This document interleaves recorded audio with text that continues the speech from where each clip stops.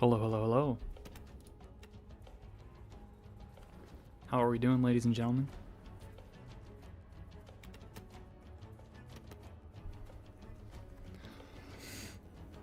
It's that time for solo night. We're going to be doing some Ceratosaurus shenanigans. Because a lot of people like to say that Ceratosaurus is only good in groups. That's not very good solo. And I beg to differ.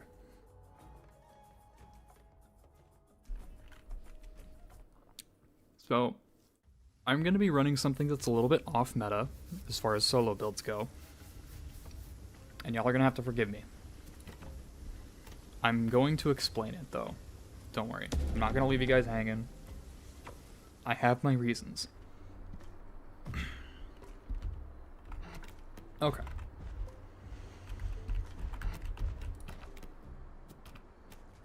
Okay, server's been up for 2 hours. That's fine. We can server hop later. Alright.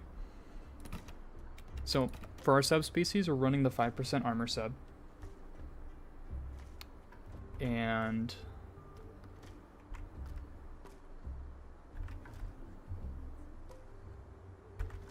hold on, I'm checking on the stream health right now. Are we still having hiccups? It looks like we're still having hiccups. I don't like it. Hopefully it'll stabilize.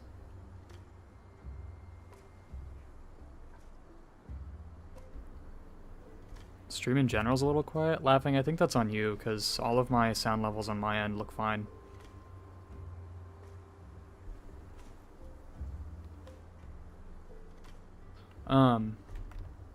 We're running the armor subspecies. Now, I used to run the Venom and Bleed Heal Rate one, but I have since stopped running that one because, well, I just didn't like the look of it anymore.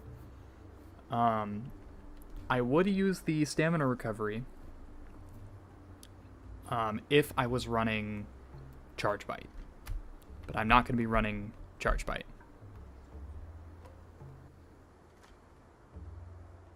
Oh, I'm sorry, laughing, but I haven't changed my volume at all since last stream, or any of my streams.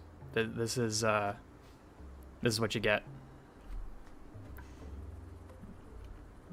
It shouldn't be any different than normal. We're running the armor subspecies because it gives us the ability to take one extra hit before we go down. And that's important for what we're trying to do, because we need that little bit of extra grace with our hit points. Because this is the build. Robust Jaws, 25% more damage, but we lose 12.5% maximum health. Bulwark, reduce 10% damage, but gain 50% increased health recovery rate. The other thing about this armor subspecies is that it makes every single hit point that we regain passively via Bulwark more valuable in terms of effective hit points, because it's providing us additional DR. And the reason we need all this tankiness and this quality of life forgiveness with health recovery rates and whatnot is because we're running Rapid Strikes instead of regular Bite. Because the corpse buff Rapid Strikes gets is insane, without a doubt. It's ridiculous. I've tested it before, and with Rapid Strikes, I'm still able to reliably defend myself against other mid-tiers. And in fact, Rapid Strikes I actually find to be better than regular Bite against duos of mid-tiers and or, tier 2s. Because once you get that first body down, the damage increase that you get from the corpse buff will just soar through the roof. Because you'll already be at 5 stacks of Rapid Strikes by the time you get a body down. And so if the second person tries to contest you, even if you're low, it doesn't matter. You put out enough damage with Robust Jaws, plus the Torment debuff on their armor, plus the Rapid Strikes buff. Like, they will get scared off very quickly if you don't just outright kill them. So, Um,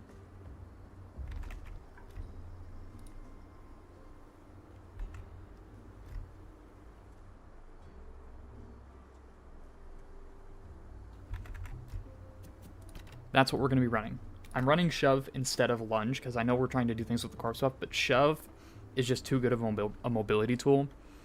It's a gap closer and a dodge button, effectively. And so we kind of have to have it available if we're going to be fighting stuff roughly our size.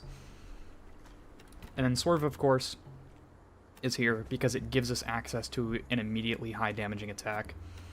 If I wasn't running bulwark, swerve plus robust jaws means swerve does 100 damage. Since we're running bulwark, though, it's going to do something in the ballpark of like 96, which is still a lot.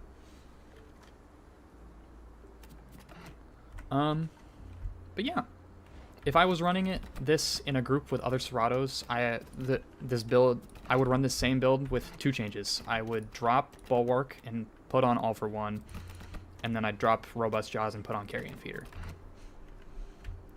But we're gonna head over to the Badlands over here, and we're gonna see if we can't do some gross scavving and third partying.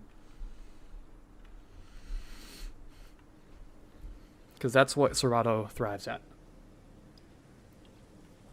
Now we've got quite a walk we're going to have to do to get there. Because we are over by GP. So what we'll do is we'll hit GP first. We'll see if we can get some action there. If that doesn't work out, we'll just cut through Birchwoods and head straight for the flats.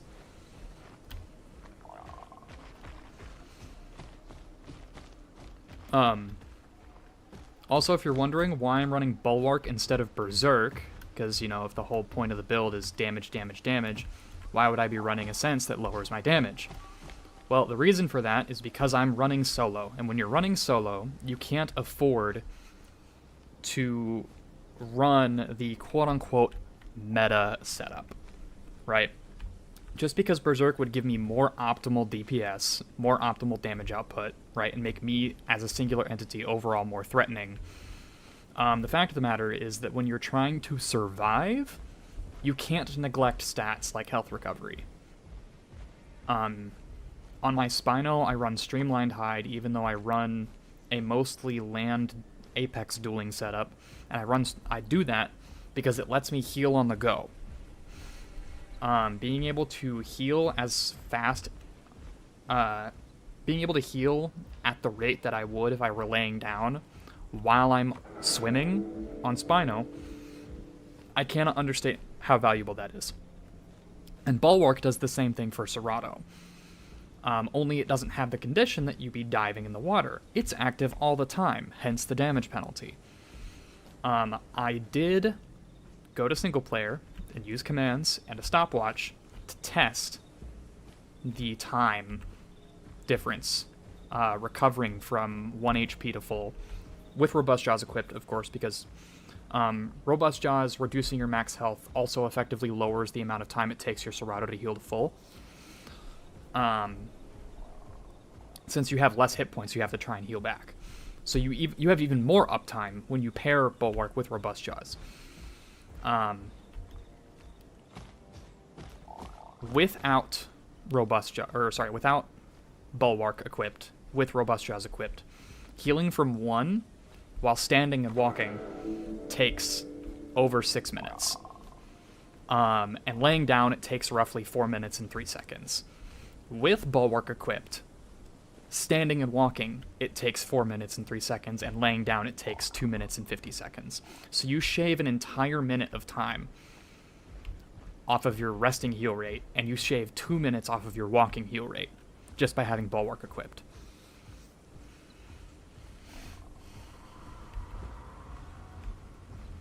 Okay, I hear Conkas. I'm only keen on challenging them if they're near a body. And even then, I'm not really keen on challenging them.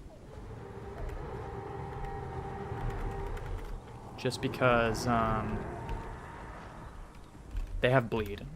And the one downside of running Bulwark is that when you come up against a bleeder, you're just playing with a 10% damage nerf and no benefits, because bleed shuts off your combat healing.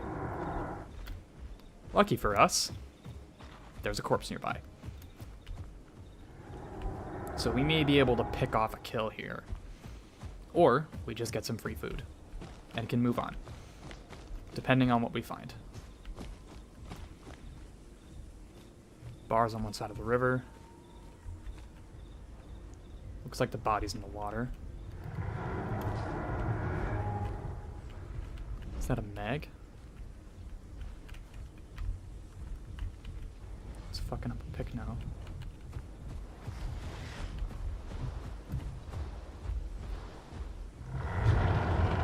Let's see if we can't get involved a little bit here.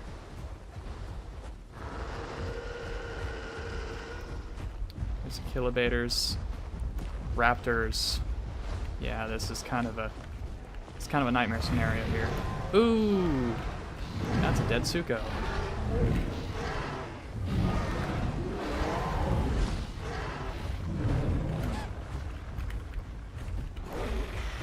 Okay, this is chaos.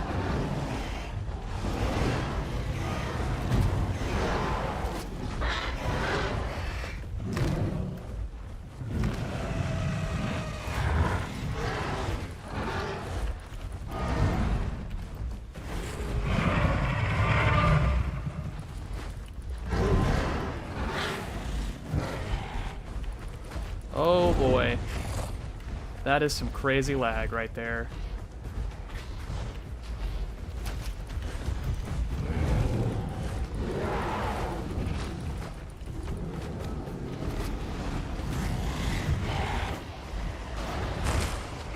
Okay. We're out of here.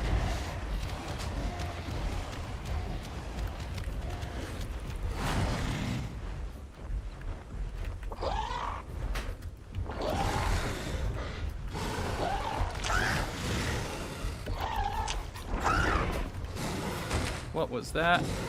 Oh, that was a hats.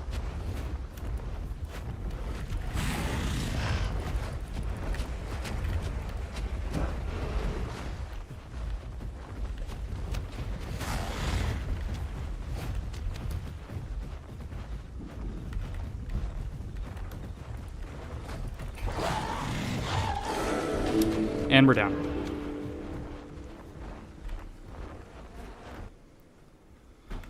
That's okay.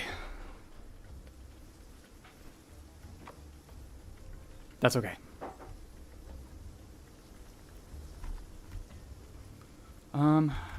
Wow. That was very laggy. I'm gonna see if I can find another server. What is...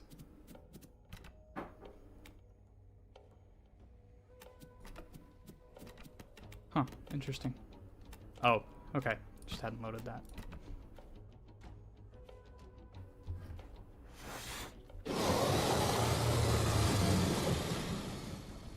I mean, we finished off the Rex, I think.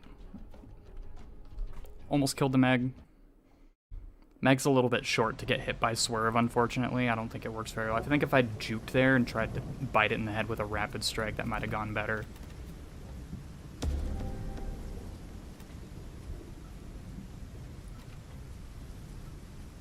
I don't know how my Cerato's active on another server. It died. It's dead.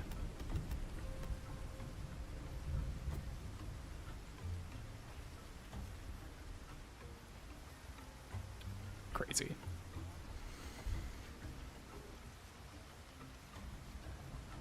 At least we know we're on a different server, which is nice.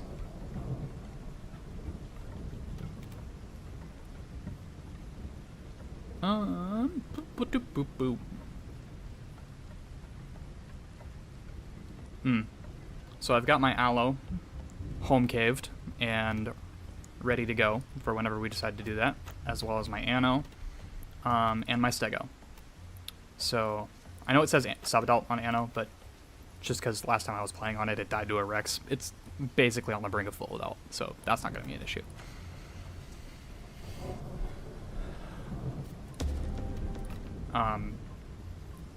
Rapid Strikes was definitely putting in work. So I was happy with that. That hat's knocking me into the water there was pretty bad, though. If that hadn't happened, I think I would have had a better shot at getting away from that Meg. But you know how hats is be.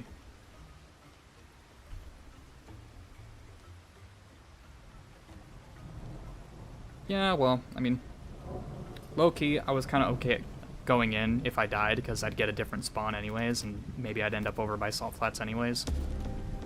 Please try again in 5 seconds. Are you kidding me? You're gonna get on me for 5 seconds? Unbelievable.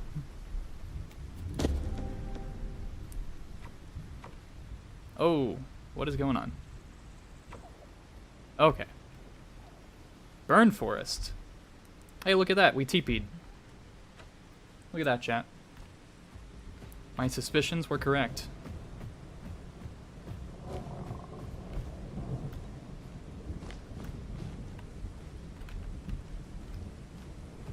Alright, now let's see about finishing this growth off.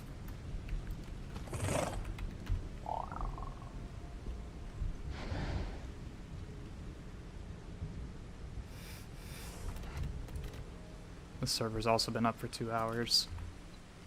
I know they were having server issues earlier today. I hope they fixed it. They said they did, but...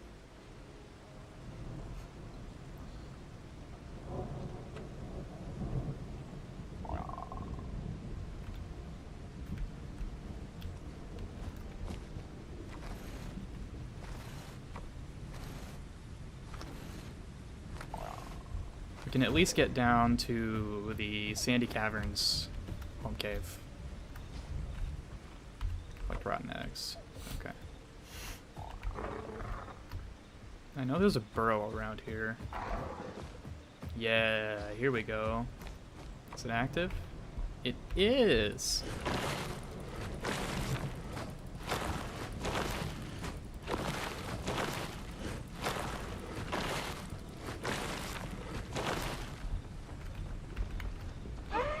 Oh, and this little fucker's gonna have...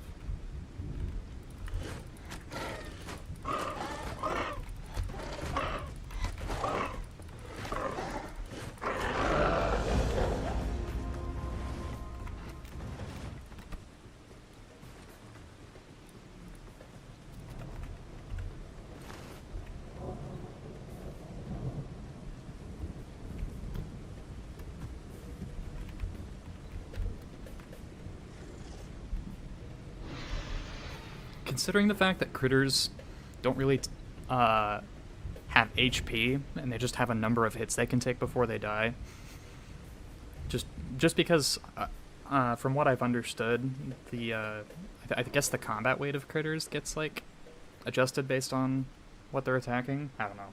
I don't know how it works.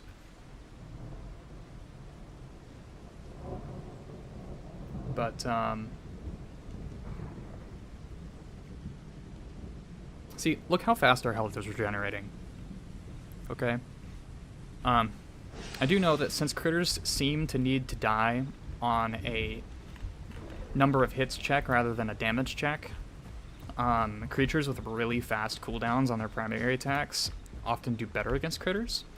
And additionally,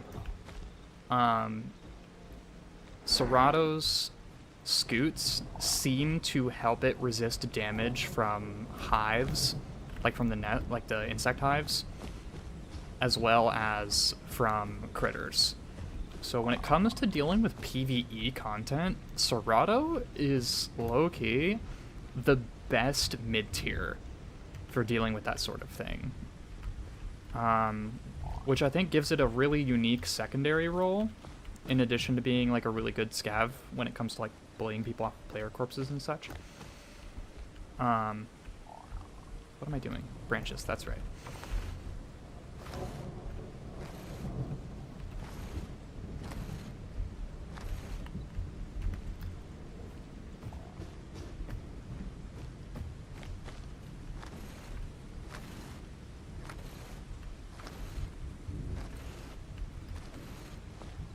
What's really funny is that you can actually kill critters even faster with Cerato if you equip both Rapid Strikes and its regular bite, and then you cycle them like you would with Spino's Bite Claw, where you like combo them together. Because the opposite will come off of cooldown faster than the main one.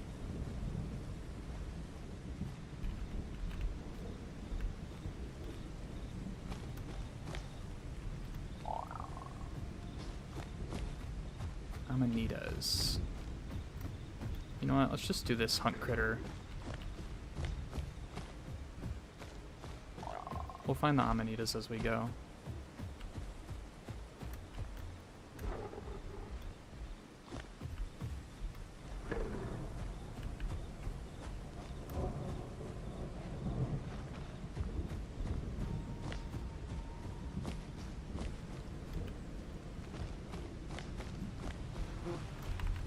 Alright, hold on. Real quick, I'm going to show you guys what I mean with this, this insect hive.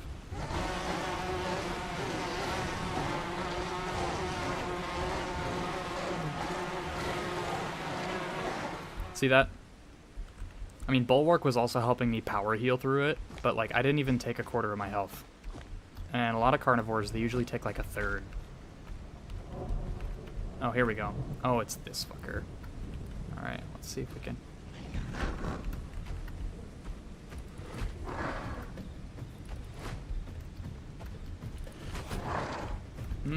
That hurts a lot.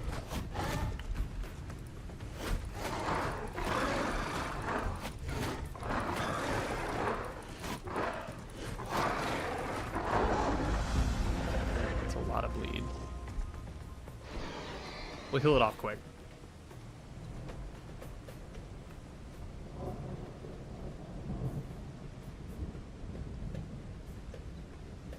Yeah, T5s do have the hardest time with PvE content with their long cooldowns, but also because they're too slow to really do any tricky, like, movement tech against them. Like, they just have to tank all the damage no matter what they're fighting. And specifically against those, like, Alpha Suchises, the yellow-headed crocodiles, you know, y'all know what I'm talking about. Especially against those things can actually just kill an Apex before they're taken out. Like, they're scary because they apply fracture, and the worst part about that is that they can't even apply a full bone break, right? So they just max out your fracture and keep it there so you can't frickin' move, and you just have to sit there and take it. Meanwhile, it takes like almost 20 hits to kill them, right? It's crazy.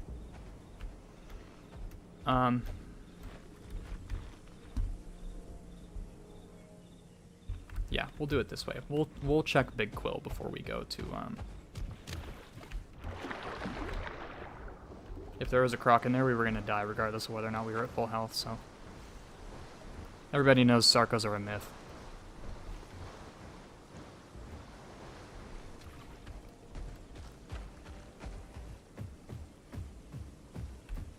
Yeah.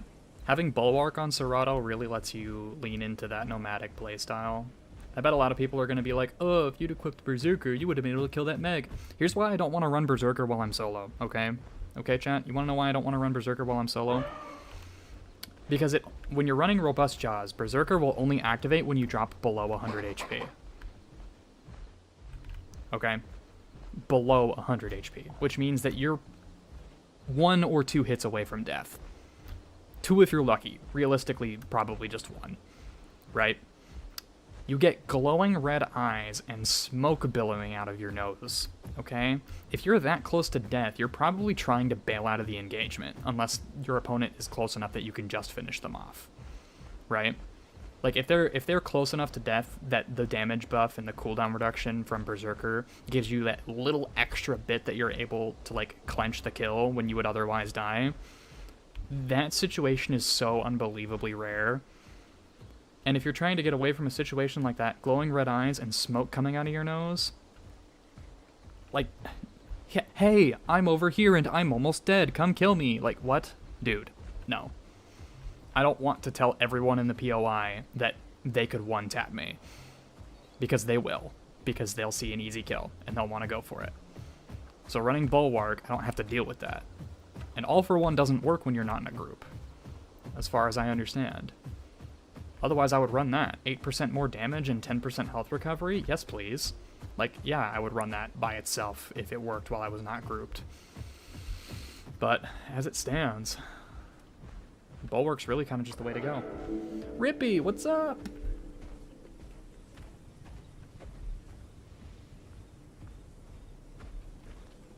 Yeah, Berserker, you're right. Berserker, absolutely right. Berserker would only make the difference in the equal 1v1. And I don't want to be... I'm not here to fight Ceratos.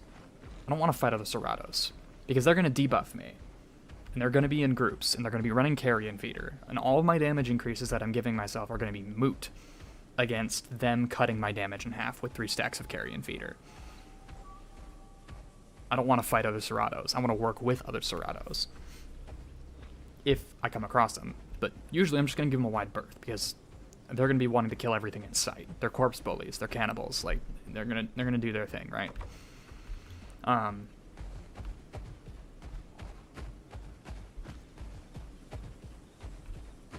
So I'll take the slight damage penalty. Because, like, okay, if I wasn't running Bulwark and I was running Berserker, then pairing Robust Jaws, like equipping that, would mean that I'm losing 12.5% of my maximum health, but I'm gaining 25% damage, which I've done math to try and... Oh, looks like 2 Sarcos over there by the river, or by the lake. Means there's probably a group running around here. I've done the math, and mathematically speaking, it's always better to have... Like, you'll always be able to kill other T2s faster with Robust Jaws. Like, sure, it makes you easier to kill, right? They have to hit you less. But the damage increase you get from it is worth enough that you're able to kill them faster than they're able to kill you. Like, even faster than they're able to kill you. Like, if you took a... I did do a math breakdown at one point with, like, the new solid frame versus Robust Jaws. And Robust Jaws wins out most of the time. A Robust Jaws Cerato will beat a non-Robust Jaws Cerato 9 times out of 10. Smelling corpses over by the flats. There's an Iggy standing there. Let's get some water before those crocs decide to give us problems.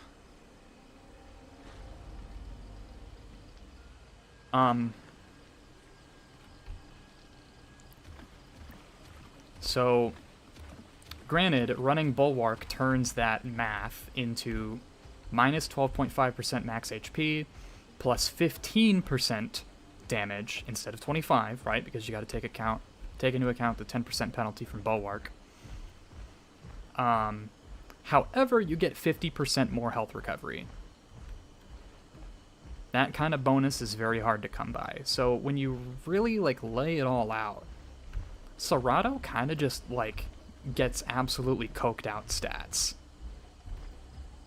from its solo build.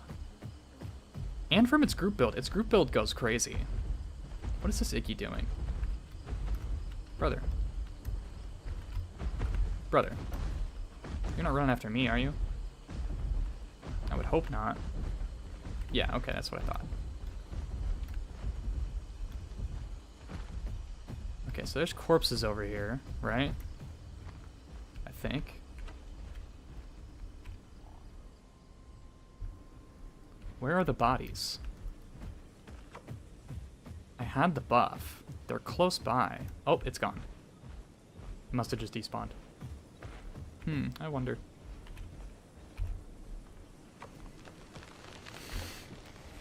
We made these later.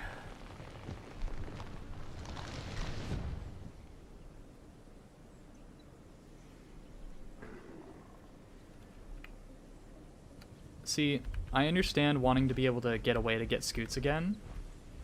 Bulwark makes that even better. Because if you're taking that time to recover your scoots, you're also taking that time to heal. Right? The only counter synergy I have in my build at the moment with that is the fact I'm running Rapid Strikes instead of regular Bite, but again, that's just because the damage increase from Corpse Buff on Rapid Strikes is so unbelievably coked out. I did do the overall map with Corpse Buff, if you compare 6 regular bites against 6 rapid strikes bites, right? Because you have to bite 5 times to build up the full buff, and then the 6th bite you have 5 stacks. Those 6 bites from rapid strikes with corpse buff add up to more total damage than 6 bites from a regular bite. And then the gap in the damage difference widens astronomically beyond that, as long as you maintain 5 stacks. Because it's like 88 damage per bite on rapid strikes at 5 stacks, with before damage bonuses are accounted for. So like with the right buffs and setups and stuff, Cerato can be putting out 100 damage per bite on a 1-second cooldown. Like its DPS is literally a 1-to-1 math of its frickin' bite damage. It's ridiculous. Why do you think I was able to finish off that Rex, right? Damn, there's like nothing going on out here. I saw 2 Sarcos and Iggy, and there's this frickin' raptor. That's it?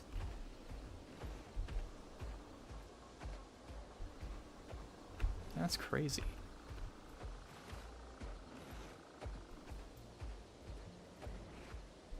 Two raptors.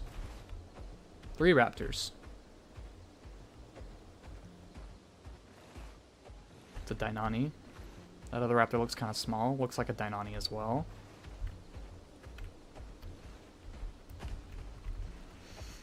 That's crazy, chat.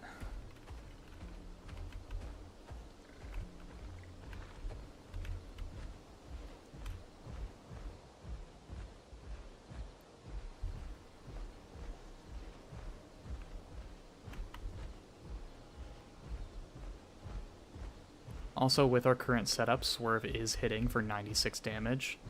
So, if somebody's dumb enough to get right up on our ass, we're likely to get a headshot with that as well. You know, that's over 100 damage in a bite. Does this raptor want the smoke? It does.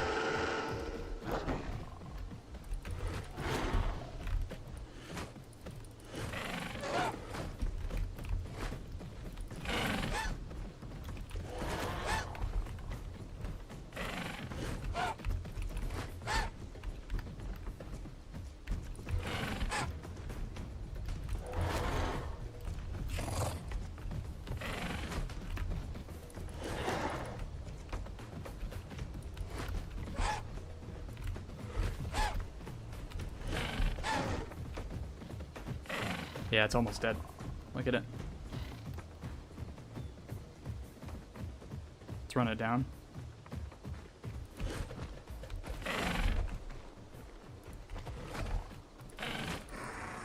Got it.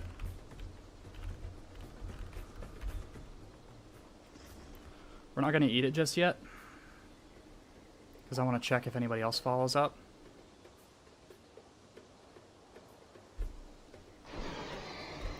We're going to heal this off real fast. See, look at how fast we're healing even through combat timer. Yeah, so Rippy, Swerve on Cerato does 80 damage base. A 20% increase, or a 25% increase, gives it 20 extra damage. So it does, with Robust Jaws, Swerve does 100 damage. Without any other adjustments. That's the Iggy. So if we do the math real quick, and I do this correctly instead of just making stuff up, 80 damage times 1.15, or 115%. Okay, I take it back. 92 damage. I was off by 4. But, I mean, you saw how much damage we did to that raptor. It was probably running Hiss, too. Right? For that damage reduction. Alright, we're gonna eat this.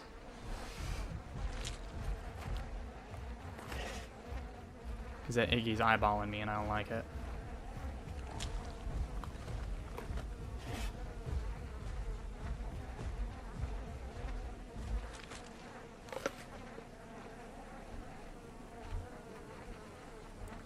There's another Cerado. I do want to have the corpse buff active, because if the other Cerado's running the regular bite... Iggy, dude, there's no trophy. There's no trophy. They disabled trophies. I'm sorry, man. That Cerado could be waiting for the corpse to go away to jump me.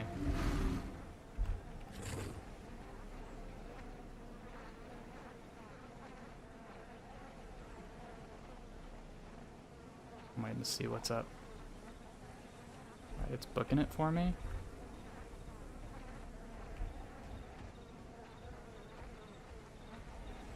Alright.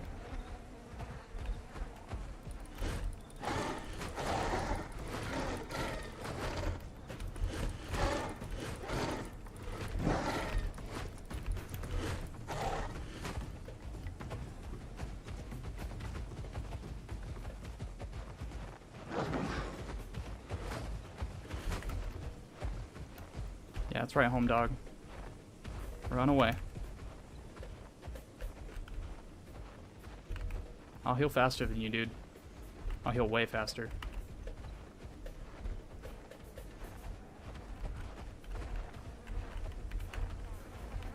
I'm gonna have to rebuild my stacks, but I'm not planning on doing that. I'm just gonna swerve in. Scared of that damage, dog? You should be.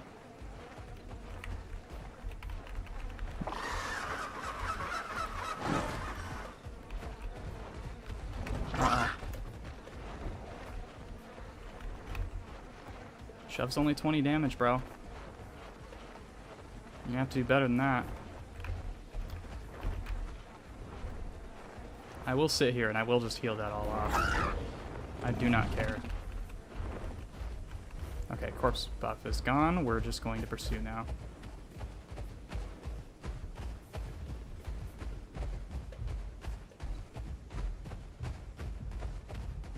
If he shoves, we're gonna let him shove, because that'll burn his stamina up. And he is going to have to...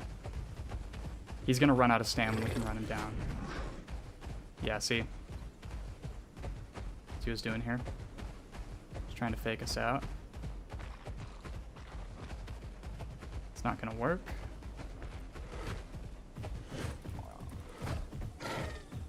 Oh, we stopped him from combat timer.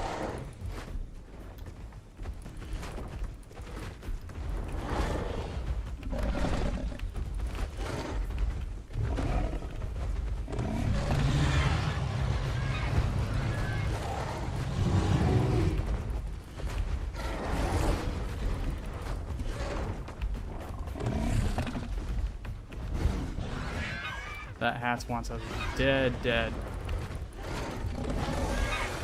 And we got the Cerado. Okay. Now we get out of here.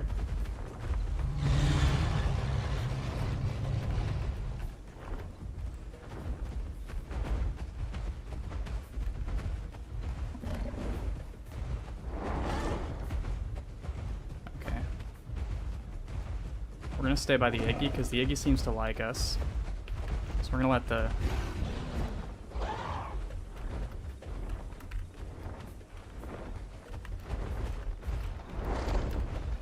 Yeah, dude, that's not gonna do anything.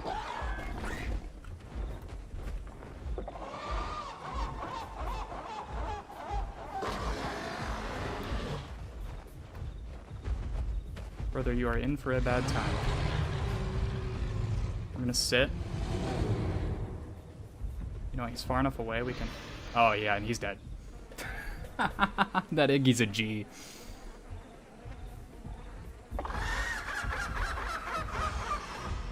We are gonna get up, though. He is running.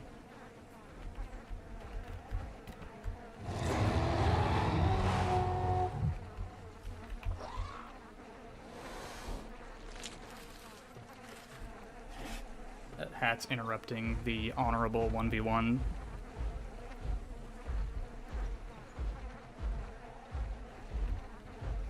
I mean, y'all saw how much damage I was putting in with the corpse buff on rapid strikes versus regular. He got me down to half, and I got him below a quarter. with that first exchange, right? Just to show you.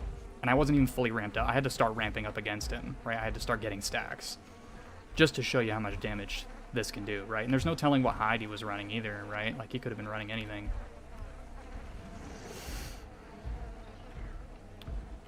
Alright, there is a Packy behind us.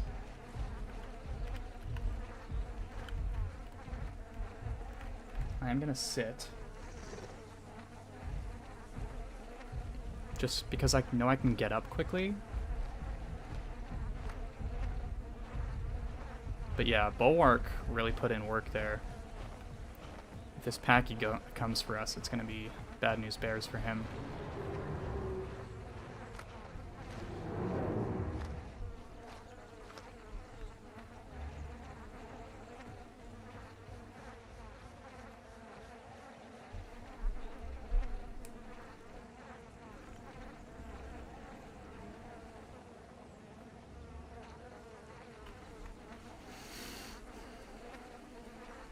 Also, yeah, Swerve isn't spammable. It's an 8-second cooldown. But it puts in work. I mean, as you could see against the Ceratosaurus, you know, I got him into the red and Swerve just straight up finished him off.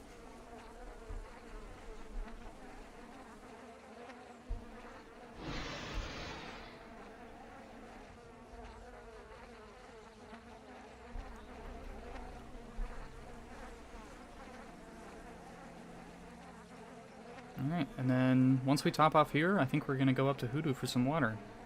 You know what, actually, I don't even think we need to top off here. We can do that on the move, because we got Bulwark.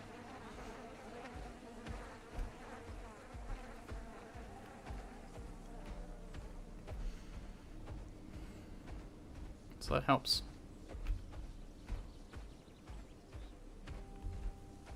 Also, more corpses scattered around means we have a much larger effective range that we're able to play in with our buffs and the debuffs we impose. Not that that matters. Okay, hold on. We've got a Packy wanting the smoke. We're gonna play near the corpse.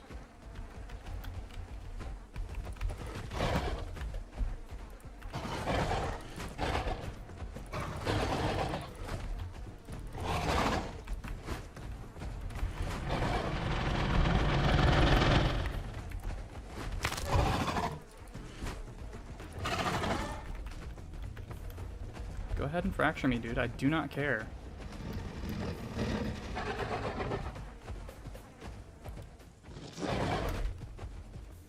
I will outtrade you. Does not matter to me. I'm already healing too fast for you, dog.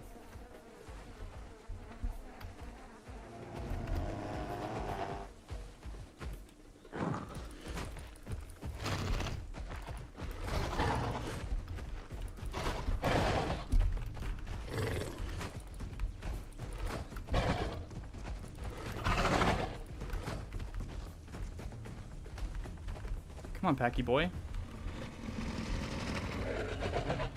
Oh, he wants me outside of the corpse buff. Smart boy. Yeah. Yeah, see. I don't want to be. I want to stay right over here. Nice and healthy.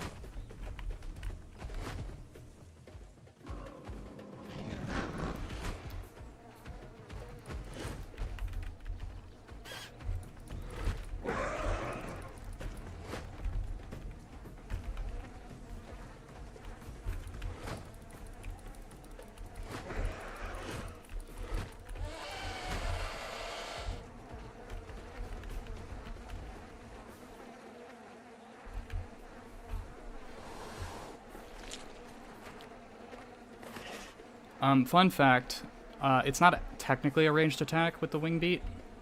Hats does take reflect damage for hitting things with the AoE that deal reflect damage. I tried wing beating a Kent away from me one time, and it was like way far away from me, and I still took bleed from that. Also, can we just appreciate how much Rapid Strikes cooked right there? Can we talk about that for a moment, chat?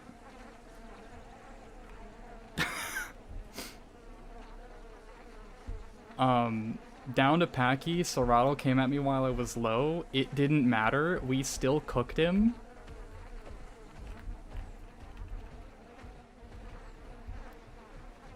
Killed a baby Deinani, got a fully adult one to run off.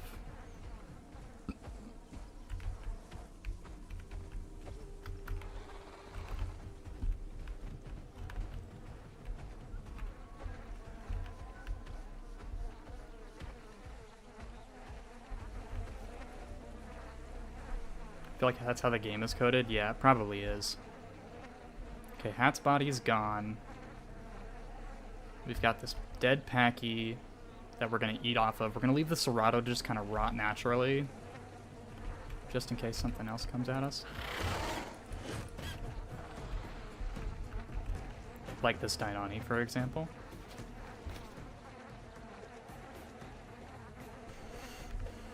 Also, can we appreciate how much health recovery I was getting through Combat Timer with Bulwark? Like, can we just acknowledge the fact that Ceratosaurus in long engagements against anything that doesn't deal bleed is absolutely cooked?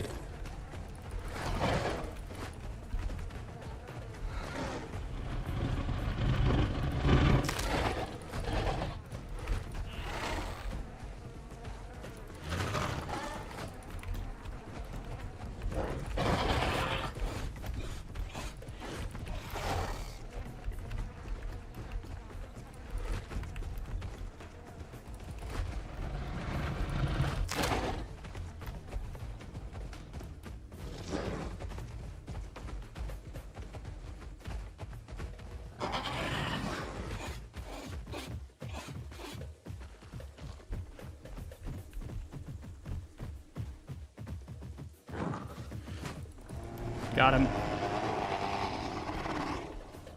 Just before our stacks ran out, too.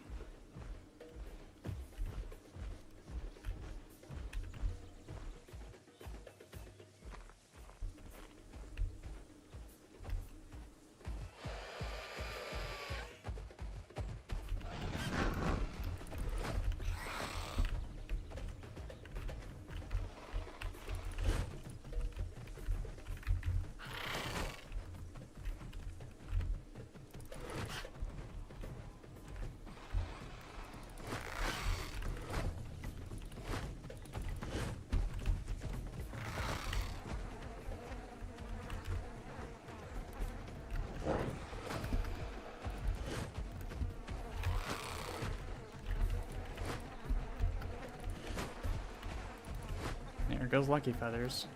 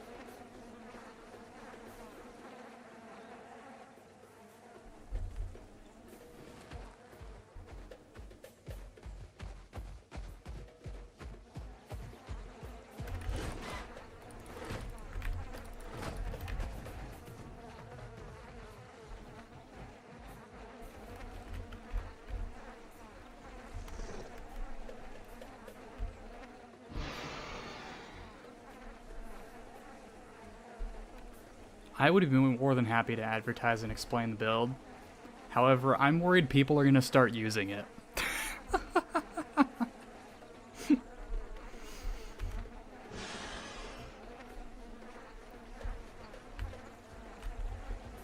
All right, time to like actually go get water.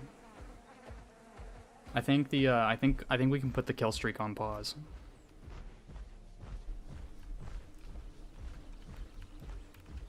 So like I think that whole string of kills right there in Salt Flats, I think demonstrates pretty well. With rapid strikes, the first kill is always hard fought, but everything that comes after that, a breeze. Absolute breeze. So if you're skilled enough with Cerato that you can make rapid strikes work in the 1v1 and you can get that kill down, like you can get that body down, everything else from that point on is a wash. Like it really does reward high skill play. I wouldn't recommend it against people just starting out because they lose too much, you know? For a starter, I would use regular bite instead of... Oh, that's 2 Albertas.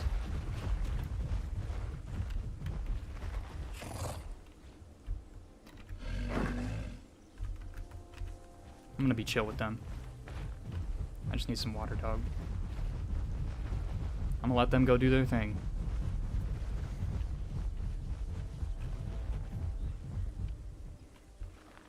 Stream highlights don't get very many views at all. I'm gonna be real.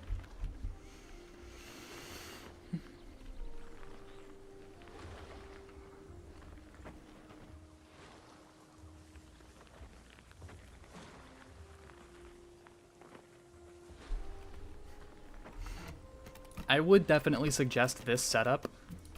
Like, I would specifically suggest running Bulwark instead of Berserker.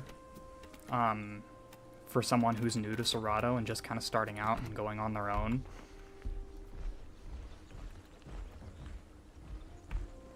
Because that health recovery, I'm going to be honest, that really does massively offset the max HP reduction. You know, because not every fight's a face tank. There's always ebbs and flows to an engagement.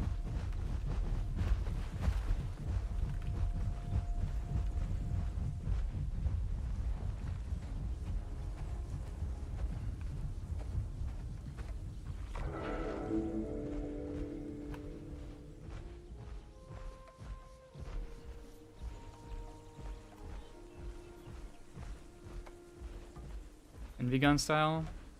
Potentially.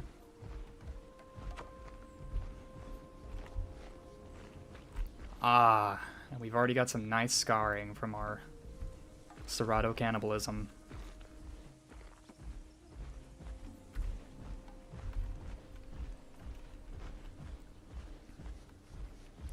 We have a blue quest telling us to go to Stego Mountain, so you know what we're going to do here?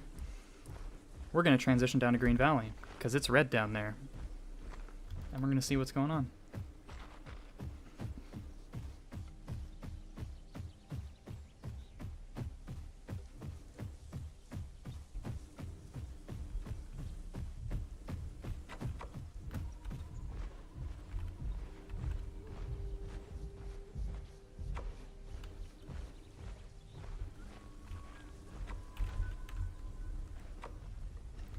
Never mind, looks like that group is moving to us.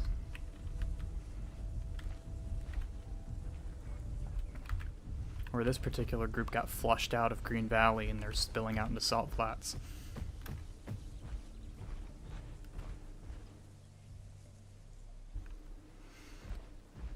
Yep, honestly, my biggest problem with a lot of the build advertisement videos is like, they kind of don't take the broader need for survival in the game. Like they just focus on like, here's a build that will maximize your ability to win your ones against other solo dinos, and it's like, y'all, people aren't fighting solos. They're fighting groups, you know? Oh, hello, Iggy. We are going to continue moving into Stego Mountain. Yeah, I think that GV group is definitely starting to migrate.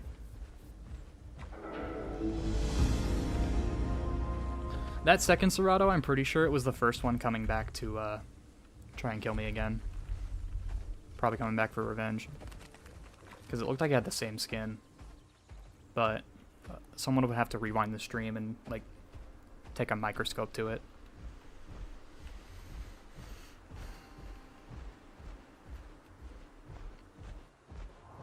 Like, a lot of people bash Cerato's corpse abilities, saying that they're worthless and that they're, like, the bodies don't last long enough for it to matter, or, like, you know, stuff like that, where it's like, it's not usable in every situation, so they immediately write it off and call it crap. But, like, I just proved that when you bring it into the correct situation, or you create the correct situation, the reward for doing so is insane. Like, you can outtrade anything your weight with that. I don't think I could have picked a situation to showcase it more perfectly.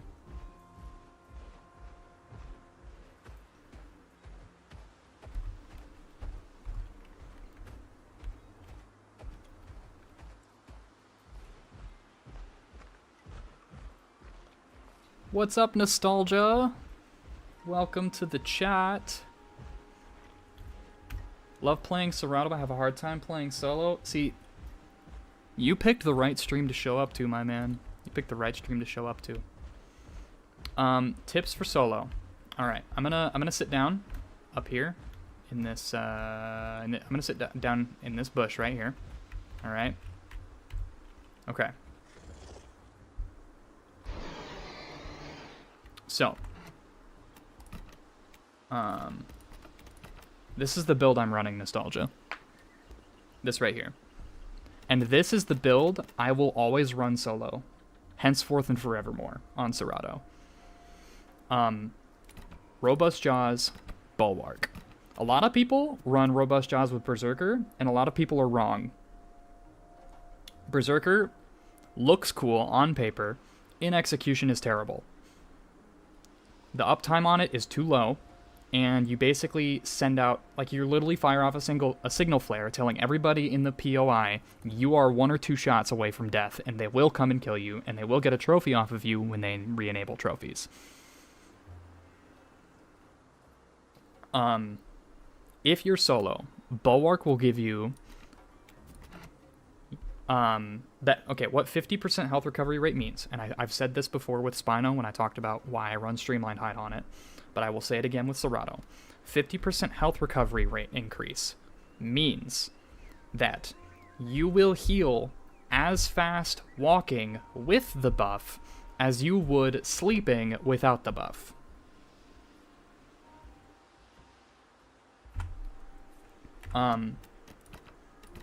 So from a quality of life survival standpoint, this sense right here, king, absolute king. It's not even close. Now, the 10% reduced damage seems really bad, but that's why we pair it with Robust Jaws. The lower maximum health actually helps here because it means that with the health recovery, you actually heal to full quicker because there's less hit points to heal back, right? But also, that 25% damage increase mitigates the penalty from Bulwark, netting out a 15% damage increase, so you still end up ahead on your damage, while also getting the 50% health recovery rate. Shove is a fantastic mobility tool. I really can't recommend anything else other than Shove. When you learn how to use it, well, it's just really good. Also, when I'm solo, I run Swerve, because this is basically the heavy bite juke trick on Titan, but it's on Cerато. It has base damage of 80. With Robust Jaws equipped, it does 100 damage on an 8-second cooldown. With Bulwark equipped as well, instead of doing 100, it does 92. Now, if you're just starting out on Cerато and you're not, like, really experienced with it and you kind of don't know what you're doing, run the regular bite instead of Rapid Strikes. The regular bite will generally be more reliable with damage output than Rapid Strikes. Rapid Strikes I am using because I am comfortable with my skill in Cerато, and I'm using Rapid Strikes as a buy-in payout sort of method, where my first fight is harder because I don't have body buff. But then once I get a body down with it, every fight after that becomes infinitely easier. And paired with the rapid health recovery rate I'm getting from Bulwark, and I can sort of chain engagements much more quickly than other Ceratos would otherwise be able to. We are going to get this albino.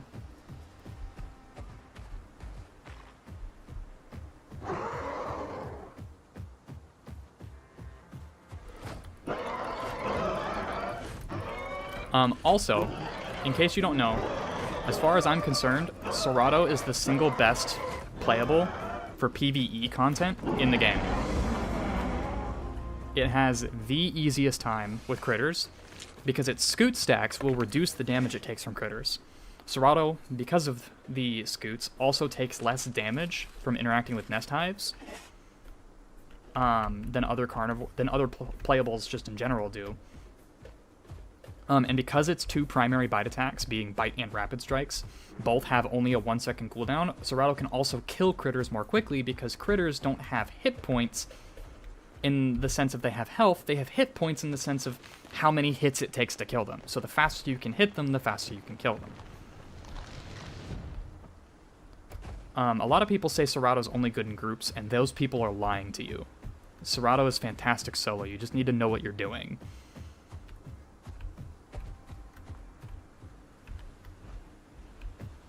I will say, Bulwark kind of folds over and gets bent over backwards and spanked really hard in an unfun kind of way the moment you have to deal with bleeders.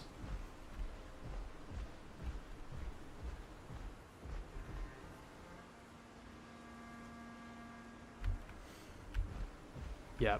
My biggest beef with Berserk, like, the only time the damage from Berserker is actually going to meaningfully impact a fight is in a mirror match, where the fight is, like, dead even, right? That extra damage and faster cooldown, like, it'll help you get the kill a little bit quicker, but those situations come up so scarcely.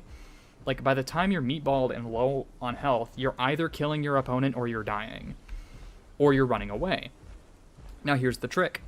Berserk makes it almost impossible for you to run away because it sends up a signal flare to anyone within eye shot telling them where you are and how much health you have.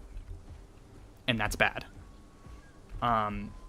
Bulwark stops that because you don't get the glowing red eyes. Now, the glowing red eyes are cool, but the glowing red eyes get you killed. I'm just saying. The only reason people still tell you to run Berserk is because people are obsessed with damage. And they neglect their quality of life skills, and in neglecting their quality of life skills that make surviving easier, they actually end up losing fights on officials. Because not everything is a face tank. A lot of people forget that. Not everything's a 1v1, not everything's a face tank. And so if you're solo, I will always recommend Bulwark. If you're in a group with non-mid-tiers, right, non-T2s, I would recommend Bulwark. If you are in a group with other Ceratos, run All for One, or you're insane. Because All for One will give you 10% more health recovery, which isn't much, but it's something. But the big thing is it gives you a huge damage increase. And if you're running 3 Ceratos, all running Carrion Feeder, all running All for One, the extra damage output you get cumulatively, along with the incoming damage reduction because of Carrion Feeder, debuffing the damage of all on-group dinos by almost half, and a trio of Ceratos is not to be trifled with. Because All for One is at that point giving them all 24% damage buff, because it's 8 per stack, 3 stacks, 8 times 3, 24. That's almost as much as Robust Jaws, only they're not taking the penalty to their max health. Right? And when you've got 3 Ceratos, you're much less likely to get jumped while you're resting. You know, you have an easier... your odds of survival are higher. You don't need to heal as quickly because you have other people to take blows on your behalf. Right? You can kind of, like, spread the damage around your group instead of only you taking all of it.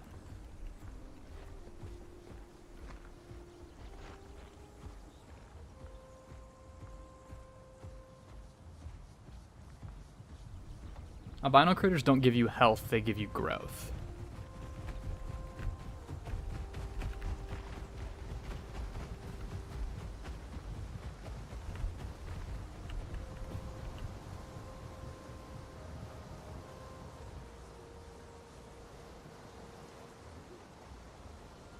I ain't fucking with no Meg duo.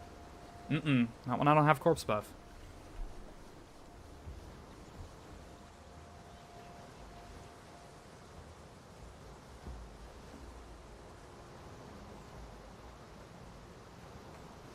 DeCarthy approves other builds? Interesting. I'll have to check out DeCarthy's stuff.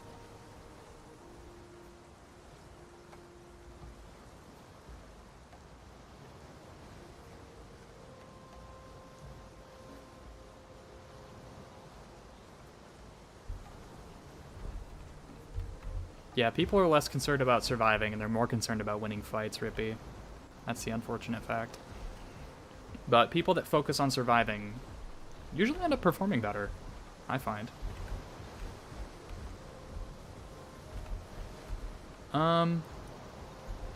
Look, I'm gonna be real, y'all. A Meg duo running around does not give me... It does not spark joy in me when there's nothing else going on. So I think I'm gonna get my water, and I think I'm actually gonna head back up to the flats.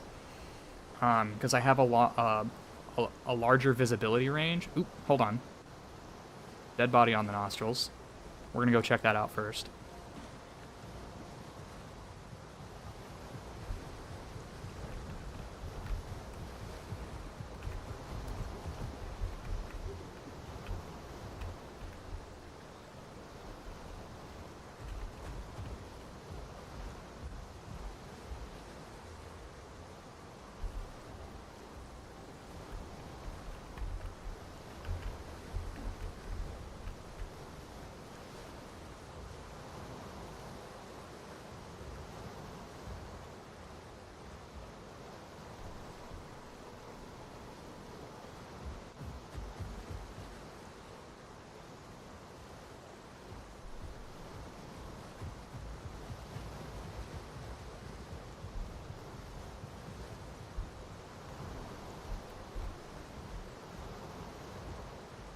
Okay, now that they're going away...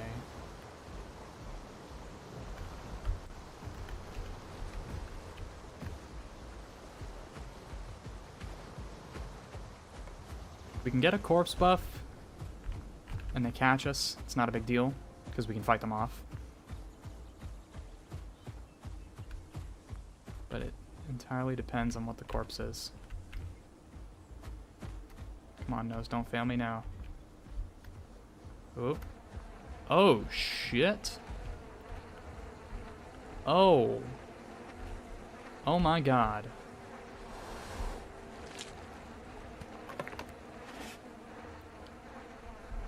Whatever happened here concerns me.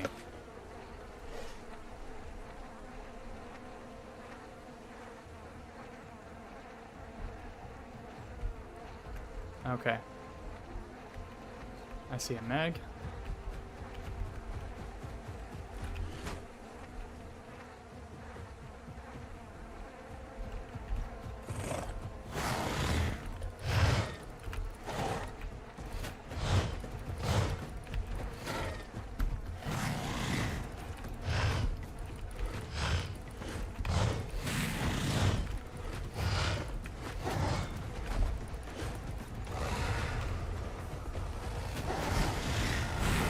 Oh, I think we die here, chat.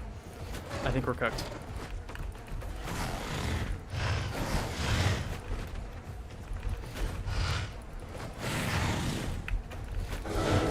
We took one of them with us.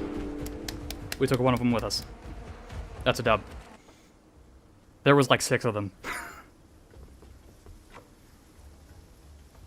Holy crap. Holy crap.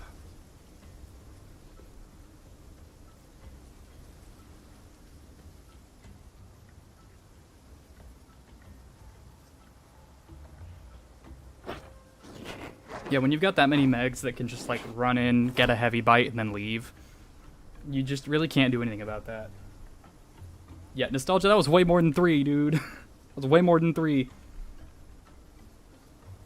It was at least 5. Because there were 2, I killed one, another one showed up, and then 2 more showed up after that. At least. All that for 1 Ceratosaurus.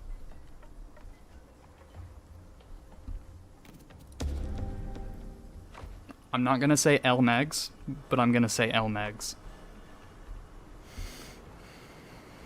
Okay. Well, I think this is fate telling us it's time to check out Snake Gully, Hunter's Thicket, Savannah. See if we can get some stuff going here.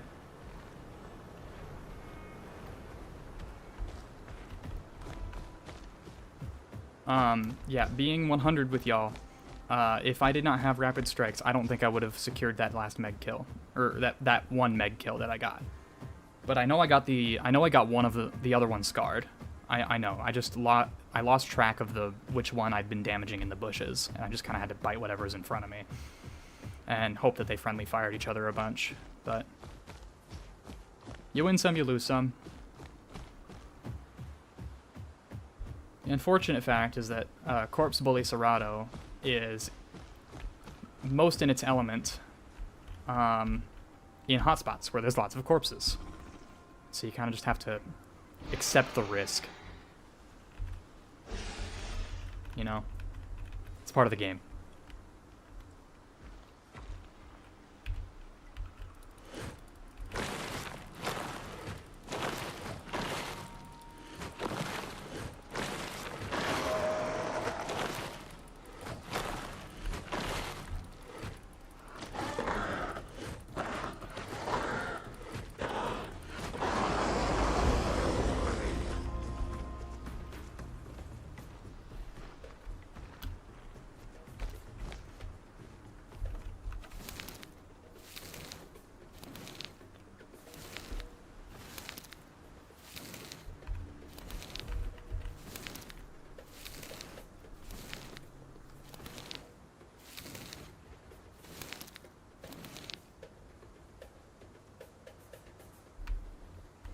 Good job, Rippy.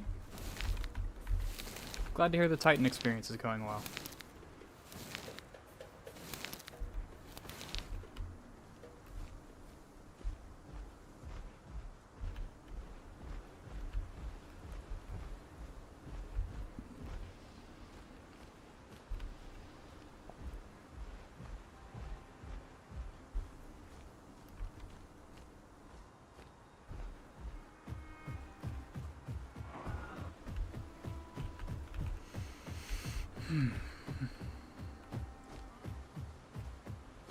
Cerato's really strong, but I will say I do think Meg is currently one of the strongest tier 2s in the game. Because of how weird its hitbox is, because of how low to the ground it sits on top of Heavy Bite. That Heavy Bite that Meg has is ridiculous. And it's also technically heavier than Cerrato, fun fact, by about 100. I think it weighs 2,700, and Cerrato weighs 2,600. So it even has a combat weight advantage on Meg, or on Sarah.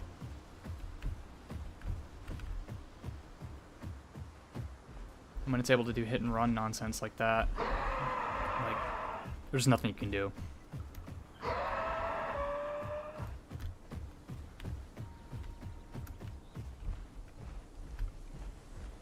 Man, looking for those last couple of succulents is proven to be a challenge.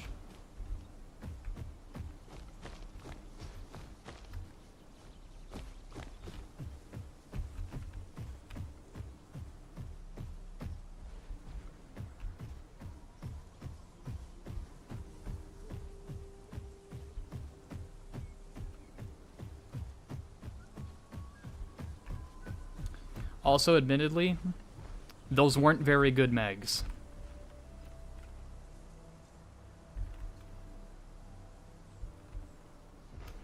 The fact that they tried to use precise movement against me and let me tail ride them as much as they did, they're not very good.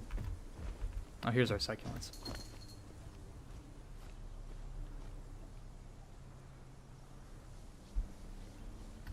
Yeah, Titan is much more, needs to be much more hit and run when it's fighting other Apexes.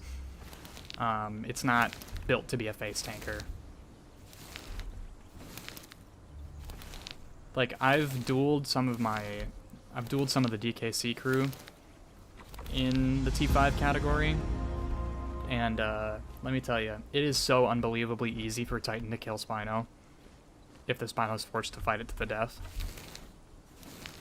It's so easy. Like, it's not even close. It's even easier for Rex to... Well, it's even easier for Rex to kill Titan because all it needs is one fracture and Titan's cooked, you know?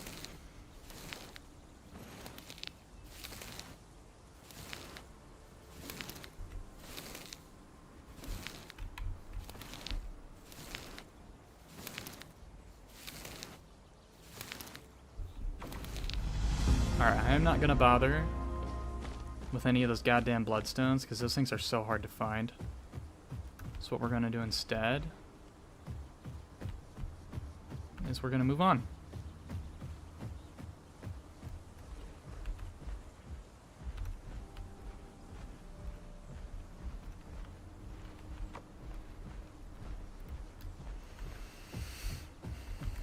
Okay, forget moving on. We're gonna go investigate that waystone.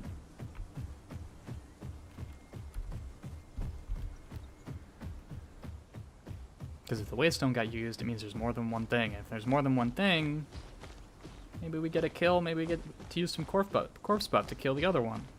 Depends on what they are, though. I'm hoping that they're tier 3s. Because let me tell you.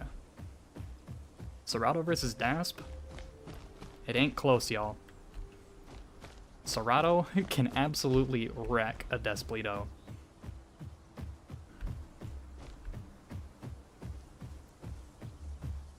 I've done it before. In fact, using the worst version of this build, which ran Berserker instead of Bulwark, I killed a Despledosaurus and then defended the body against an Achilobator and a Thal that were working with the Despledo. And then after I killed the Achilobator and the Thal, another Achilobator showed up. So a second Achilobator, fourth creature, showed up and I killed that too. Okay. Cerato is the king of third partying and the king of kill streaks. This is going to finish our growth. And we're going to top off our food. While we keep our ear out for those interlopers that you dared to use the waystone.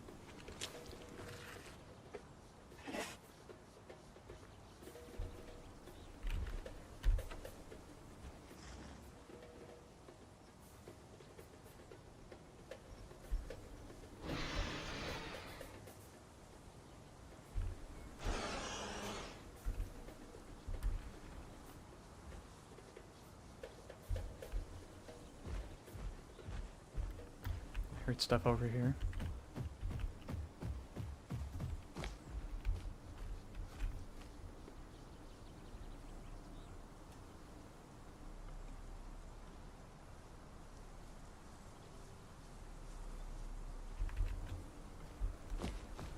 Yeah, honestly, when it comes to fighting Rexes on Titan, the best advice I can give you is don't.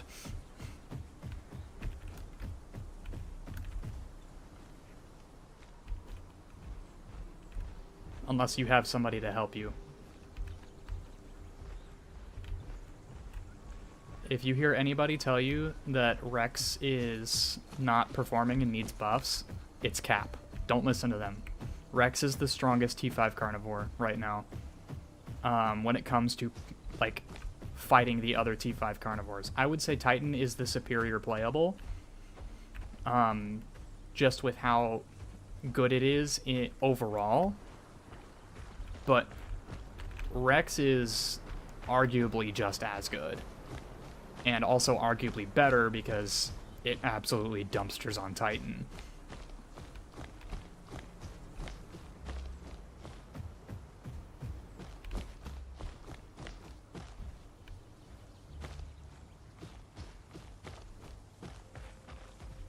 How much you all want to bet?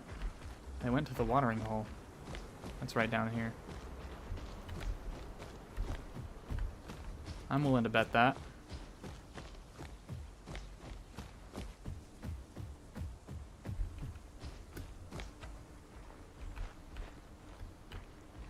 not doing these kelp piles.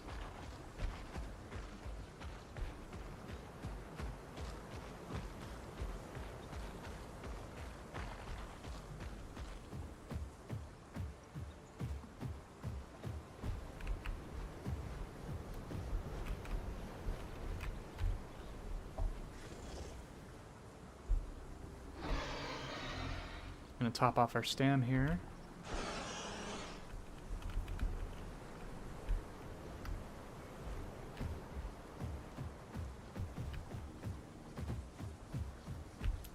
Ceratosaurus also has a relatively good fall resistance,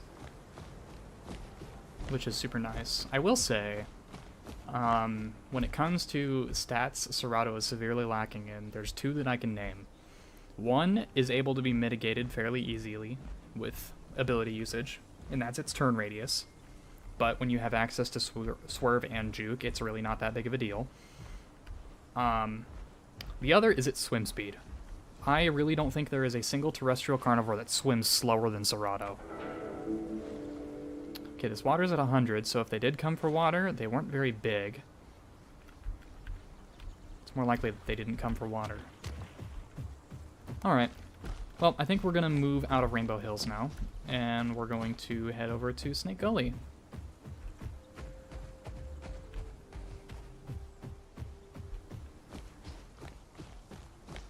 Fun fact, I relocated my Spino nest to there, where you can see that nest jutting out from the ground. That's not my Spino's nest, that's somebody else's, but that's the sandbar that I put my Spino nest on. Looks like somebody else had the same idea.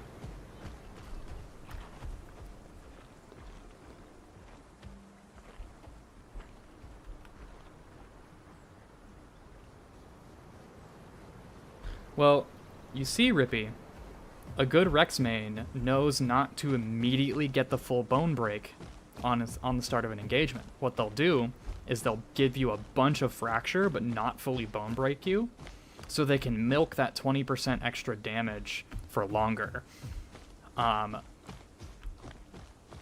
They'll back off while you're fractured, wind up another bone snap, and then finish off your bone break.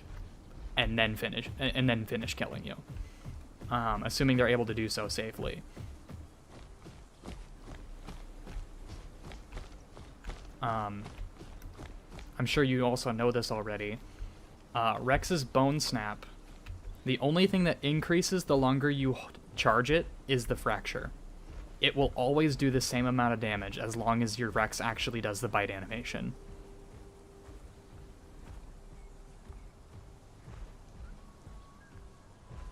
So, Bone Snap on Rex is also a pseudo-heavy bite. If you don't fully cook it. Treat it like a grenade, you know? Learn your cook times.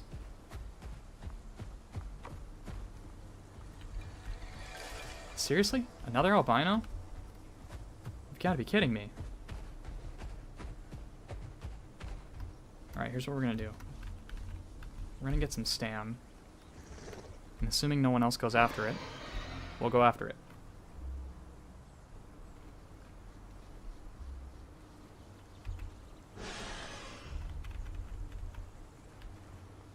Also, chat, I've made the executive decision to stop putting the dates of the streams in the thumbnail. Just because I feel like it clutters it a bit too much. So we're gonna start coming up with clever titles instead. This stream being the start of that. I don't know if y'all noticed that or not, but...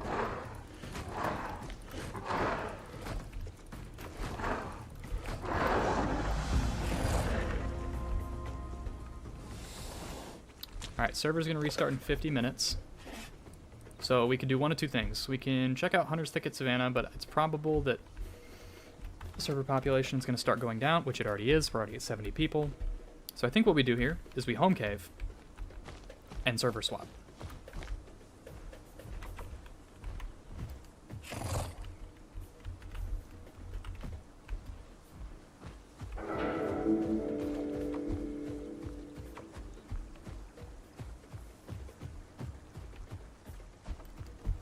Oh, that's not shove. Misinput! Misinput!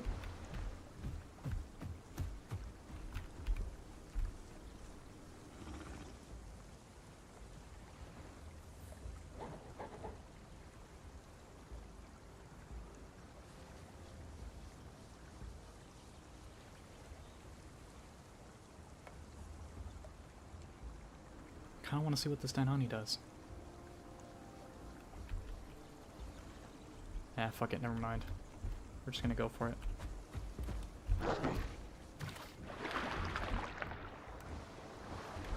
See what I mean about the swim speed, though? It's terrible. Absolutely terrible. Preposterous, even.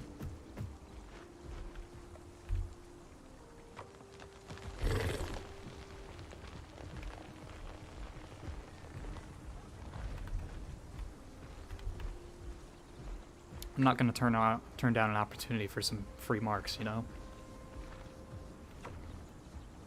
That's how you run it, Rippy? See, you're already a professional. I don't even need to tell you. You already know what you're doing. But hey, in case the rest of chat didn't know, now you know. So you Rex mains out there, take notes.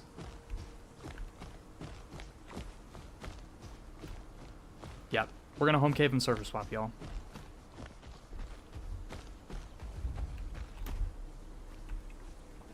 What in God's name just exited the home cave? Holy moly. Oh. A Rex did. Brother, why are you leaving the home cave? The server resets in an hour. Get back in there, dude.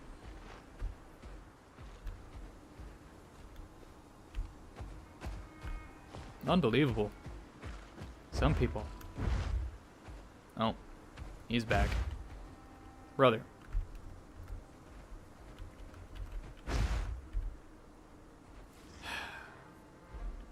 Sup, dog? Yeah. Nice meeting you. Anyway. Have a good one.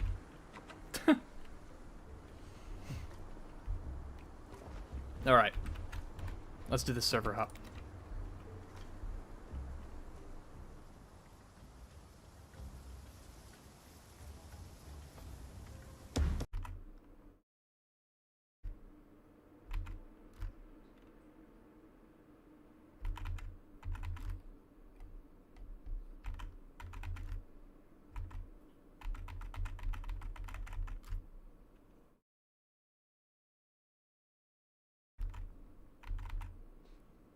My game may have frozen because I tabbed out. Give me 1 second, chat.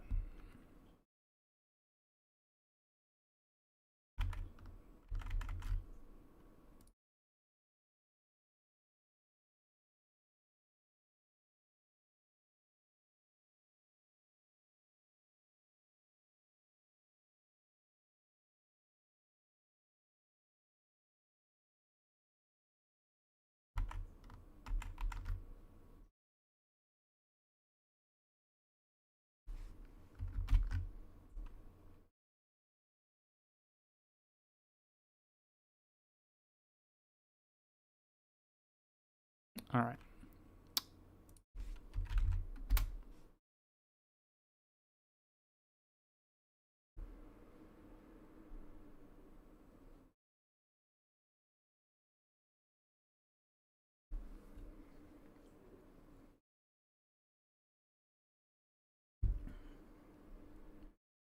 There were no game updates while we were playing, so that's clearly not the issue.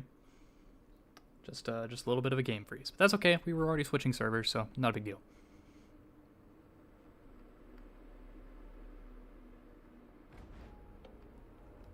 All right. There we go. That's more like it.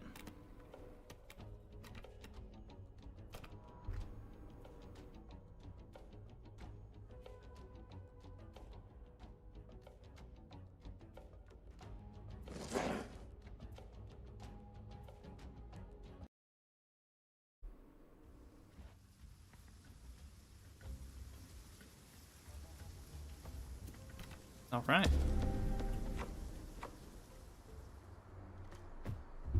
And back to it we go. Ooh, 3 minutes. You know what? I think that's gonna give us some time to run all the way back to Salt Flats. So we're gonna do that.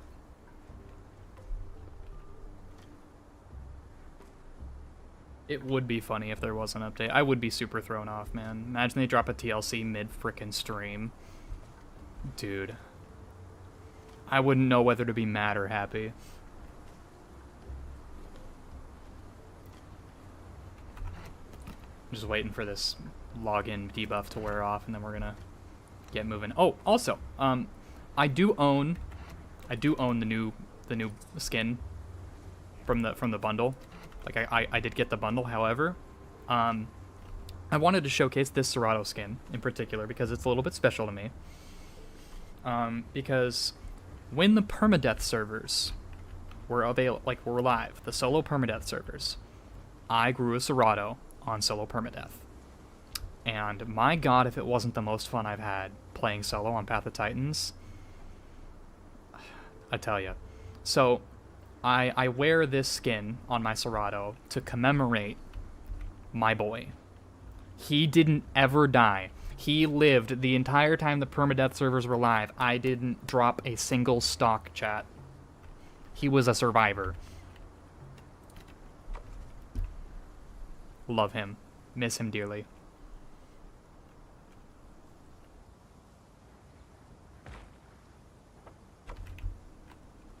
Alright, well, we are trying to run back down to Salt Flats, so we are going to book it. While we've got the home cave buff. We'll be running down the mountain when she comes. Be running down the mountain when she comes.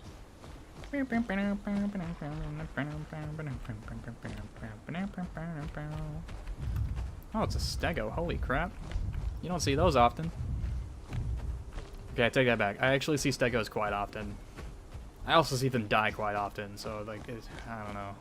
Maybe there's a correlation there.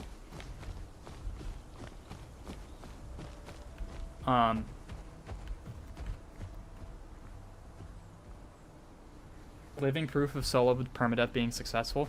The only reason they had to shut it down is because the Discord clans found a way to, like, meet up in them and ruin, like, the whole point of the experience for other people. So they ended up shutting it down. But before that happened, it was glorious. Actually glorious. Dude, people behaved so differently when they realized that they could lose their entire dino by dying. It was crazy. Like, a lot of people, like, they fight with reckless abandon on officials because, like, there's really no consequence to dying except the walk back, right? You don't lose hardly any growth, but losing your whole playable, like all your marks, all your skins, all your everything, dude. People were crazy skittish like that.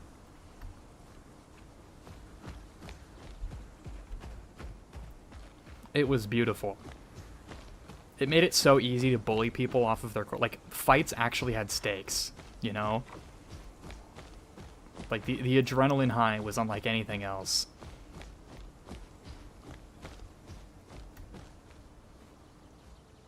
Yeah, it was also a test, but I'm sure they could have had it up for longer if the Discord clans hadn't frickin' ruined it.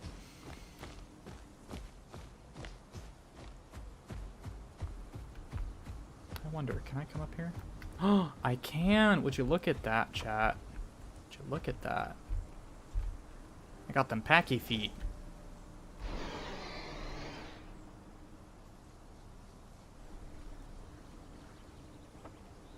Oh. Chat, while I've got you here, anybody that's willing to give their 2 cents on this, I'm happy to hear your thoughts. So, obviously, if any of you saw any of you subscribers of mine who have seen my community posts, or my community post today, asking what you guys wanted to see this stream, if any of you saw my pinned, I don't know if any of you saw my pinned comment on there. The vote ended up being tied. by the time I sat down and was like, okay, I need to like schedule the stream and make the thumbnail and everything. So I decided I was going to just have those 4 playables. The playables being Cerato, Aloe, Anno, and Stego. I decided I was going to have those be the playables that I was going to do solo nights for the month of December. I am admittedly putting off Aloe and Stego till towards the end of December, because I'm low-key hoping that one of them gets a TLC before I have to do the solo night for it, which would be awesome. However, Matt has shot down my hopes and dreams of an Aloe TLC in the near future, because he said that the Aloe, he specifically said the Aloe TLC is not coming next or soon. We're going to be waiting a while on that one. It's probably going to be one of the last ones that gets finished, admittedly, because it's the most anticipated one, without a doubt, right? And they want to knock it out of the park. They want to do it justice, right? They want to live up to the expectations the community has for it. So they want to give it a lot of time to cook, which is fair. However, Stego still has hope, right? So, with that said, we can all agree Aloe's in a really bad spot right now. So I want to know if you guys think I should make a video talking about the current state of Aloe and what I think could change about it currently to make it viable again in the meantime while it waits for its TLC.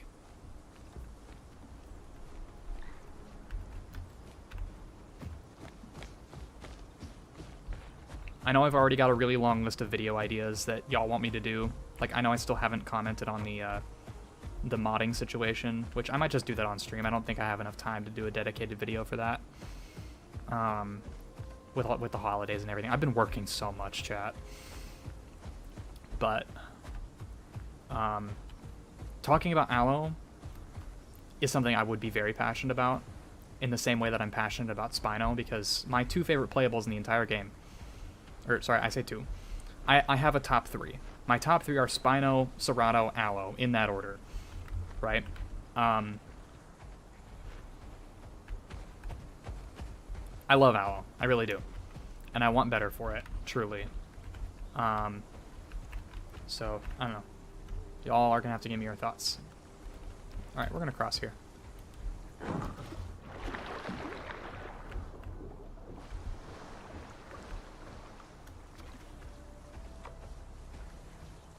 Yeah, I know Thal's the last flyer left, but I'm expecting that DLC within the next week or 2. And something unrelated to Thal for Christmas.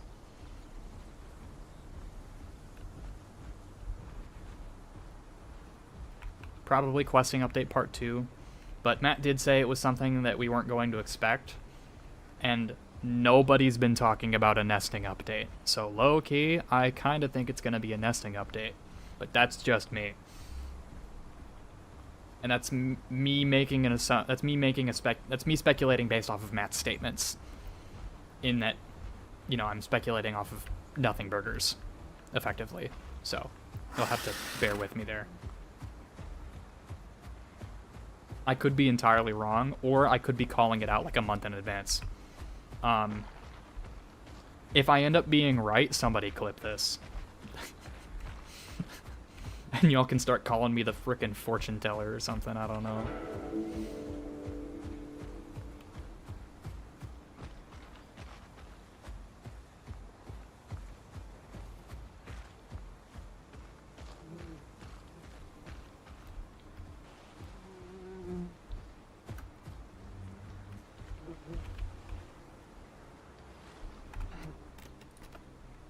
.92 players, 12 minutes in, only thing red is GP.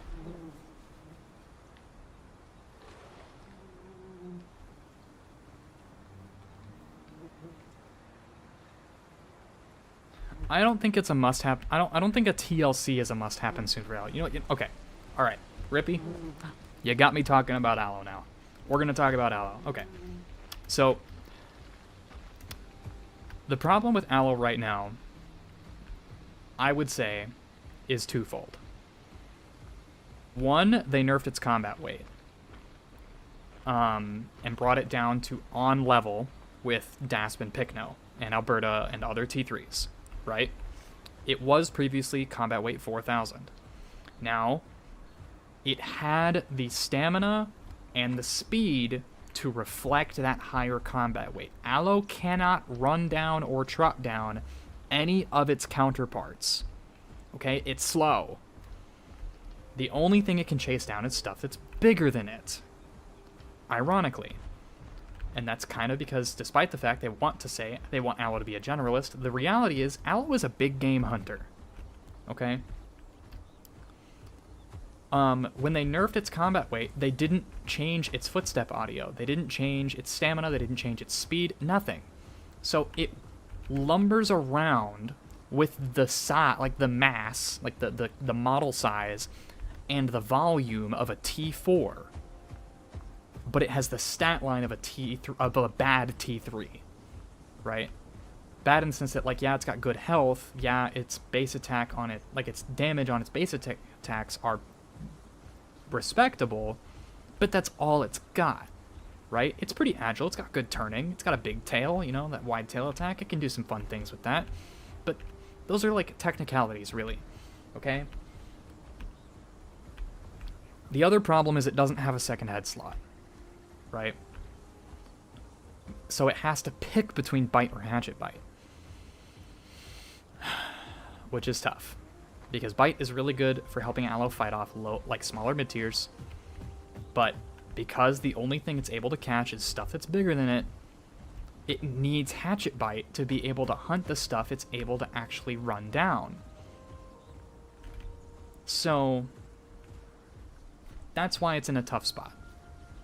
I don't mind that they nerfed the bleed amount on hatchet bite and claw attack, but I mind that they did that alongside the combat weight nerf. If they'd left the combat weight alone and just nerfed the bleed, I wouldn't care. Allo would still be perfectly balanced, as far as I'm concerned.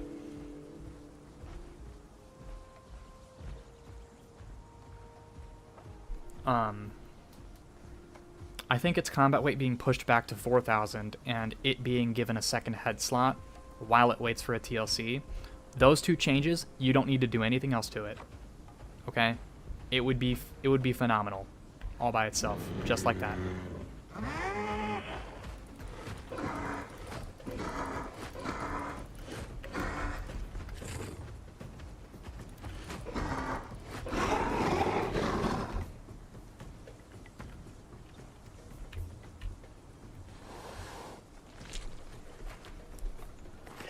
Well, Rippy, Leeching Bat over here is dying for a Metri TLC, so if Metri gets a TLC, I will be happy on his behalf.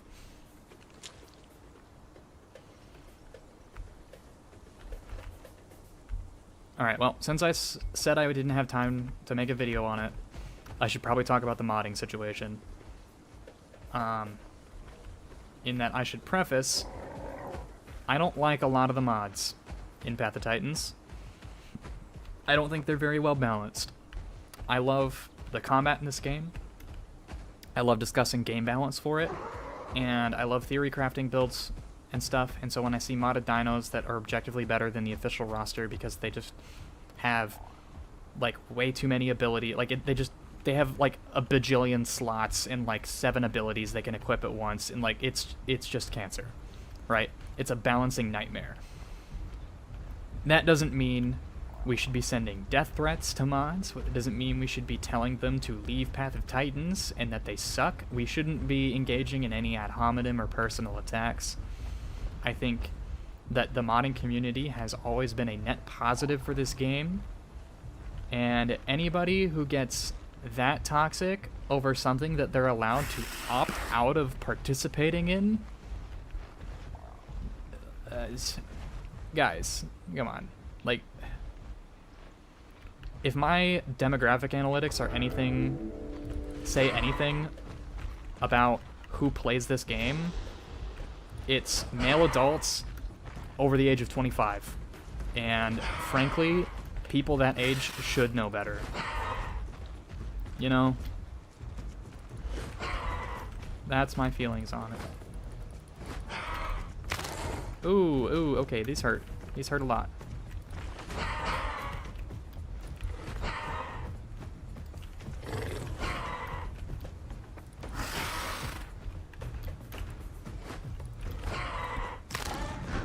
Ow. Okay, I'm burning more stam than I would have wanted to on this.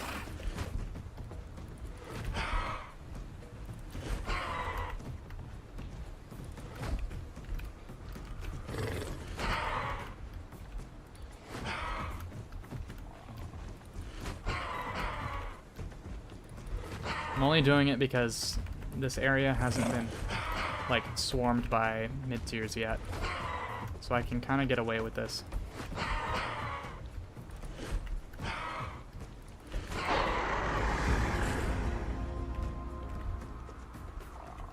And there's the Conqueror's Cries.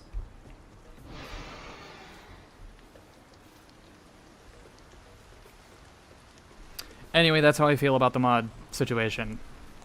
It's really unfortunate that several members of the modding community have felt the need to step away because of this community's toxicity.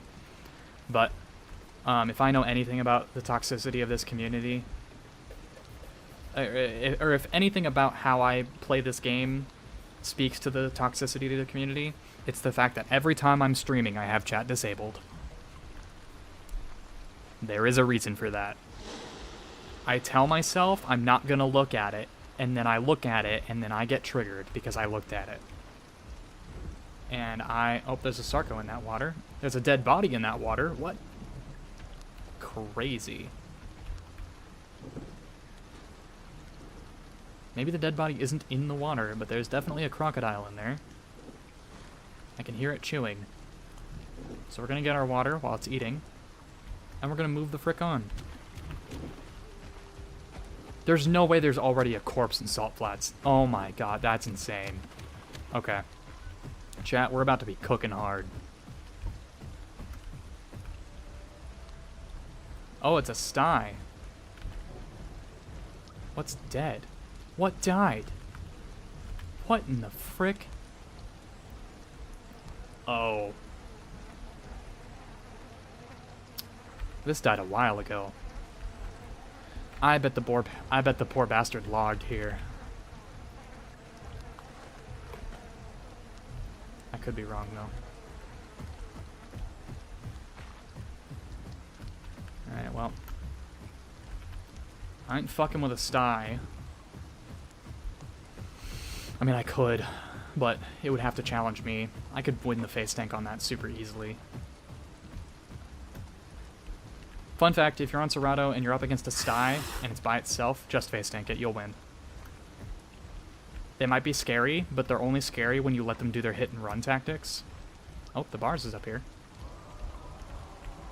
There's a Metry down there? What? They've got a heal. Oh, we might be in trouble, chat. Oh no, chat. Oh no. Oh no. Was that 2 Titans and a Rex getting healed up by a Metry? I think we found who killed the Spino. Holy guacamole.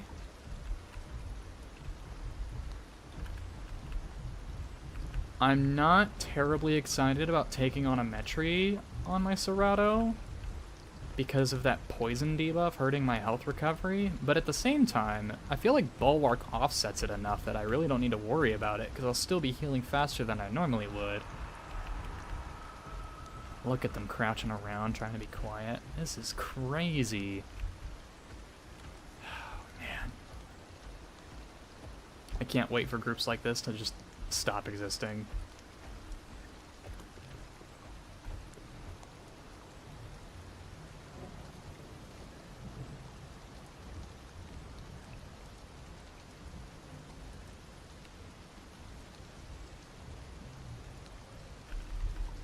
Well, I'm glad you've matured, Rippy. It's always important that we learn from our mistakes.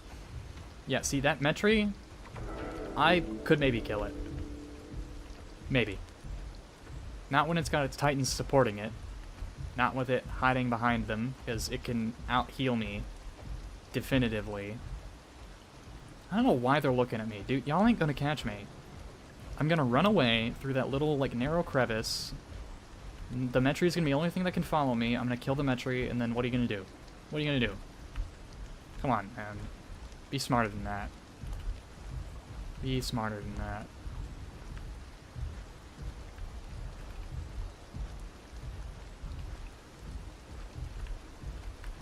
See, now what I need to happen right now is I need another group to waltz into Salt Flats and challenge them for it. And then when they start fighting, I can start doing some shenanigans.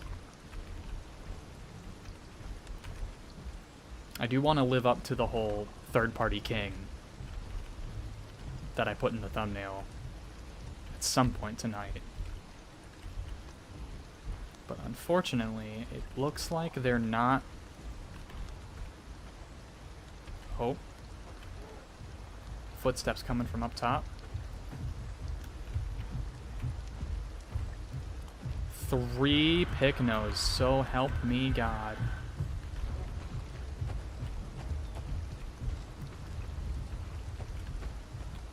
Alright.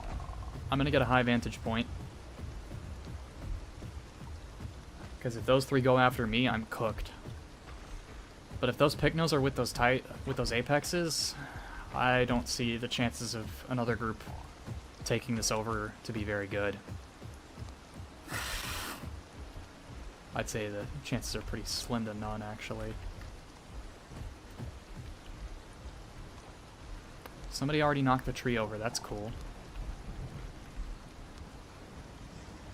Also, if we sit down, our buff is disabled, or our debuff is disabled. So they won't know that I'm here if I sit down and just watch.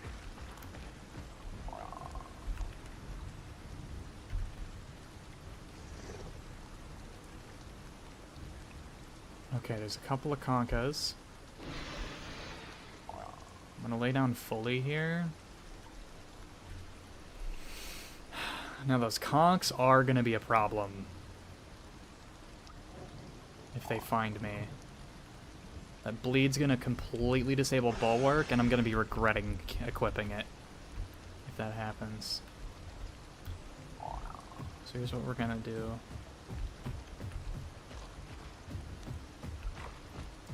Go ahead and cross. And I'm gonna swing over here. Opposite direction that they were going.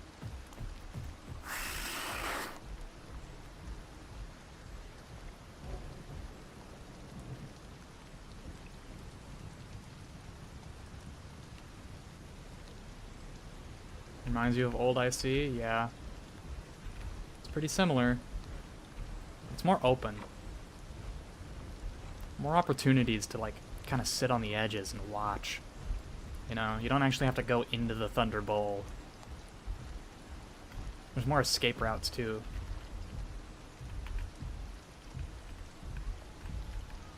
They're waiting. They're waiting for people to come challenge them. The POI is red. So people know there's a big group here. They know there's a big group here, so they're standing out in the open waiting.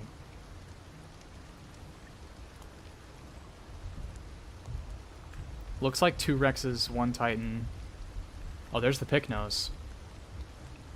They're eyeing them up. Okay, if those Pycnos engage the Apexes, if one of them gets low and peels off, we can run it down and kill it. Yeah, they're gonna fight. They're gonna fight.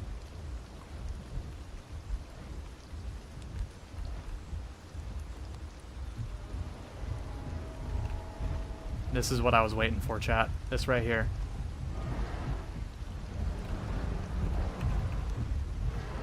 Let's get down there.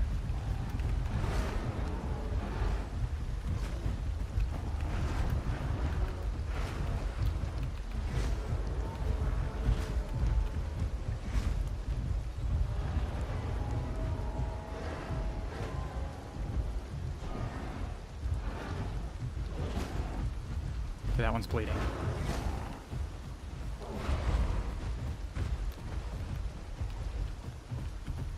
Keep an eye out.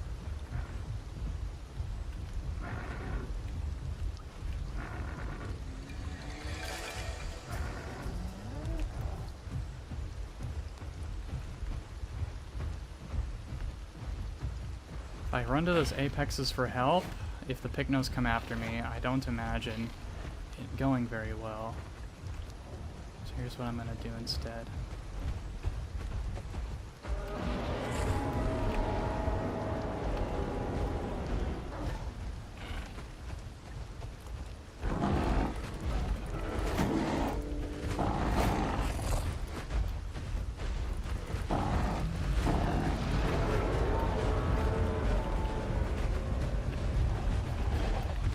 Oh, that's a Packy. Okay, Packies coming after us.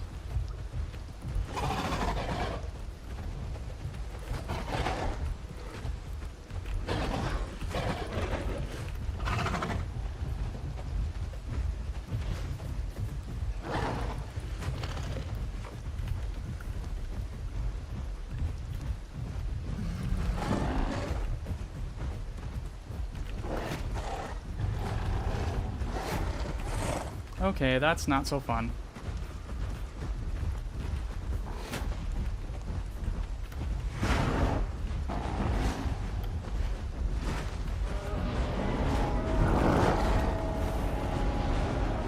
Whether you missed.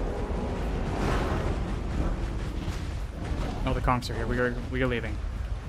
We are 100% leaving. We are getting the hell out of Dodge. We are getting our stand back. Or we are dead.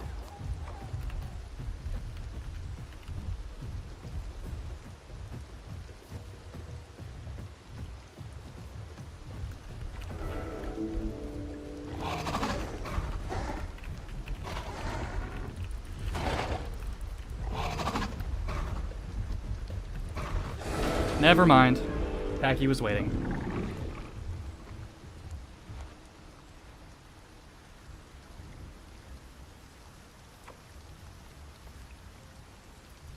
Nah, Rippy, it's alright. I wanna stay true to the whole solo thing. Damn! They had a Packy. Damn. Oh my god, White Cliffs? Okay. Well, looks like Salt Flats is out of the question at the moment. We're gonna give GP another try. I honestly thought the knockback would make me auto sit up. But no, the Packy just kind of got to keep bullying me. That was kind of crazy.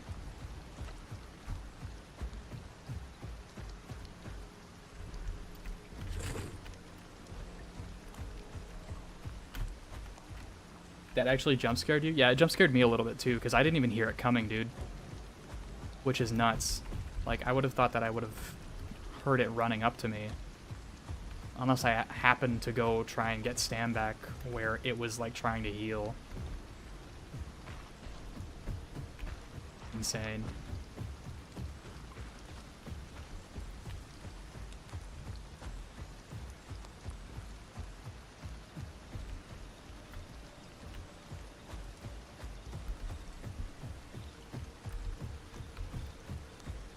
We're gonna go do our questing up in Wilderness Peak, because the quest items are a little bit more concentrated up there. And we can knock it out a little bit quicker. Or we get lucky and an albino spawns right in front of us.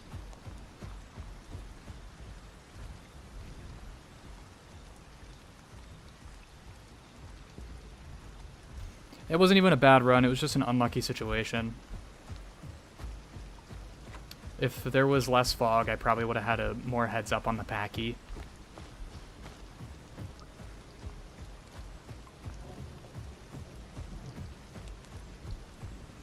But that was on me for getting wasteful with my stam and letting it get so low in the first place. But it looked like the groups were gonna disengage, and I didn't want the Pycnos to have too much time to rest, so I got involved. I probably shouldn't have. I probably should have waited till at least one body went down. So, misplay on my part.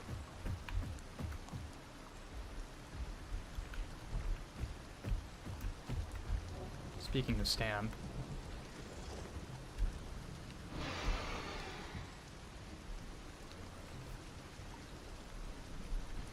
Yeah, we kind of came out the gate swinging, Aegis. If you want to see what a good series of fights look like, go to the beginning of the stream when I first got into Salt Flats.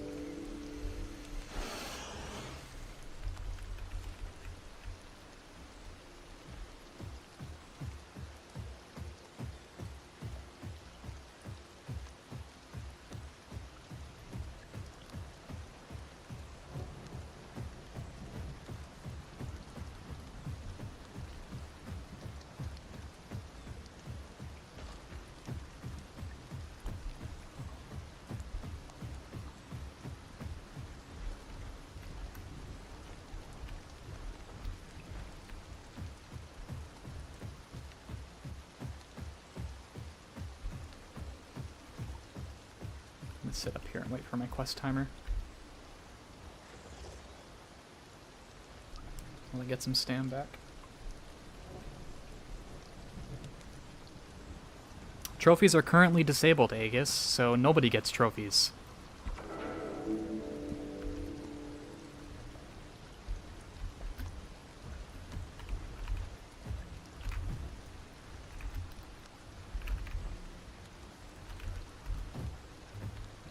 So, the only thing they get for killing me is the satisfaction of knowing that I have to regrow and that I'm out of the fight.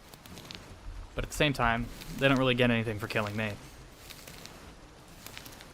Except maybe a meal.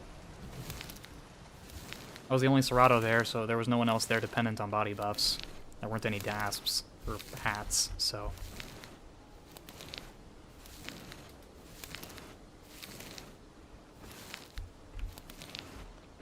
When it comes to group compositions, I will say, chat, a T5 carnivore plus 3 Ceratos plus a ramp for Dainani is probably one of the tankiest 12 comps, 12 slot comps you can come up with that doesn't involve a healer.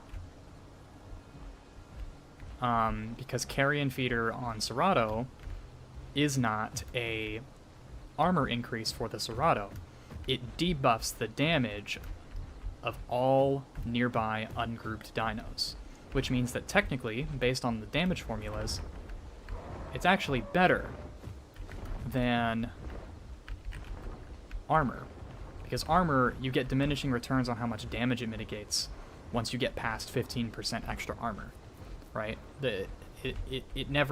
You'll never truly zero out the incoming damage.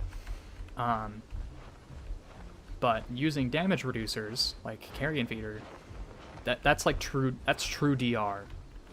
That's and it stacks with armor applies after that, right? So you reduce the damage by 45%, and then the armor could potentially cut that by another amount. And then you can either have the Dainani running meat shield, or you can have a ramp with Dissonant Whispers, fish buff, whatever. And the 3 Ceratos effectively get to act like the Praetorian Guard for the Apex. As long as they've got body buff. I would say it's probably best paired with a Rex, because the Ceratos could run Charge Bite in order to put Fracture on things, in order to prime targets for the Killing Blows buff on Rex. As well as the fact that Ceratos debuff nearby armor by 10%. I should leave for a moment. I should go this way, away from the water. I don't want to be jumped by 2 hats. I could take one of them. I don't think I could take both of them. Besides, there's succulents out this way. If you're not using King's Mantle on Rex, you can use that one hide that reduces the armor of mid-tiers by 25%. And that will stack with Torment on Cerato for a total of a 35% armor reduction.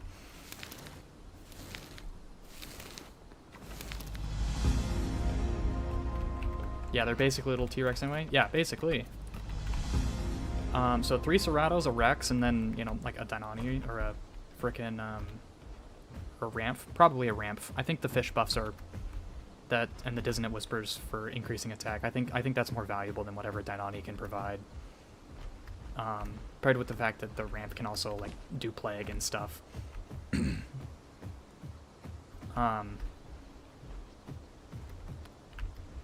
It makes for a very, very scary group composition.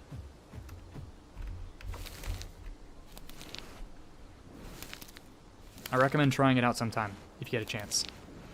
It gets pretty good.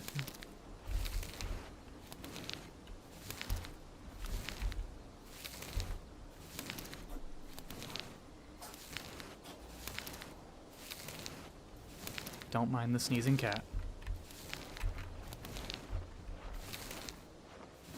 Hello, Ramp.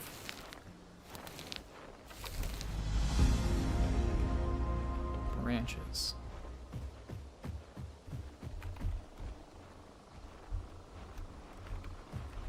Lucky May, I know where to find some branches.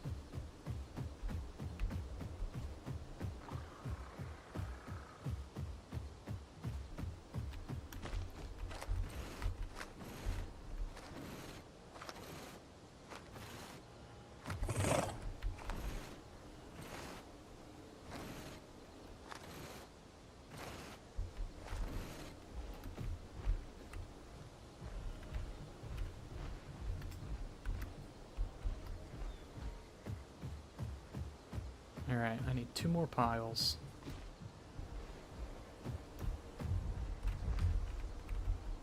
The hats are still there. It's a whole freaking flock of them. It's only mildly concerning, so here's what we're gonna do.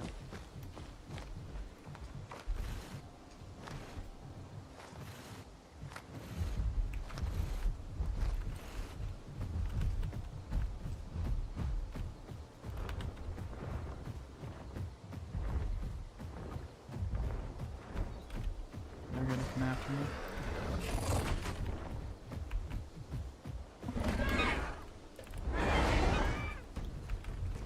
Alright. Bro does not have braced legs. They cannot take off if they're running uphill.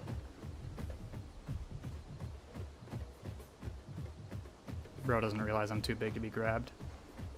I probably should have just like let him try and just traded with him, but he's gonna take one of my scoot stacks, so. Ooh, and we get the albino critter. Clutch.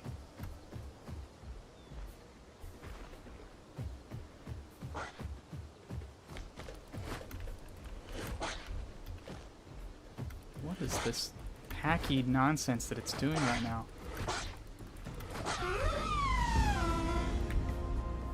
Unbelievable. Well, looks like we don't gotta finish finding branches, chat. Got what we need.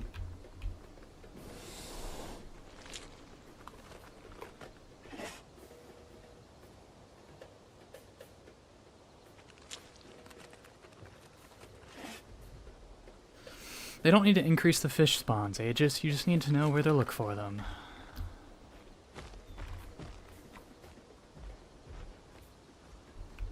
Oh, hey, look at that. Look at that, chat. Branches. It's a Christmas miracle.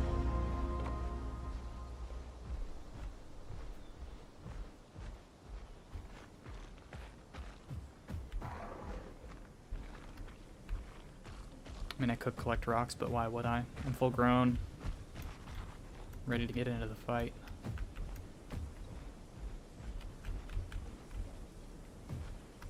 So let's do it. Let's get into the fight.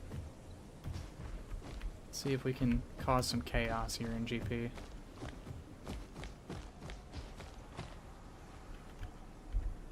See what kind of wars we can get involved in.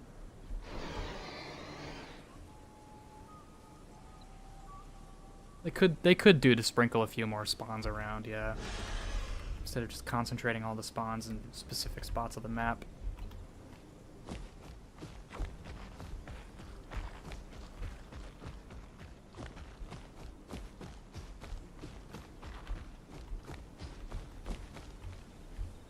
Alright. now that we're in GP, we need to be careful about our stam consumption. We can't just go shoving around, dodging things willy-nilly, and spamming swerve off cooldown. Because every little drop of stamina we use is stamina we can't use to get away. The more stamina we have to get away, the easier it'll be for us to find a place to safely hide and recover. Recovery is going to be key here. Since we don't have the ability to face tank things down, we need to drag things out. Dragging things out is beneficial to us. The longer it goes, the better off we are.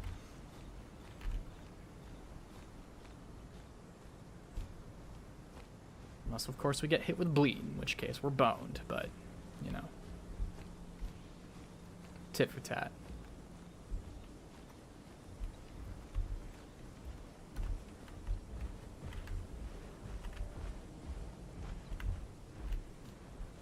I smell no corpses yet, but that could change. We are going to get some water from the river, assuming it's not completely gross when we get there.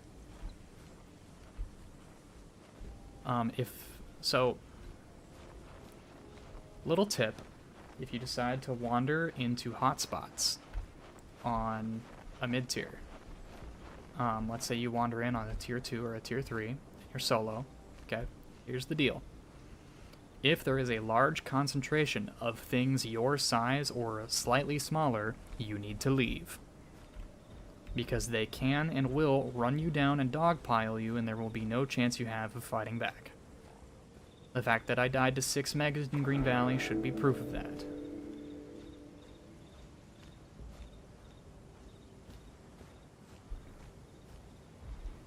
If you bring a Dasp or an Aloe into GP and you see 3 Pycnos, you need to get the hell out of there before they see you. Okay? So if I spot conks when we get here, if I see conks, I'm going to try and sneak out of GP. And it's going to no longer be third-party simulator, it's going to be a stealth extraction.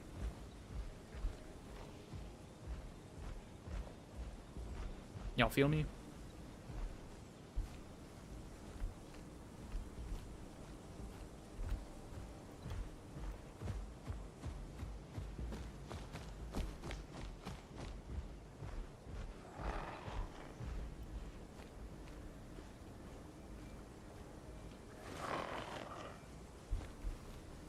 There isn't a kilometer over here.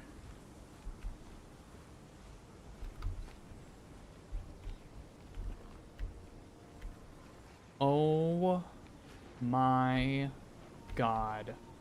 Speaking of the actual devils,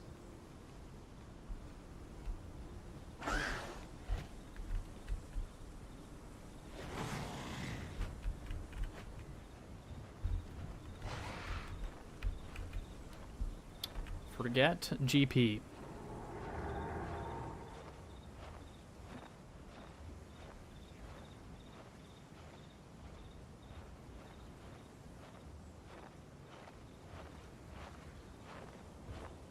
We can't cross the waterfall because they'll see us.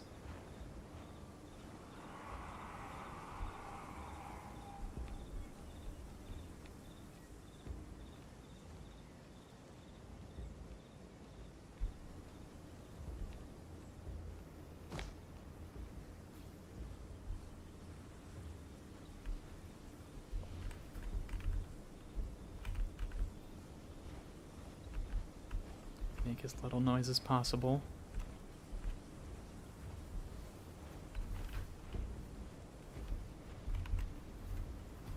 And we book it.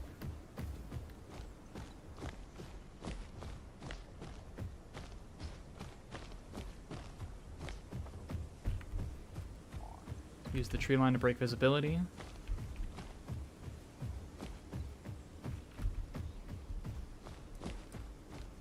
Okay, here's what we're gonna do. We're gonna go down to the Young Grove Crossing, and we're gonna move into Dark Woods, and then we're gonna go exploring. We're gonna see if we can't make our way back over to the Badlands.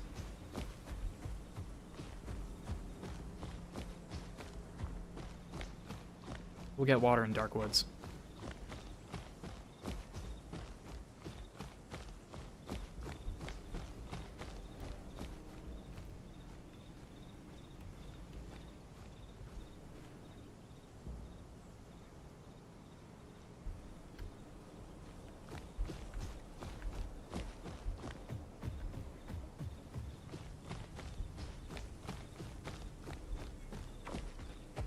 I love how I was sitting here literally talking about, if you see a bunch of things that are your size, you need to get out because you're going to get dogpiled. And then the first thing I see, I thought we were going to get an Achillibator and it was going to be, you know, free kill because it's an Achillibator.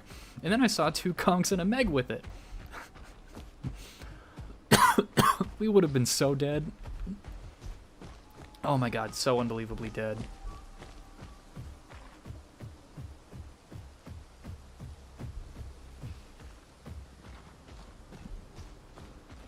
Yeah, I saw the Dark Souls You Died screen flash before my eyes right there when I looked over that ledge.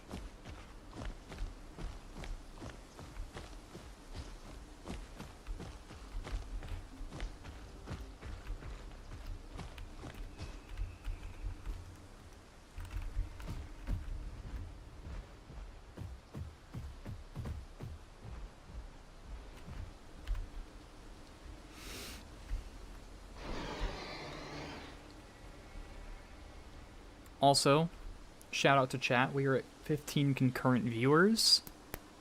Thank you so much, everybody who is here and watching. If any of you aren't subscribed and you like what you're seeing, go smash that subscribe button and hit that notification bit. Okay, I'm gonna stop self-plugging. I'm sorry. Anyway, I stream every Monday, Wednesday, and Thursday, barring holidays, of course. And occasionally I stream a few extra times during the week, depending on, you know, my schedule, how I'm feeling, etc. And I mostly stream Path of Titans, occasionally Vintage Story.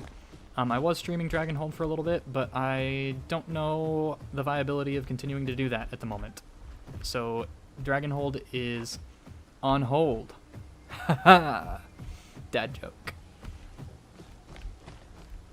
That was terrible, I know. You don't have to tell me. I know you're already typing it into chat. You don't have to tell me, I know it was bad. Hello, little ramp. You're probably a scout, so I'm gonna start walking so I don't burn all my stam up. I need to be ready to just friggin' book it the moment I need to. We're gonna get water at the pond here in Darkwoods. And lucky for us, that's also where our critter quest is, so we'll get to get some food at the same time. Subscribed and gave a like. Thank you, Nostalgia. Thank you. You're one of my frequent flyers, so I admittedly kind of assumed you'd already done that. But thank you.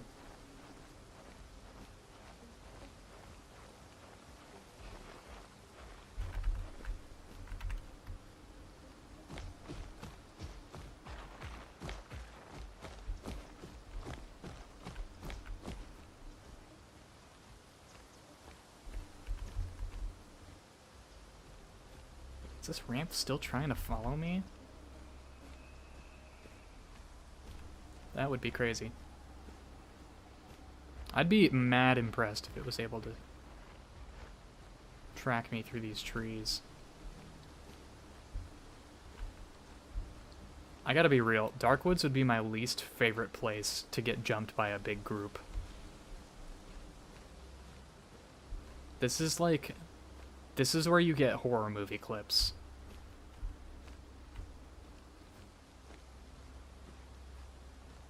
No, Aegis, stop telling people to unsub. No, no, I'm trying to get to 100 before the year ends.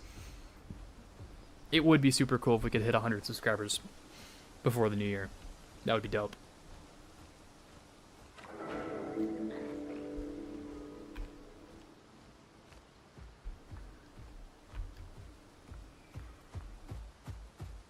If any of you have any friends that you think would appreciate my content, be sure to send my channel link over to them.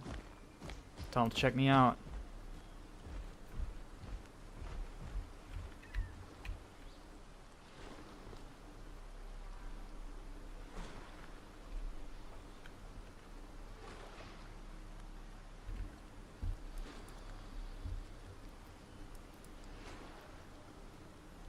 Can we just appreciate the fact that I have not gotten into a single fight where running regular bite over rapid strikes would have been better?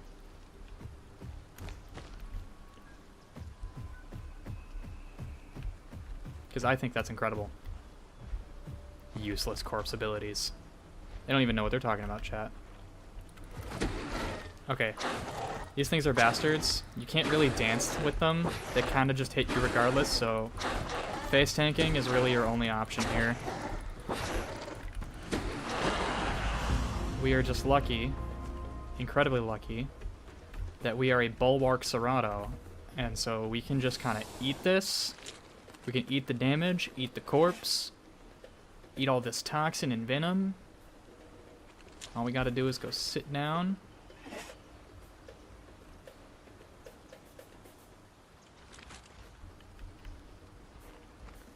Okay, I'm hearing footsteps, so I'm going to...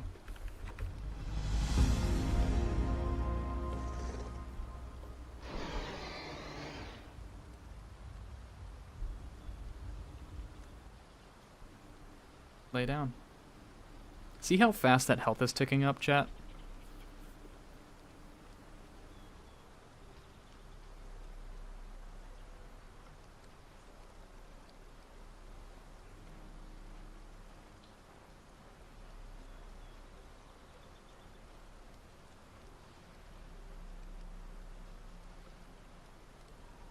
I would just like the record to show I healed off the damage before I was able to heal off the statuses. That's how goated Bulwark is. All y'all sleeping on Bulwark.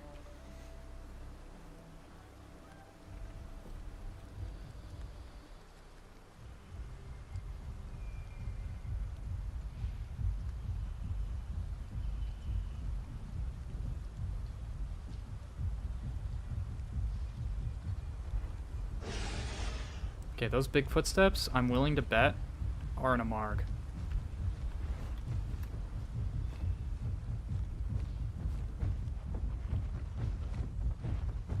Not in a marg. It's a bars. Same difference.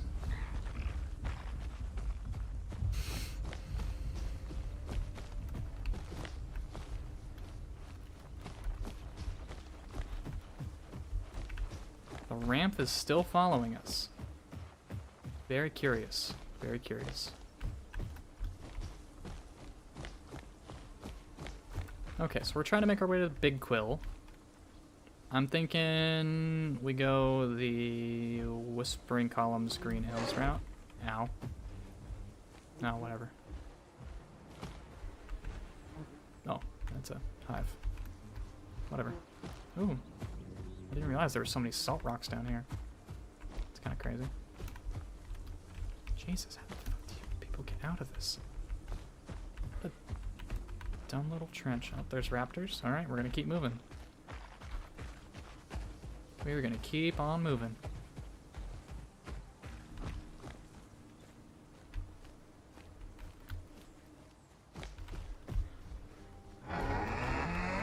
Alpha critter. I knew I heard steppies.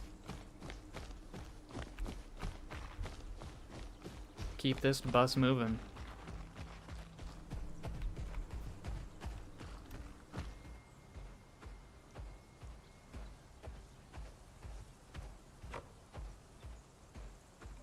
Yeah, nostalgia, I told you, 50% extra health recovery is absolutely insane. Even if you take a damage penalty for it. The quality of life improvement is ridiculous. Oh my god, am I gonna have to swim across this? If I don't want to go all the way down, I do. God.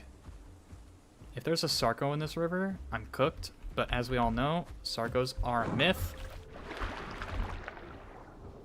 See? What did I tell you? They're not real. They can't hurt you.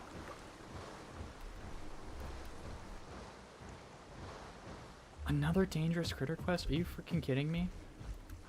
I don't want to do another one right now.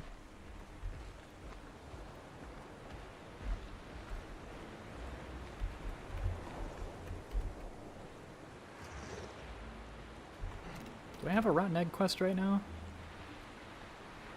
Stingers, pelts. Oh, rotten eggs. How about that, chat? How about that?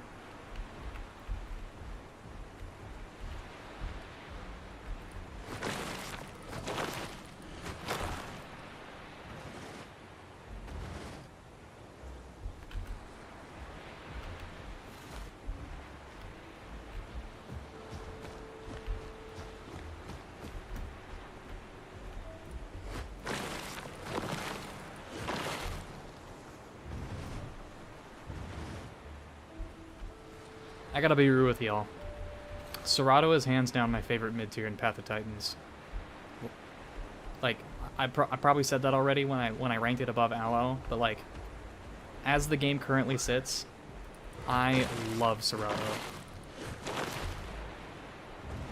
I know a lot of people diss on it and call it and say it's not good and stuff, but like, it feels so good.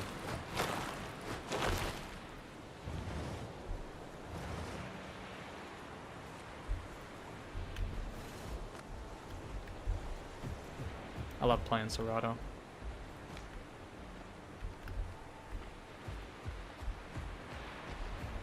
Admittedly, my feelings towards Ceratosaurus were greatly improved by the TLC, and also from my experiences with it on permadeath.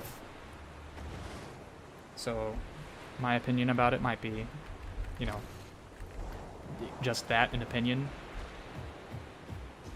Alright. I am going to... How many do I have done? How many do I have done? 5? Yeah, we'll just knock it out. We'll just do number 6 right here. Baba Booey. And look at that, chat. We're about to get, I think it's like 150 marks? 100 marks? 75? Damn, they nerfed it. Yes, Aegis, Cerato is a tier 2. It takes 2 group slots.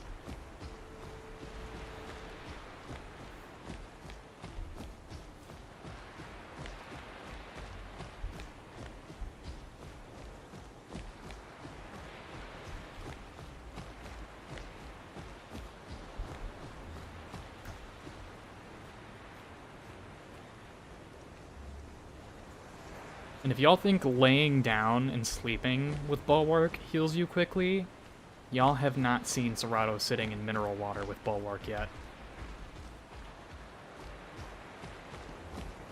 It is nuts. You know what? I'm gonna show it off. I'm gonna try and get myself to take a bunch of fall damage here. And I'm gonna show you guys exactly what I'm talking about.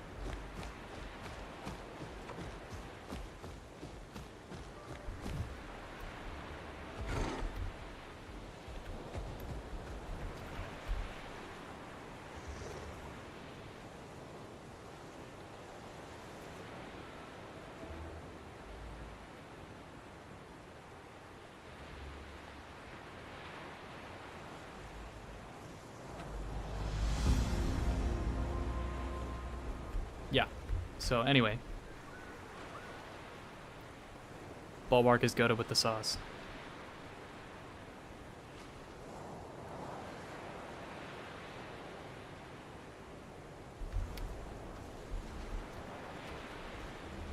Sty and Meg and Conk are all fantastic tier 2s. They're all great playables. Oh, I'm going the wrong way. Oh, you think that water doesn't do it anymore? Well, shucky darn. I guess I'll have to show it off some other time.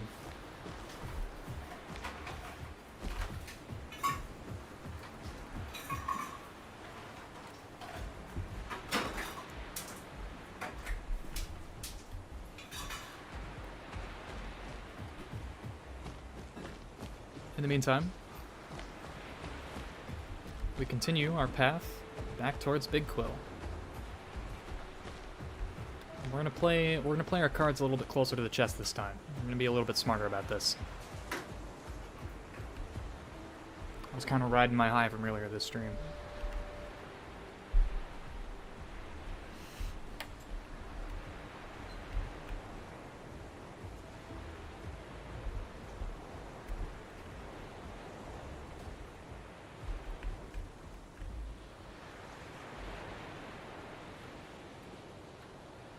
Yeah.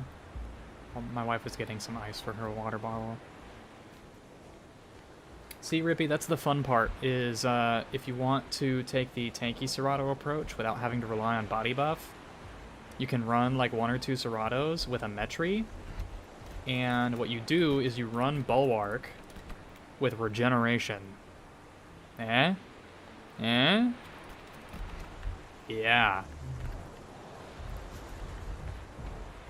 Granted, you lose out pretty majorly on your damage because you're not running robust jaws, but hell, you don't even need regeneration for Bulwark to pair really well with like the heal calls. Like honestly, the only thing regeneration does is like you definitely don't want to pair regeneration with Bulwark. What you would do is you would use All for One and regeneration. So you'd pair the 25% increase with the 10% base increase from All for One, and you'd get 35. But you'd still get more healing out of it from Bulwark.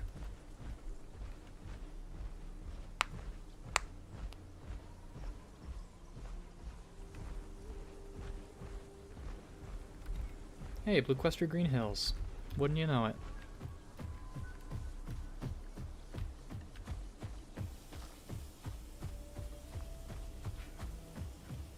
I'm staying on the south end of the river here because that makes it less likely for me to get jumped by a big group out here, traveling back and forth from the Waystone. This gives me a straight shot to Big Quill without having to worry about getting intercepted on the way.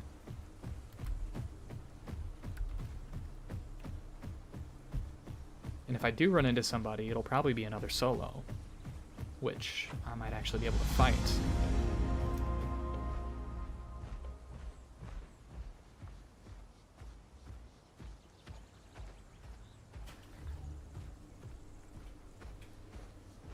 Cerato's tough to master, man. I'm gonna tell you. You get tail ridden by everything your size. You gotta be really well versed in how and when to use juke in order to keep things in front of you. But it's a really good brawler within its own weight class. You can win a 1v1 face tank against any of the other T2s. It's when they start getting tricksy with you that you kind of have to be careful.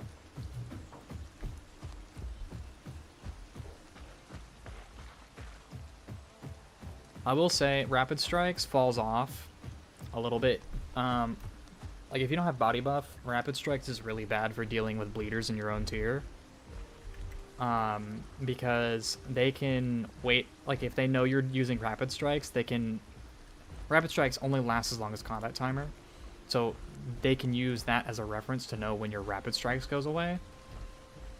And they can just wait it, like, if you get a few stacks, they can just back off and wait. So when you're up against a bleeder on Cerato, people will always say don't run with bleed, you'll take a bunch of damage, but like if you're running Rapid Strikes on Cerato and you're fighting a bleeder, you have to stay on top of them. Like you have to end that fight before they're allowed to get away from you and let you start bleeding out. Because if you run out of that Rapid Strikes buff after the first engagement, your odds go way down if you have to re-ramp it up. Again, that's assuming you don't have body buff. If you have body buff, it doesn't matter, because you're going to do so much damage anyways that, like, it's whatever. So if they do start getting tricksy with you with the Rapid Strikes timer, that's where getting clever with Swerve kind of comes in, and you can kind of use that to out-trade them if you position it correctly.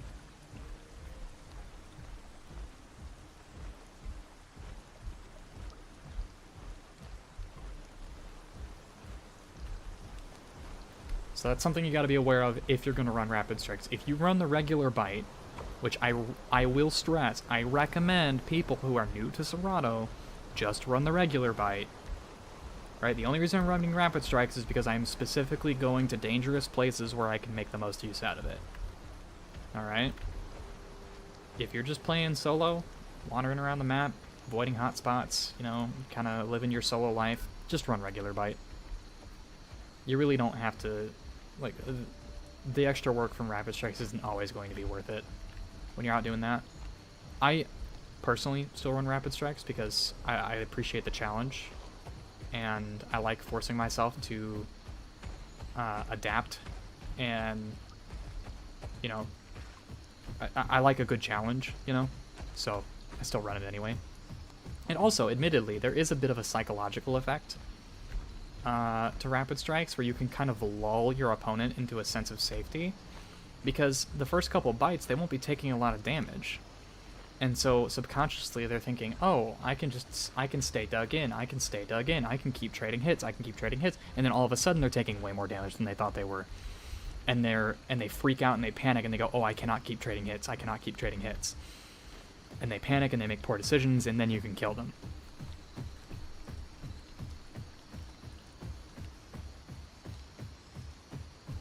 And that's me speaking from experience, having had Ceratos do that to me before.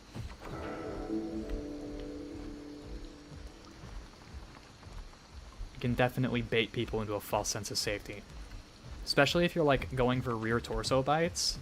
You know? Even if you land that hit on their thigh, they'll barely take any damage. They'll think you hit them in the tail.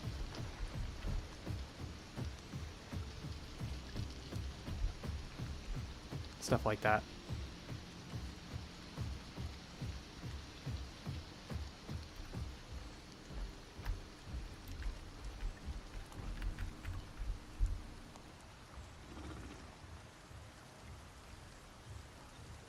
We're going to get all our stand back, and then we're going to see what's going on.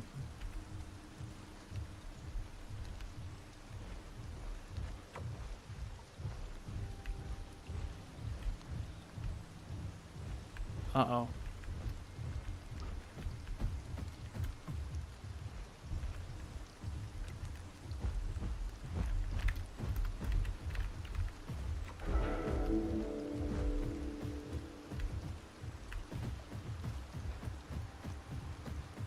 We have to run.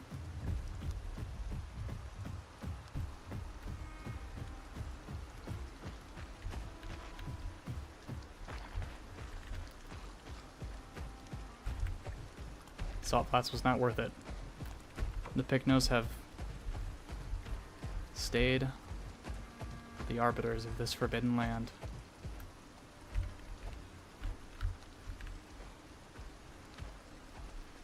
I am willing to take on one Pycno. I am not willing to take on two.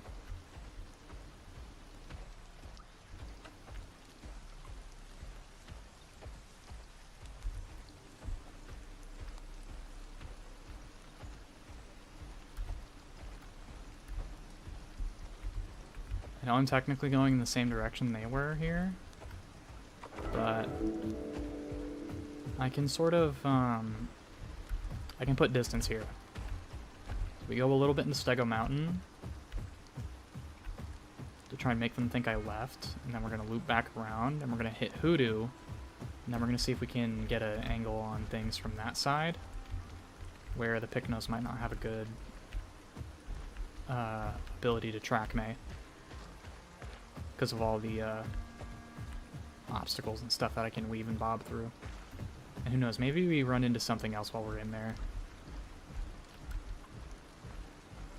We are going to be intersecting the Waystone route here, so we do need to be careful.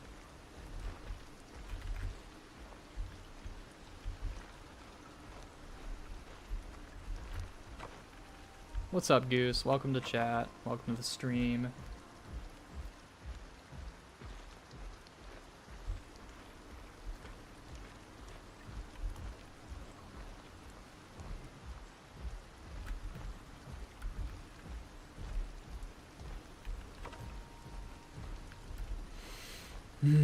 Hunt dangerous critter by the Waystone. I think I'll pass.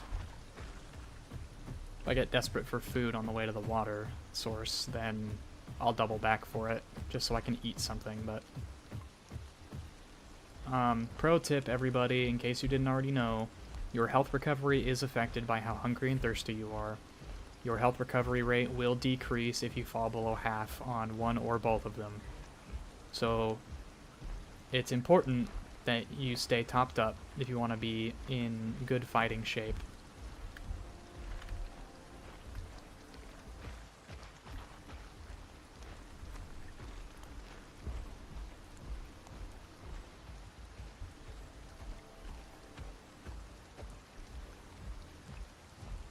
That's awesome nostalgia. I hope you enjoy Cerato. I really do.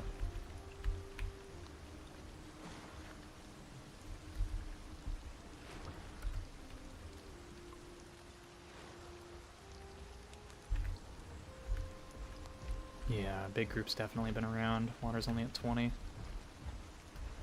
I should definitely make distance on it, though, before the Pycnos come over.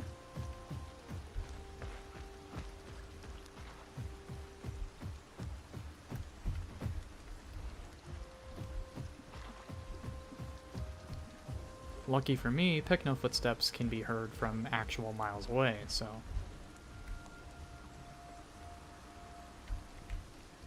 we're okay right now.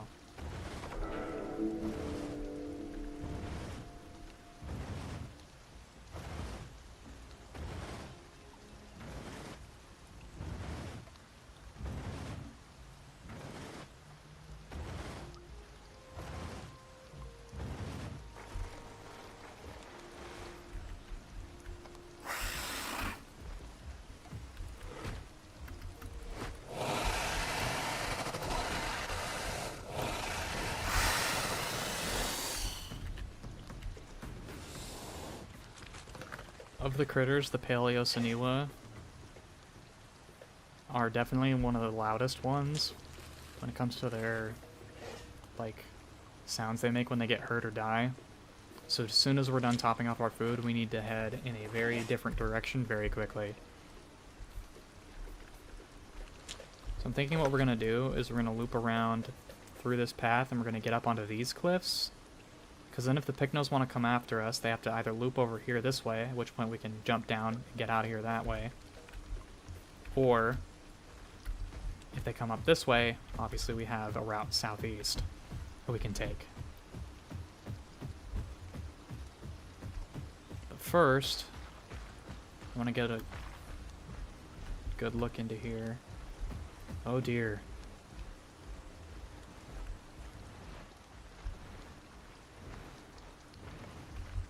That's a conch.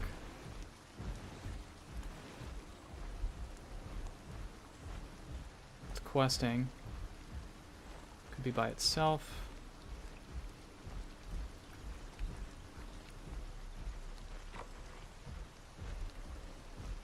We're gonna head out for the corpses. Because I want to investigate them, and while we're there, I'm a bit more comfortable taking on a couple of Pycnos. Looks like a Bars and a Titan died out here. Could be a Rex, though. They probably killed each other, admittedly. I don't know what would have killed. I don't know what else would have killed them.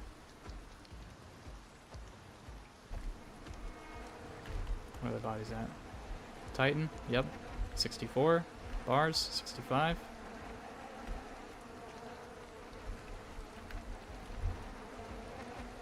Okay. Well, at least while we're in the area, we know there's a couple of bodies there that we can fall back to if we need a buff.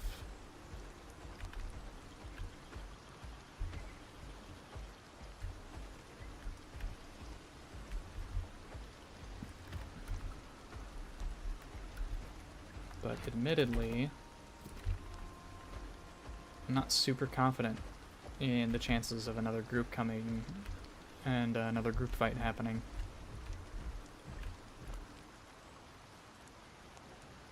I heard that, Sty.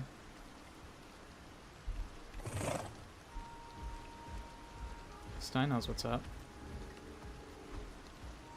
Is that something else up there?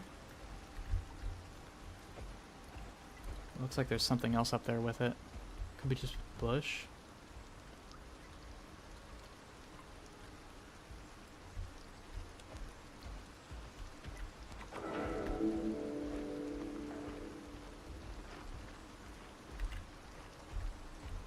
The Sty is either going to stay up there to see if I come up to it, or it's going to come down here and try and fight me and be hyper aggressive. If it comes down to try and fight me, we just pull it back to the bodies and win it with the face tank.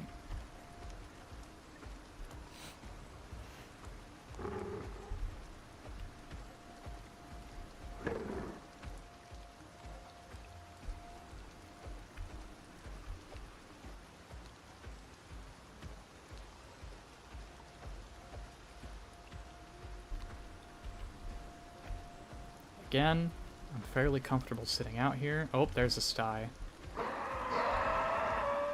That might mean they're grouped and spread out. Oh, look. It's chasing a conch.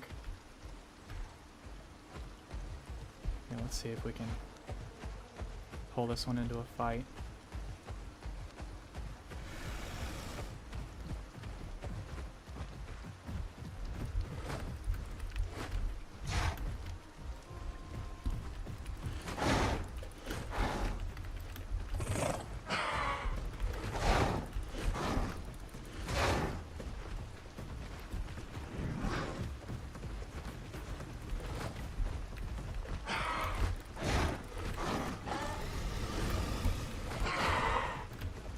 Alright, we definitely want the body buff now.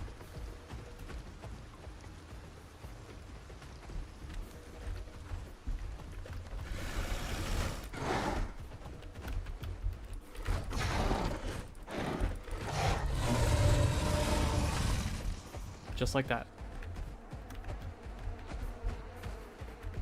So admittedly, we need a better spot to sit down.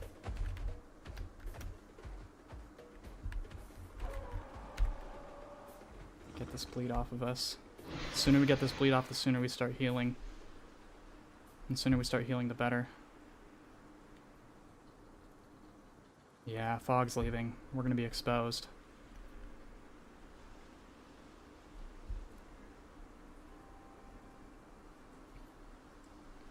I think that was a pretty good showcase of how you have to handle the bleeders. See, even through the combat timer, you can see how quickly we're getting health back. Luckily, being out here with so much open view, we'll definitely know if something starts coming for us and we can get up in time.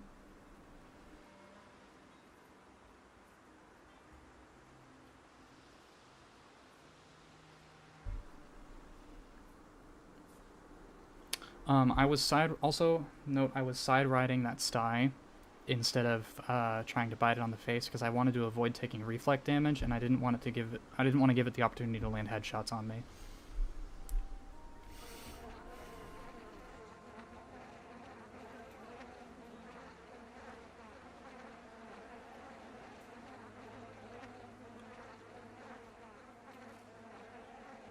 And now we're getting scoots back as well. I would try and sleep inside one of the dead bodies, but these damn turtles, man.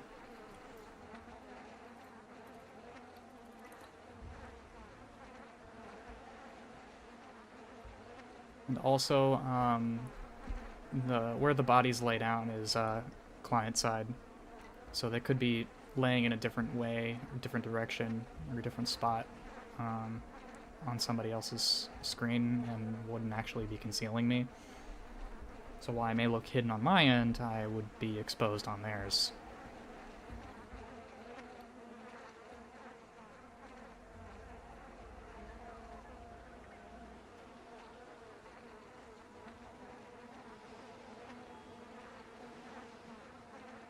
We definitely would have lost that without the body buff, though, I will say. Rapid strikes against sty isn't what I would call good in a normal situation. We did also take a hit from a critter, admittedly, so, like, you know, there's that.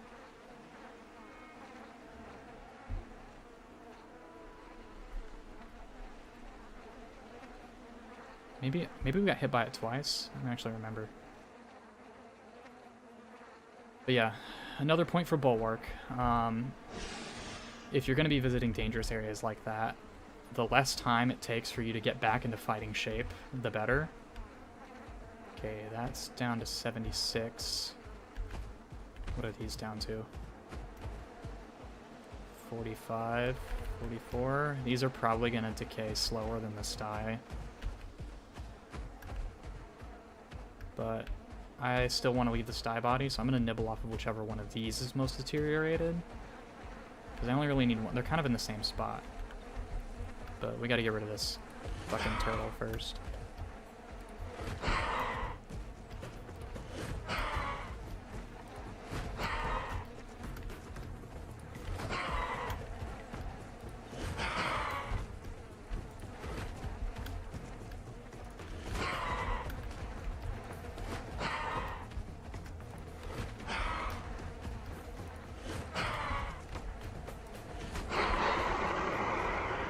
Stego coming in.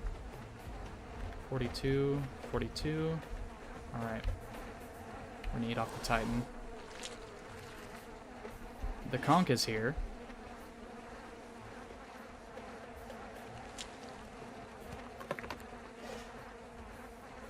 We could try to bully the conch off of our kill.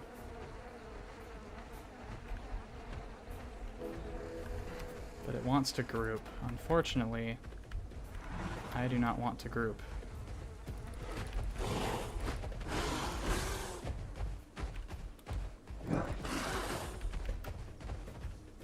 Get out of here. Shoot.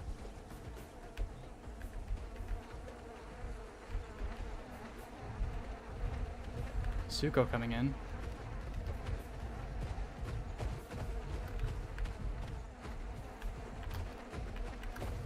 Brother, you don't know what you're asking for.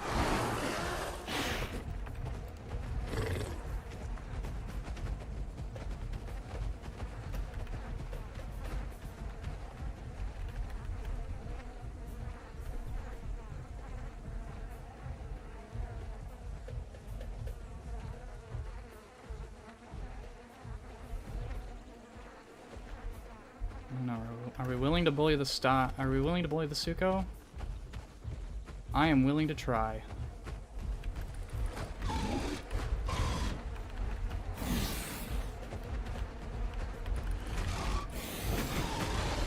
Ooh, it's got bleed. Okay.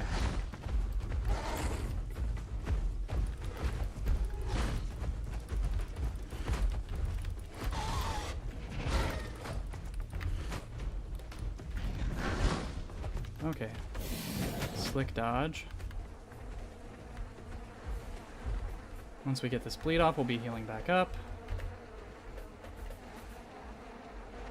Okay.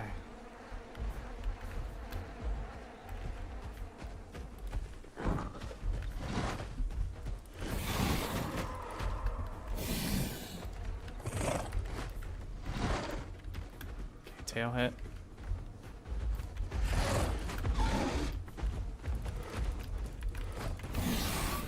Oh, okay, that was a bit laggy. I did not like that.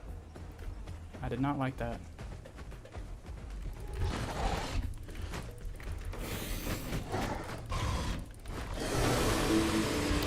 Okay. A little bit of connection issues there, but we down to Suko.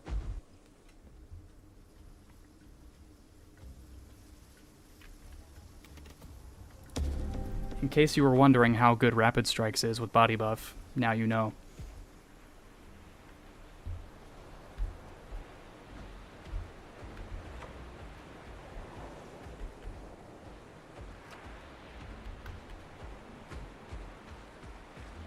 I admittedly got a little bit greedy there when I saw that it was starting to scar up like that. I should have been a little bit more careful there, but that's okay.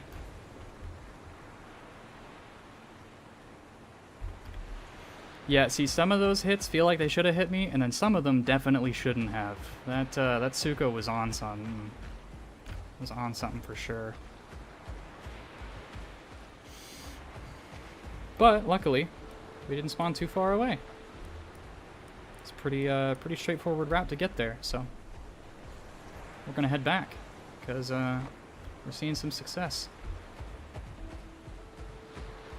But yeah, Corpse Buff Cerato is able to bully T4s off of its bodies when it has Rapid Strikes.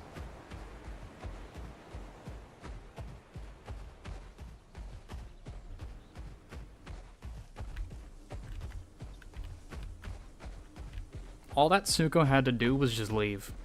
Fun fact. Oh, hey. Look, we're about to get back to full adult, chat.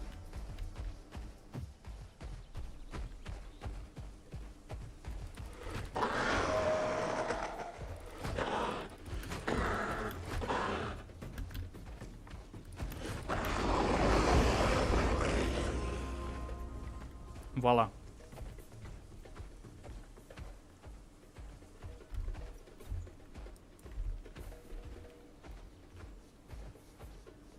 If I had been a little bit smarter about that fight, I would have had the Suko kill.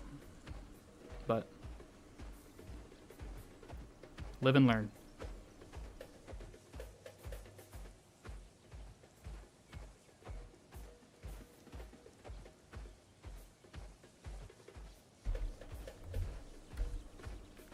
I definitely could have backed off enough to let my scoots recharge. You know, I could have really taken my time there. The Suko wasn't fast enough to really pressure me because it was running a wet build. So, just saying that out loud as a note to myself for the future. Alright.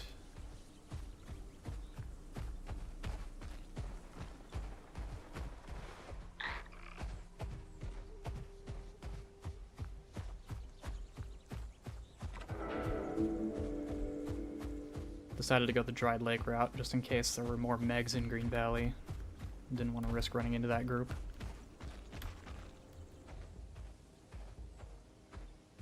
Thanks, Nostalgia.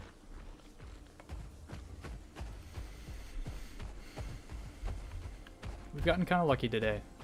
This has been a really great opportunity to showcase what Meg is, or not Meg, what Cerато is capable of.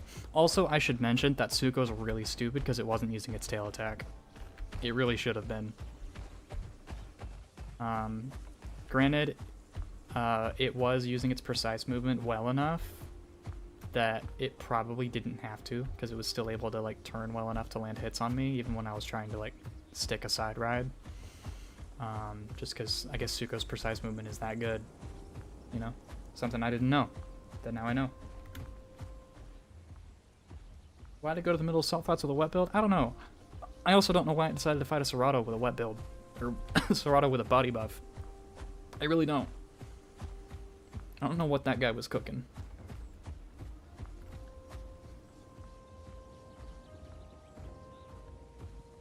The weirder part is it didn't use water spout to get me wet. Like, it probably would have been better off doing that.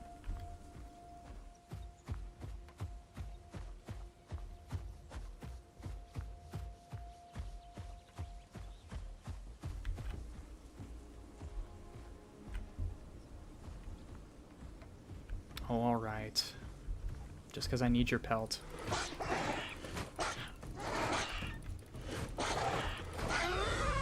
And you're a quick kill.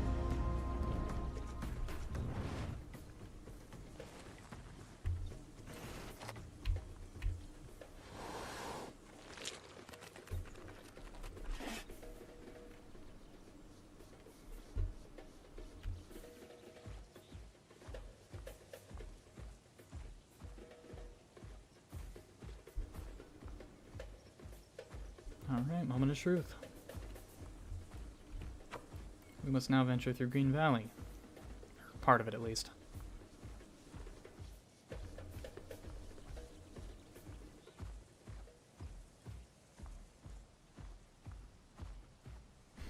No, Frog is not online. If Frog was online, she'd probably be here in the chat.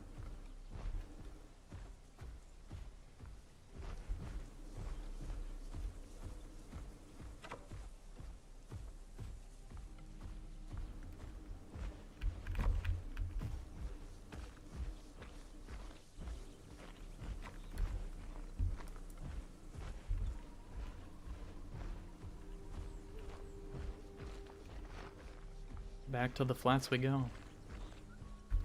We'll stop for water at Big Quill just because there's at least a few places where I feel like it's safe to get water there. You know, some really long stretches of shallow water that Sarcos can't really, like they have to beach themselves to get to me, and I feel like I could at least, you know, have time to react.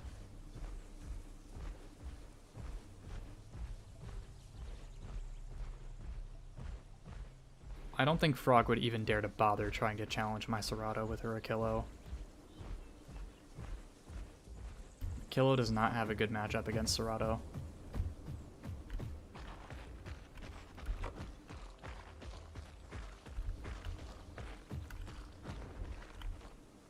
Albino Thal.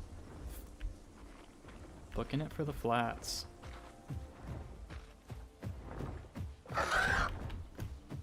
Brother, what are you doing?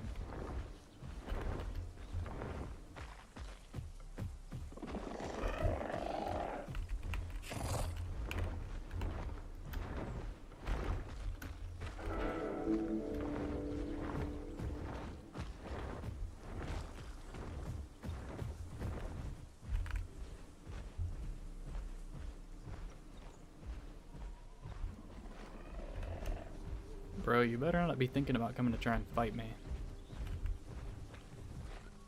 Because if you do, I'm gonna swerve you in the... If you run up behind me, dog, I'm gonna swerve you in the friggin' face. You are not gonna enjoy it.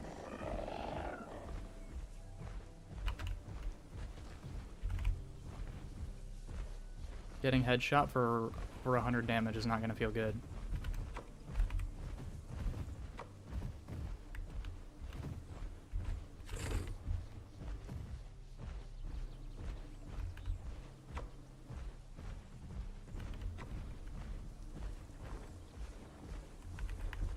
Pester? Yeah, it could certainly pester me, but it wouldn't be able to do anything.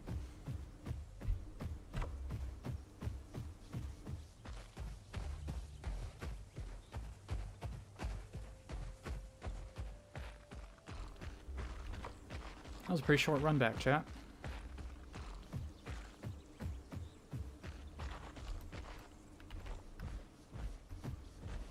Gotta say that albino critter pretty much right off of spawn definitely helped though. Not even gonna lie about that.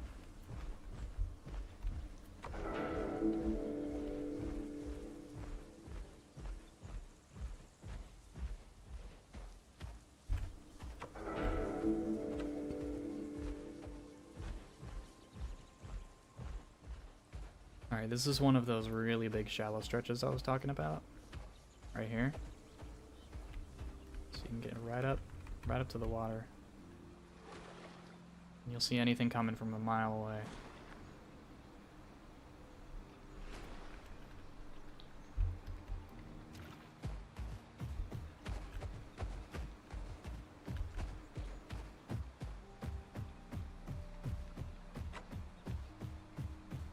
We're gonna try and get back out to those body buffs, assuming we can get an analysis on what's sitting out there.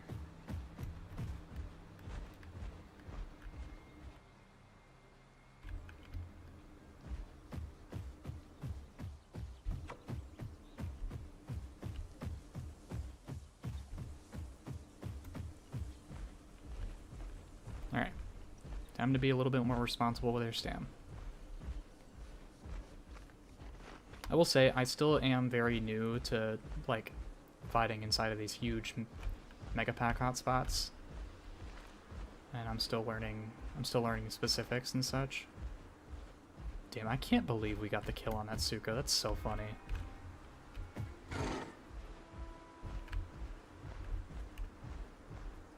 Talk about punching above their weight, am I right? That's what I love about Ceratosaurus. It's really good at punching up in the right situations.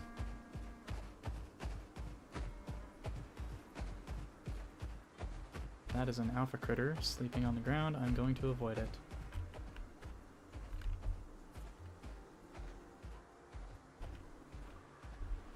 Yeah, Sukobody's the only one left. Everything else rotted away and despawned by the time we got here, including ours. Wow. Just a dead melanistic Suko. I love kicking the crap out of anybody wearing a melanistic or albino skin. It is my favorite.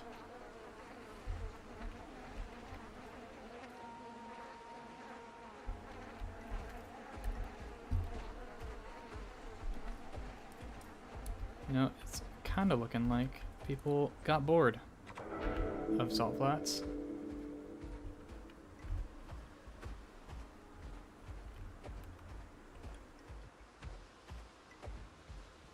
Which Allosaurus does it remind you of, Goose?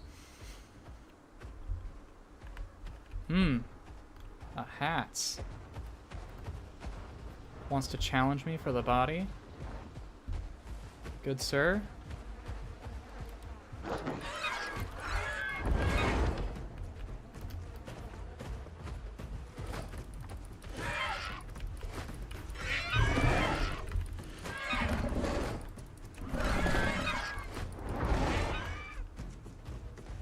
Yeah, run away, nerd. Run away. You can't handle the smoke.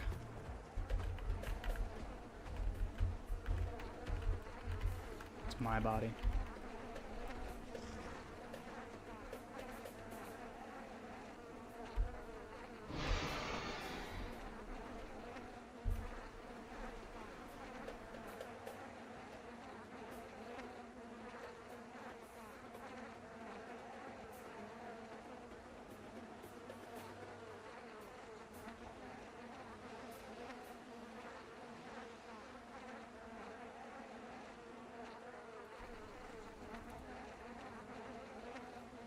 Look at it all the way over there, up there healing. All we gotta do is sit down. We're gonna be at full before he even gets a lick of his health back. Alright.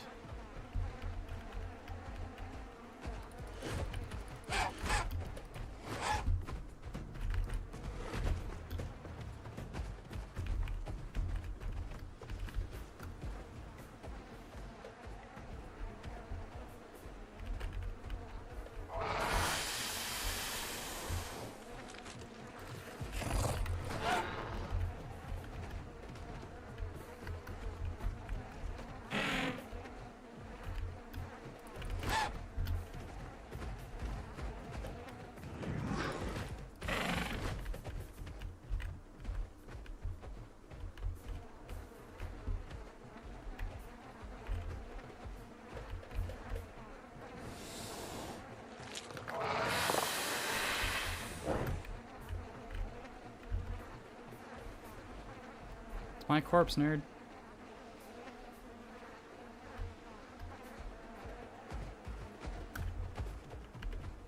You don't want me to have the buff? It's too damn bad.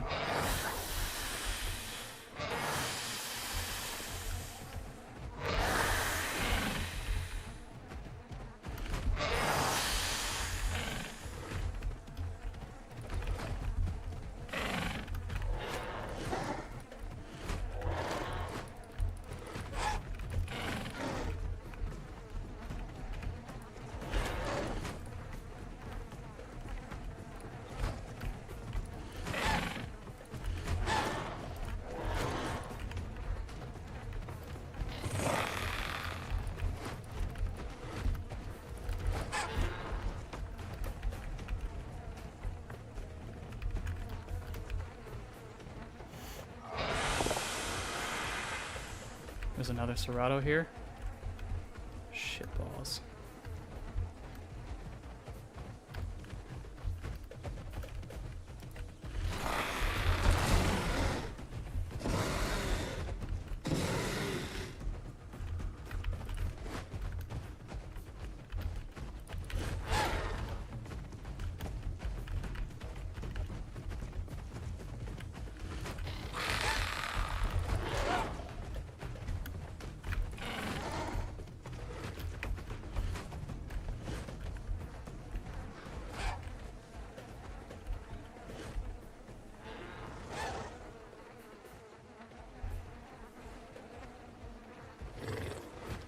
Fucking Christ.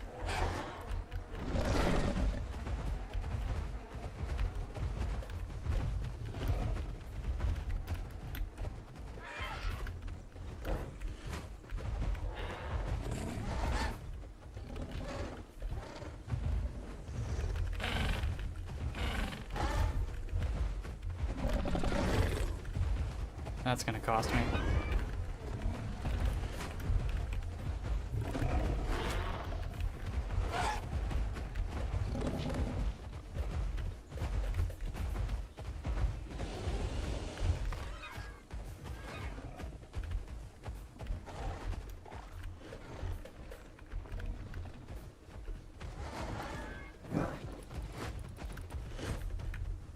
Shit.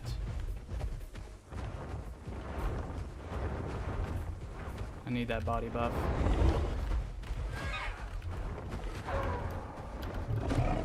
Bro, you can't barrel roll me while I'm on the ground.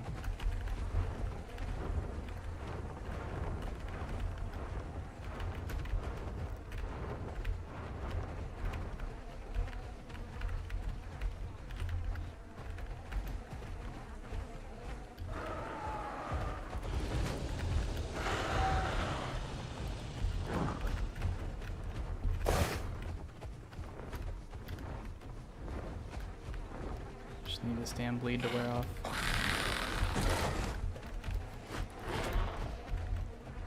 Okay, bleed's gone. We're healing. That's what matters.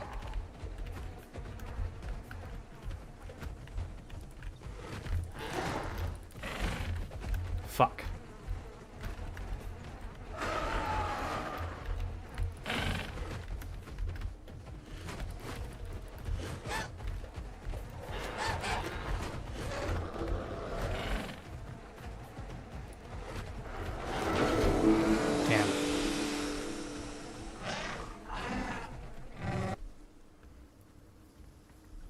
That was frustrating, but those Latins played that really well. Like I told you guys, just can't deal with bleed. Just can't deal with bleed.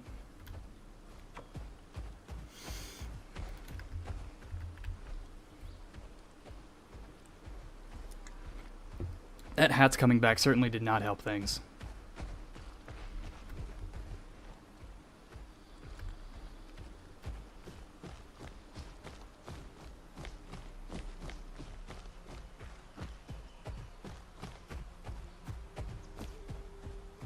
I couldn't keep up my rapid strikes stacks, and so they were able to just bleed me out.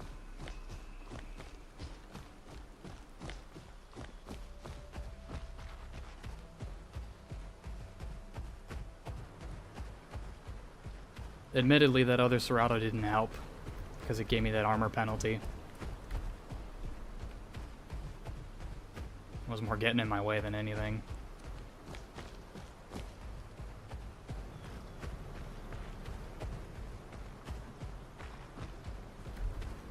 We're going to touch Triad, and then we're going to hit GP. Maybe the scene there's changed a little bit.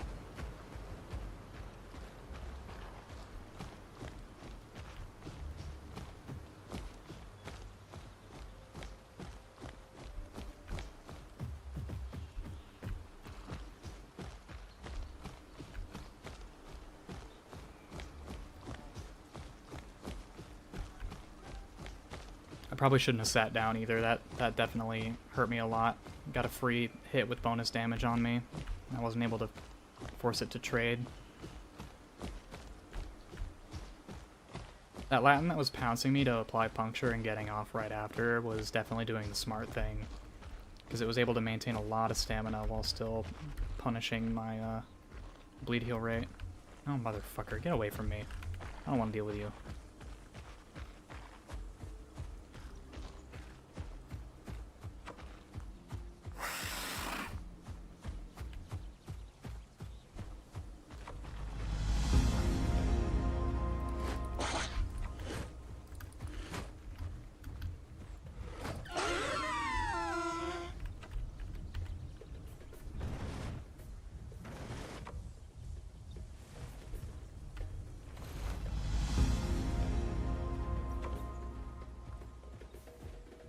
That's an EO. Not a huge one, but it is one. If I had a hunter before quest, I'd go for it, but I don't really feel like taking that on right now.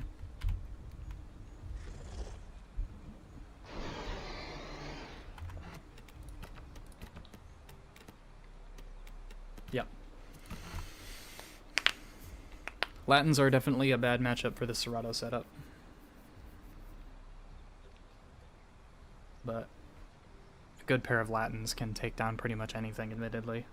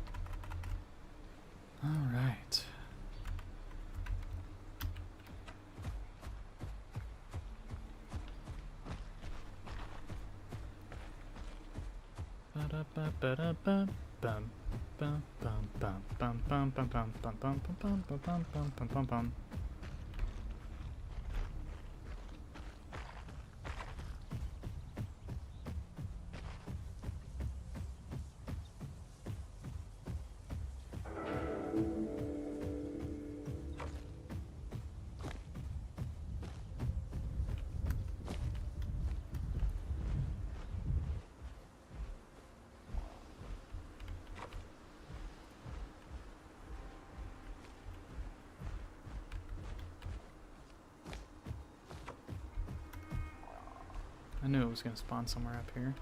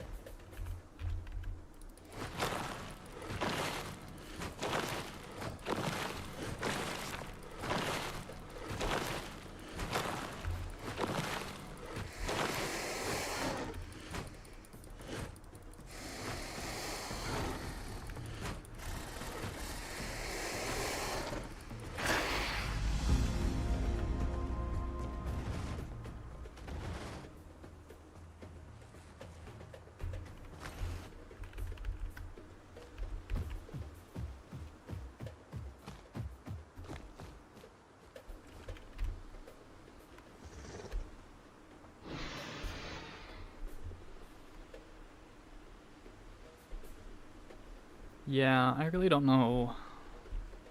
I don't know.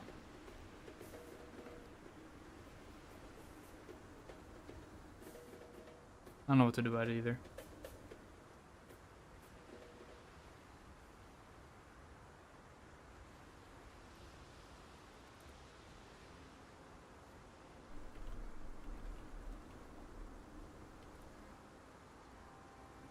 Yep. Raptor Strikes is fine against other T2s and stuff that's bigger, but against T1s that get to dictate the pace of the fight, they get to decide when they come in. You're never going to get enough stacks for it to be meaningful at that point.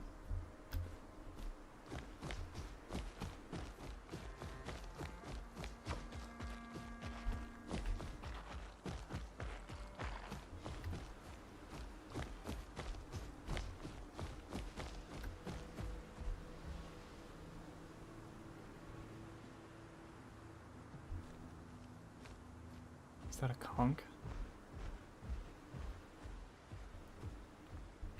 It's a lone singular conch.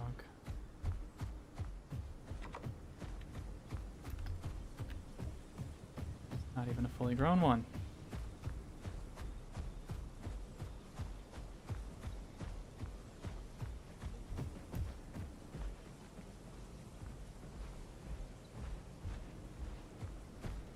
I'm worried that that was a freaking player, but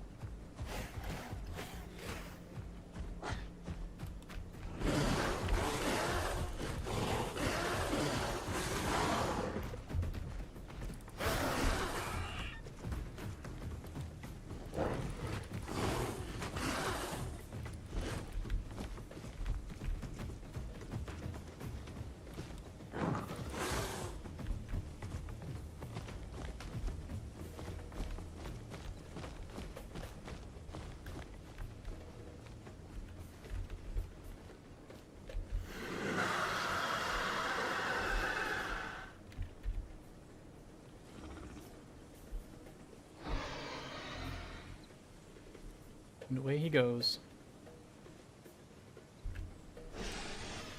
See, there, bite would have been better. 'Cause I probably would have been able to kill it. Sneaky baby killer. I wanted body buff. What do you mean, baby killer? I mean, yeah, I was trying to kill a baby, but like...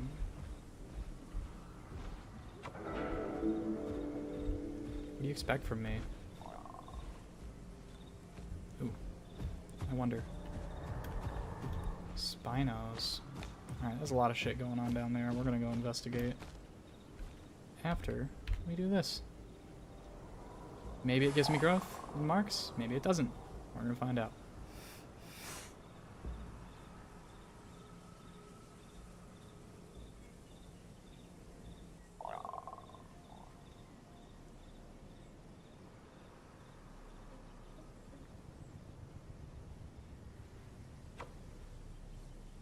Ah, would you look at that? We're gonna get to full adult from it. Hell yeah.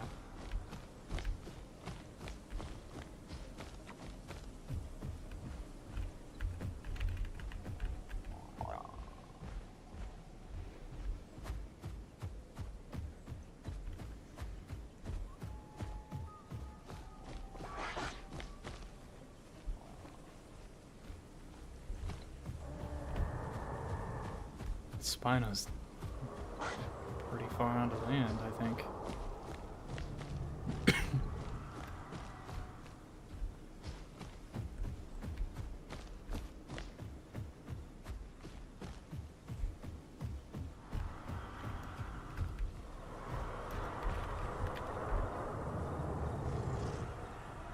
There's definitely a big fight going on.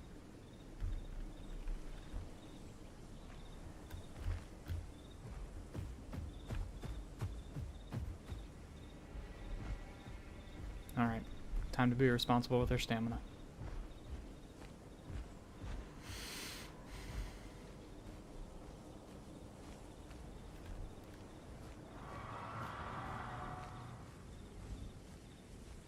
There's the Spino.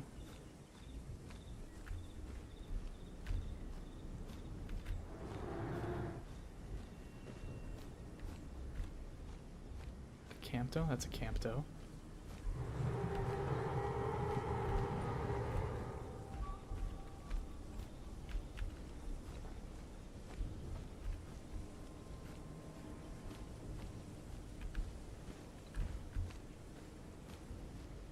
Small bodies. There's a duck in the water.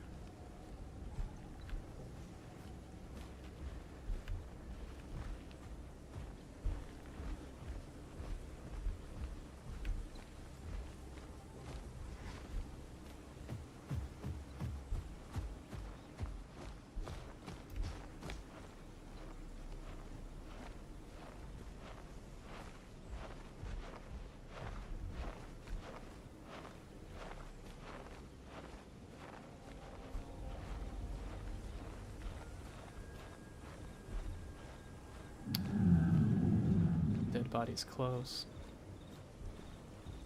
There it is. What have we got? Dead Packy. Love to see it. Pretty freshly dead, too. Oh my god. Look at that fight over there. Oh, they got a Lambie with those two ducks. Hats duo. Titan getting mobbed.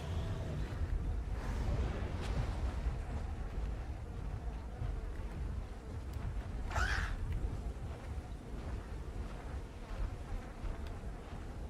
don't know. Can we take a Lambio with the body buff? I bet we could.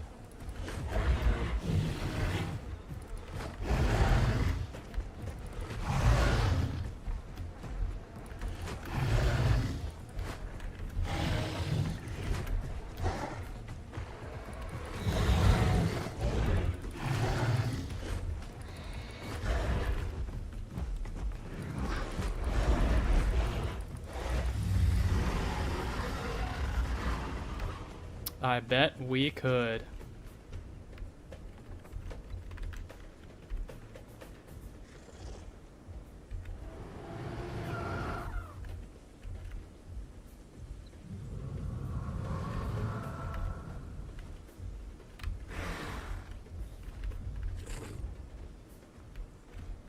There's a bars.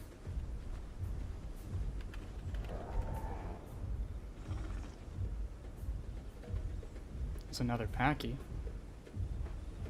Semi-aquatics are fighting each other.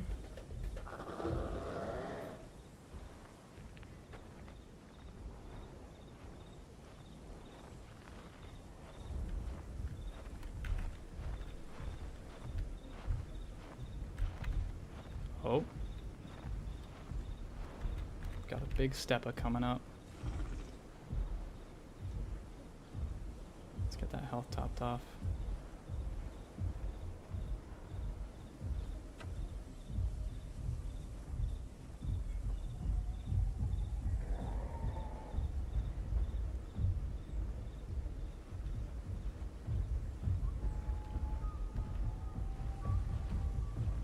Kinda wanna fuck with that Packy.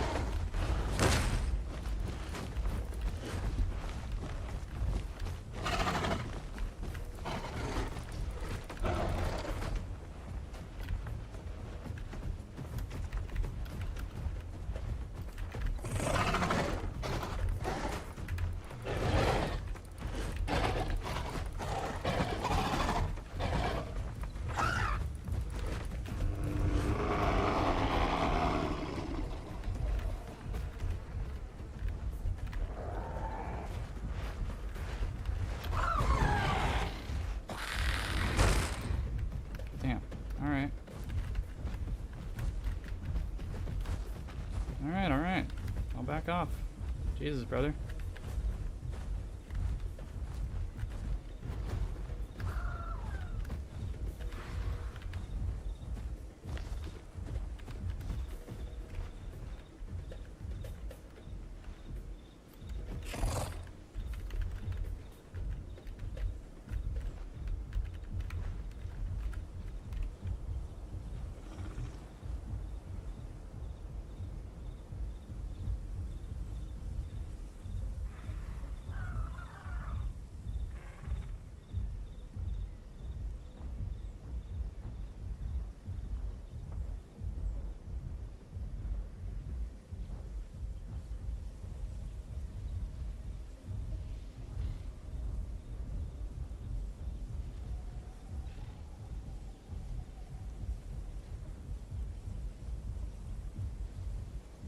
backpacking was beating the shit out of me there for a minute. Not gonna lie.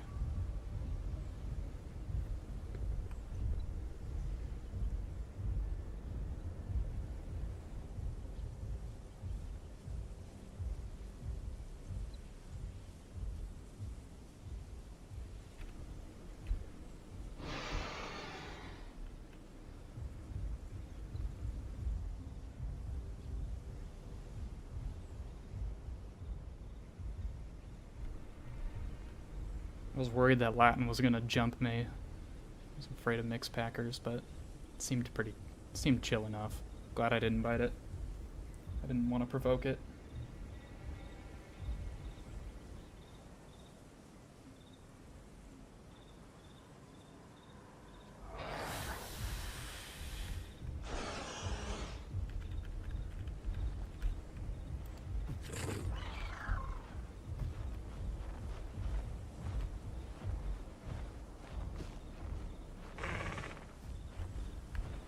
Two Latins. I don't want any of that business.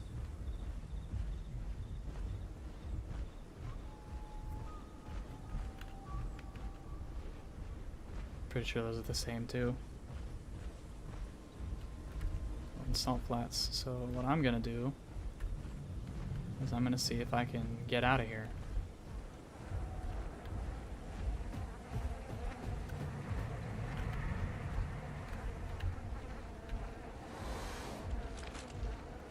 Top up our food. We're gonna get out of GP. Because I don't think there's anything else here that we can really bother with.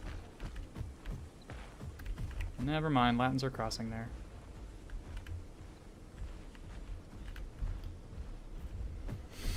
I would prefer not to go that way. Okay, what do we got? Anno, Bars, Titan, Albert.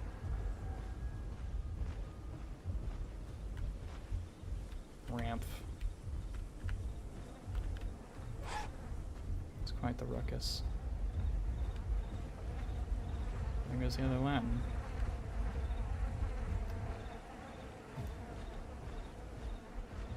That group is definitely the one making the most racket.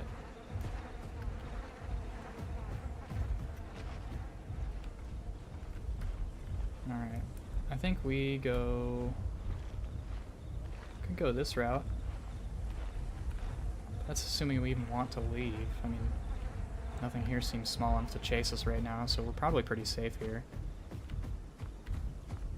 I was really only worried about those Latins, but they seem like they're leaving.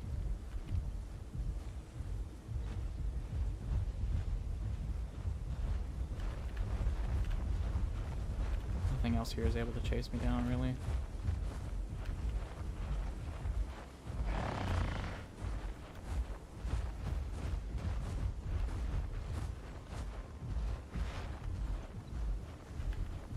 Anna, why are you crouching? Why are you crouching, dog? What are you scared of? I'm by myself. Oh, hello, Thal.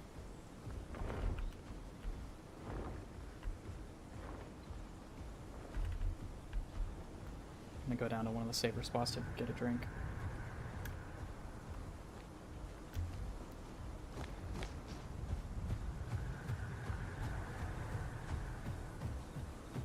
There's racket down here. Might be bodies too. Where there are bodies, there are buffs.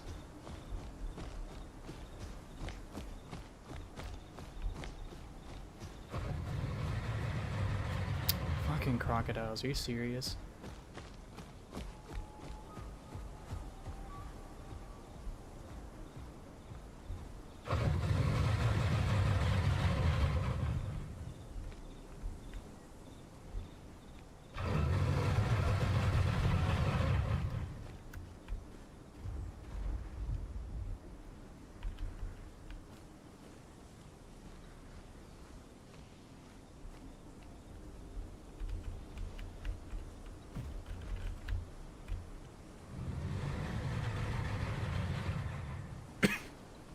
Well, this water is like no good. That's why they fucking left. The water went bad. Well, we're gonna cross at the waterfall. Head into dark woods. If we can't get water, then we'll go somewhere else. It's the natural progression of how things vacate the area, right? It's just proper animal behavior.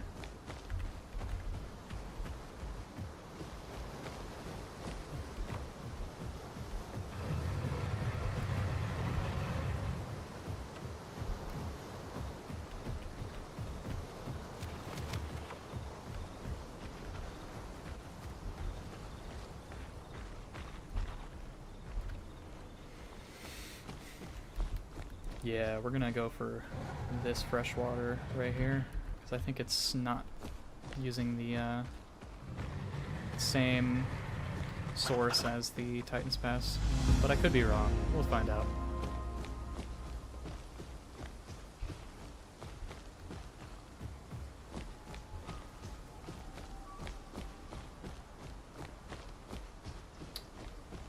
Chat, I think we hit a new personal record. Could be wrong, but we are now sitting at 18 concurrent viewers. Welcome everybody who is here stopping by. Glad to have you here.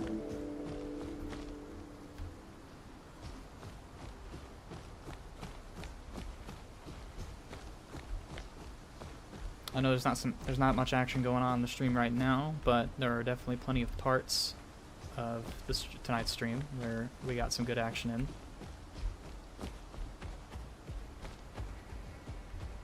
Feel free to rewind and go check it out if you'd like. If you're new here, smash that subscribe button if you like the content here and want more. Yes, I'm plugging myself for a second time this stream because my wife told me I should do it more.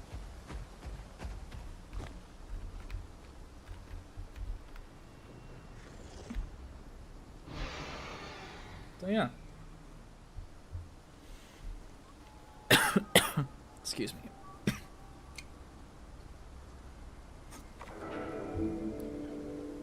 Alright, while I'm getting Stan back, I'm gonna go top off my drink. I'll be back.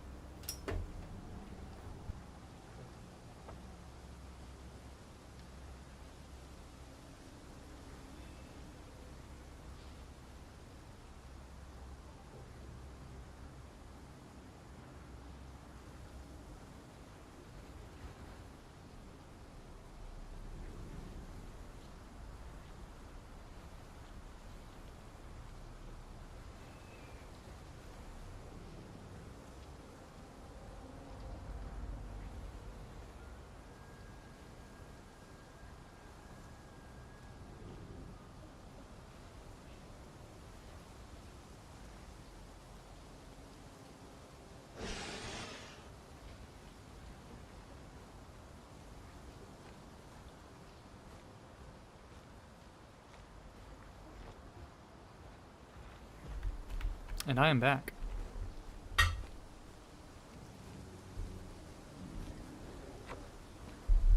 I am back with a glass of root beer.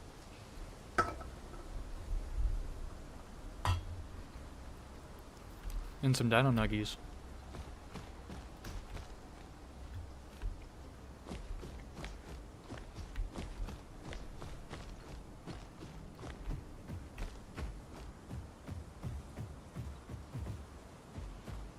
You know that you have, like, achieved everything you could ever want in life when your wife voluntarily makes you mac and cheese and dino nuggies for dinner without having to be asked.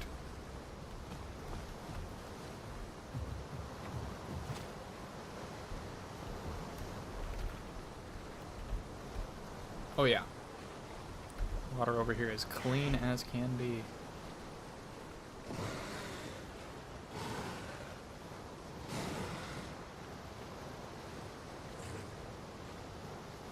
Is that another Ceratosaurus?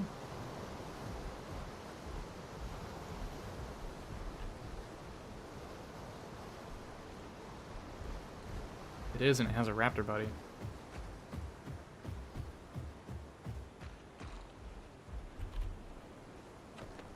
We're gonna leave them alone.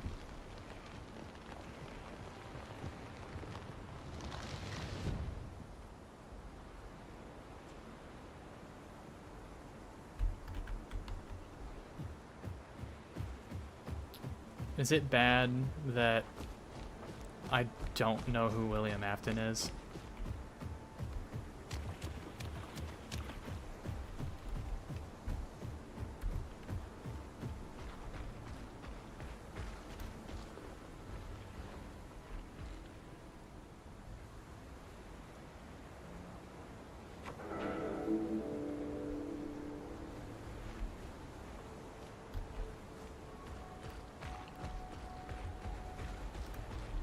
Actually, the only dino nuggies I have at the moment are T-Rexes and Stegosaurus.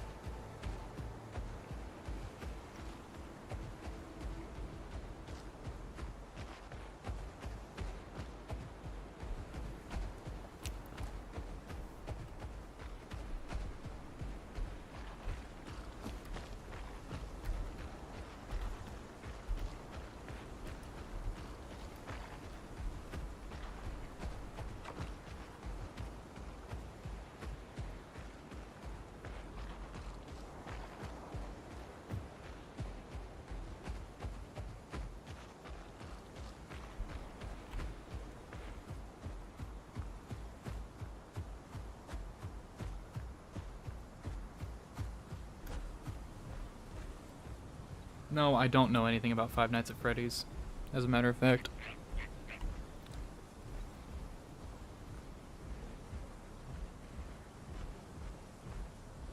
My wife is a crazy huge fan of it, but, like, I haven't even really played the games. I saw the movie when it came out, and that was only because I went with her. That's about it.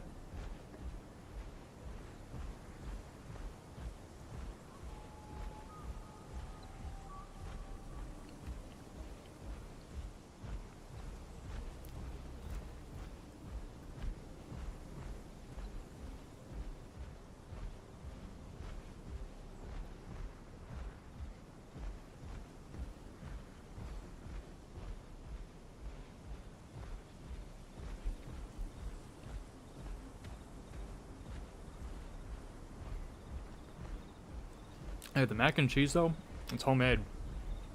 So you know it's good.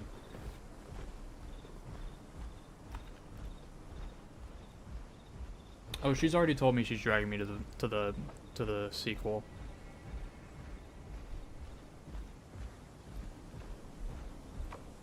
I mean, I'm happy to go see a movie with her. I'm not terribly excited about the movie we're gonna go see, but, you know, I like spending time with my wife, so that'll be fine. She'll be happy, and so I can be content with that.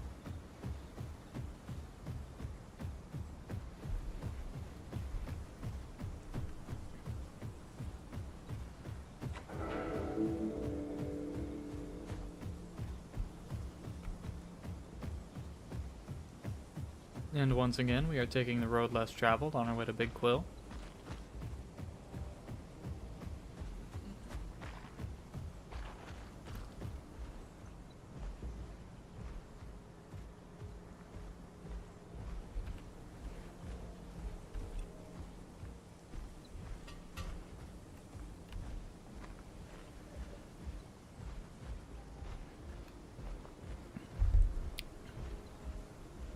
You know, yo, I have got to say, I think this has been one of my most enjoyable solo nights so far.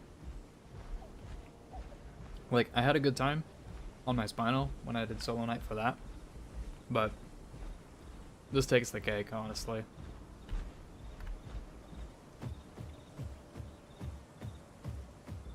I am admittedly, like, super dreading the other 3 solo nights I'm doing this month.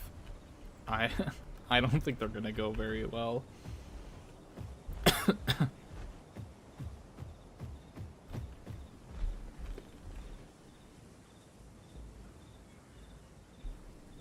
You know, I honestly have no idea about the apsids and how many kids they can have.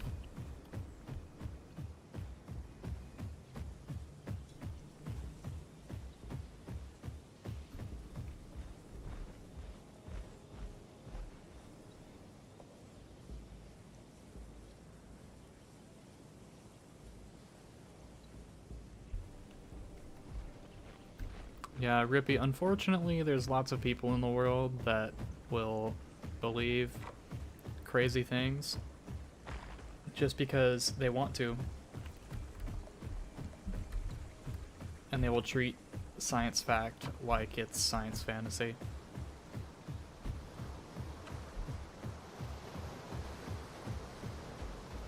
The reasons they do so, I have no idea.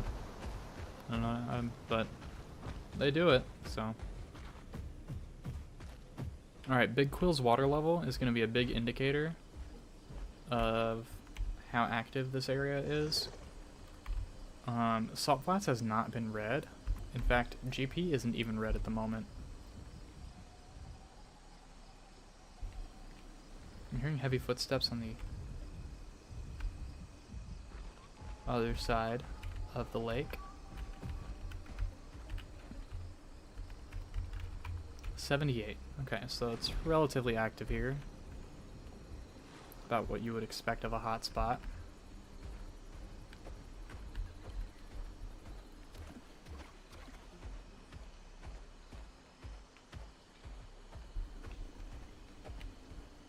Yeah, Laughing, we'll run some tests. Actually, Anno is the one I'm least worried about, because like with Anno, I'm pretty confident I can fight most things.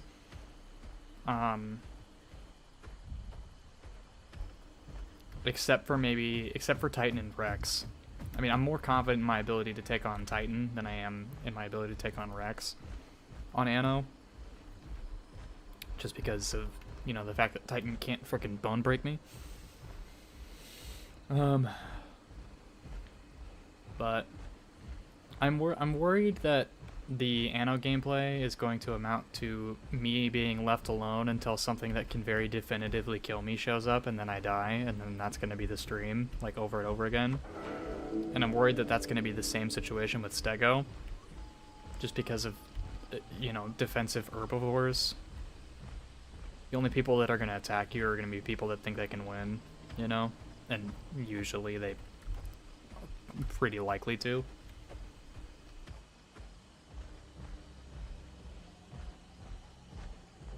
And I'm worried Aloe is going to be boring because I'm not going to be able to go to hotspots with it.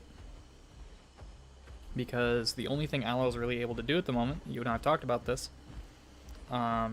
is hunt stuff bigger than it with Hatchet Bite. That's its most effective use at the moment.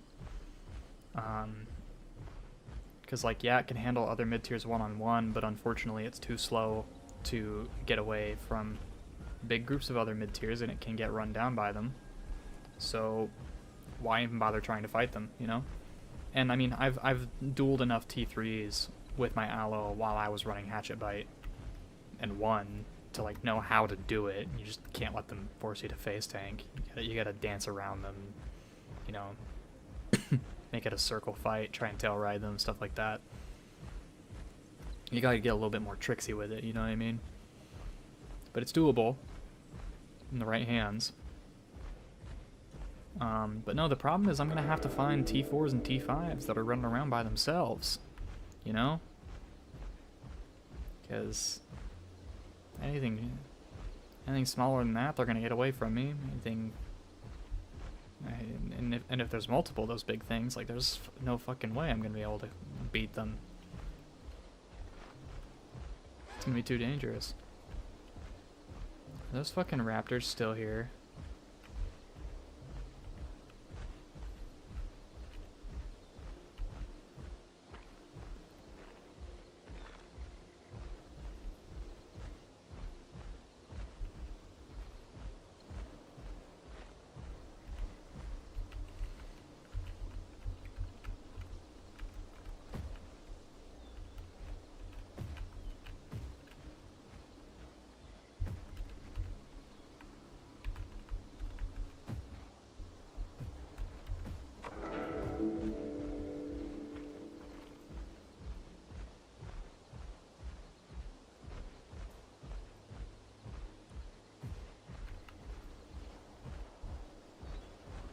There's a hats. It's potentially the same hats. I have not smelled a corpse the entire time I have been here.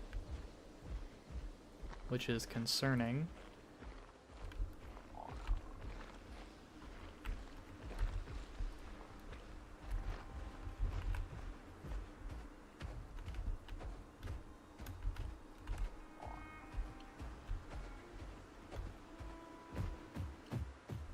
I do hear action up at the home cave.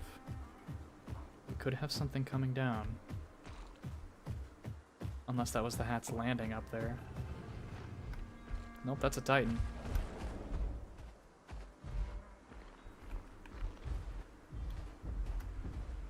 And it's wet?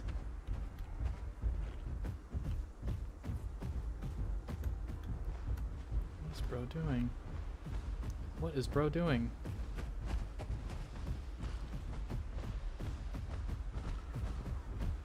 Let's find out what bro's doing.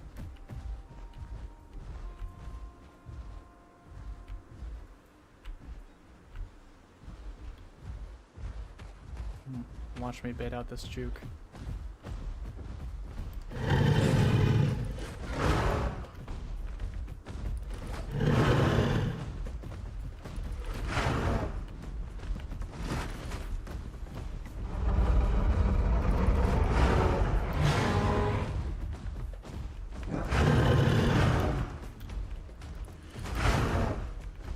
Or better yet, he's just terrible.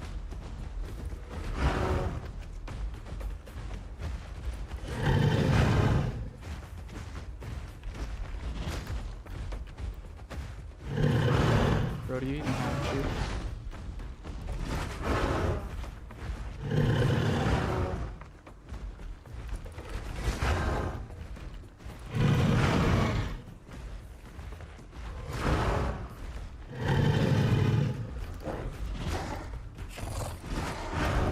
Damn, should not have done that.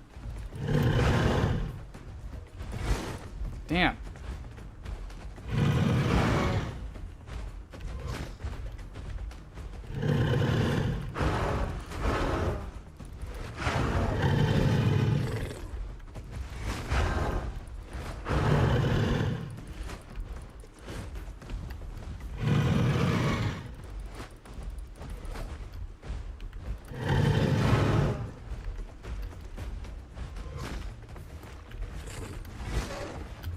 Tail bite.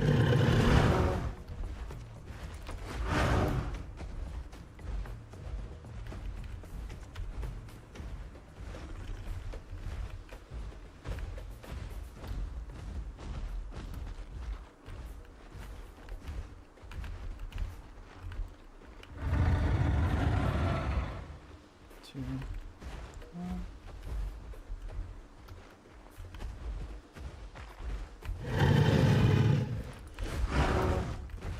As long as I can keep my stacks up at 5.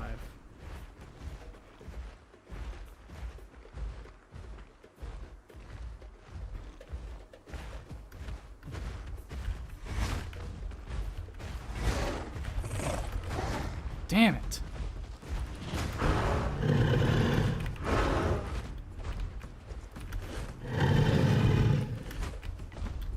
Alright, he's using rocks now.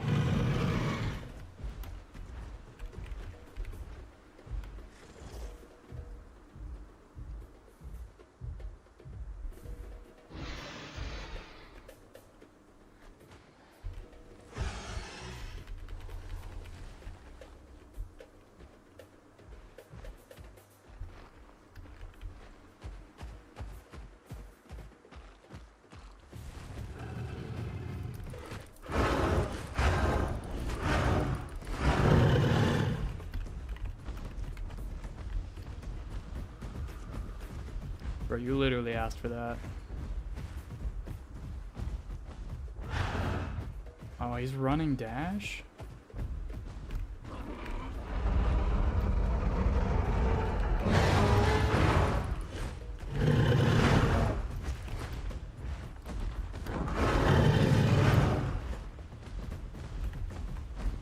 As long as you don't get bleed on me, dog, I do not care. You don't got bracelets.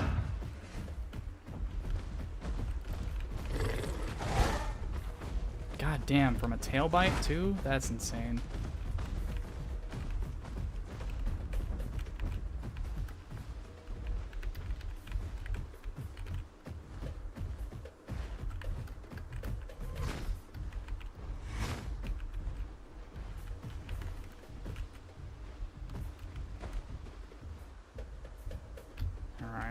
We gotta give this up. Unfortunately.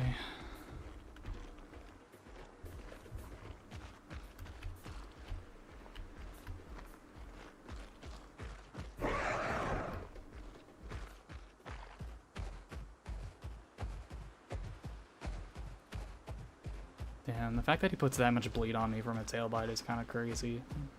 But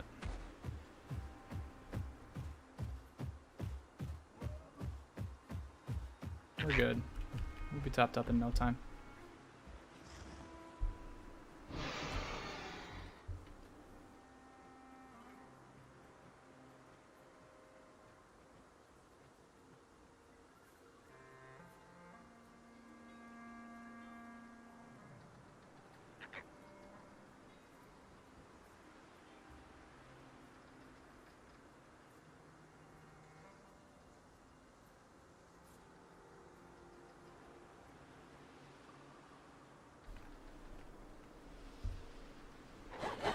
On the bright side, if we spot that Titan again, we'll definitely have healed more than him. So this actually works out for us. Once we get to about 3/4, we'll start hunting for him again. Maybe he'll home cave, I don't know.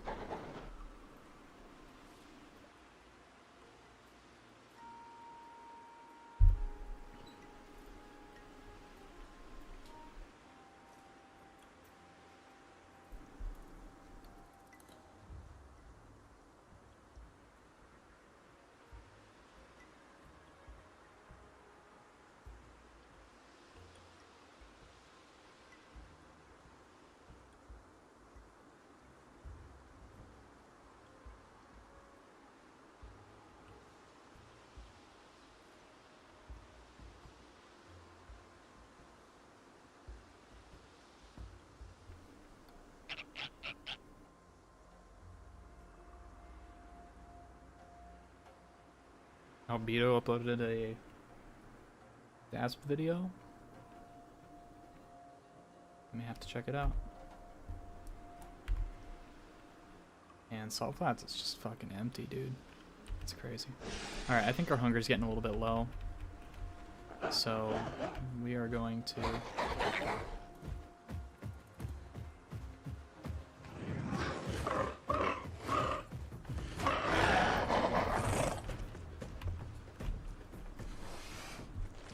top it off. Make sure we're healing properly.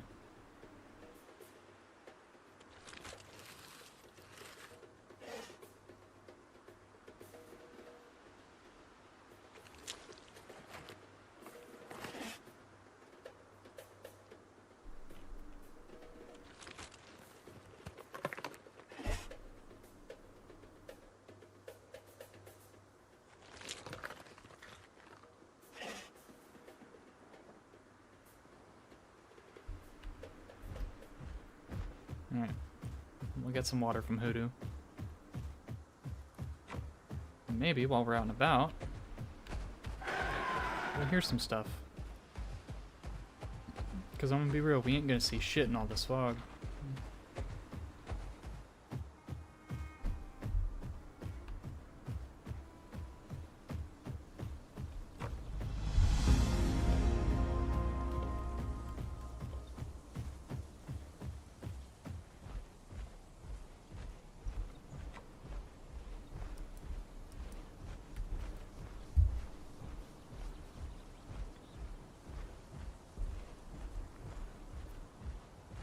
Oh, it's raining now too? Damn.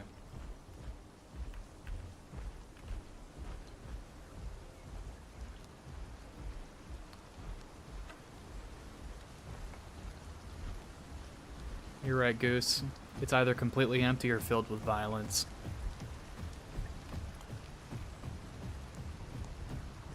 There is no in between.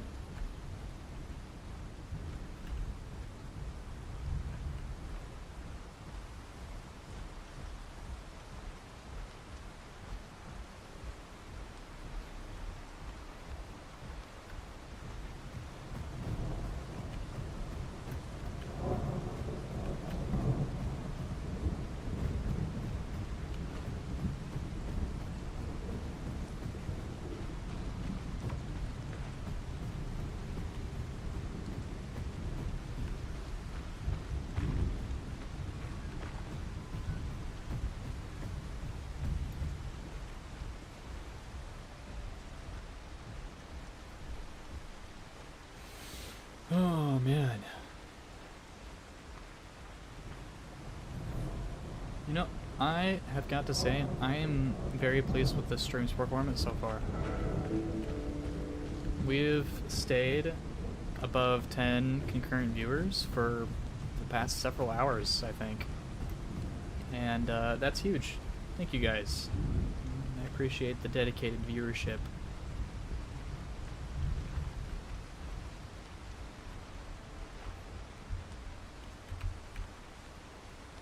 Barely anybody's touching this water.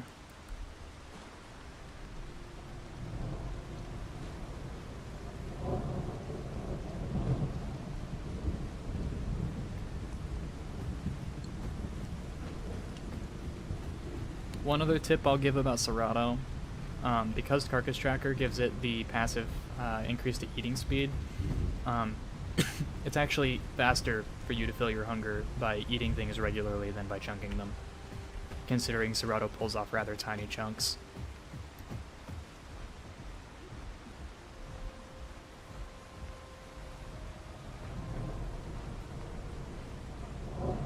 Man, Frog getting disrespected and she ain't even here to defend herself. That's crazy.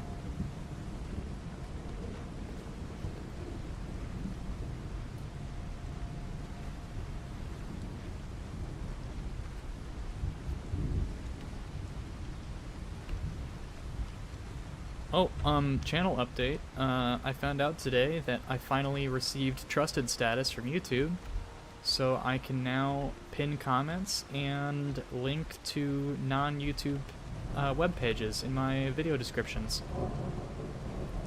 So, W.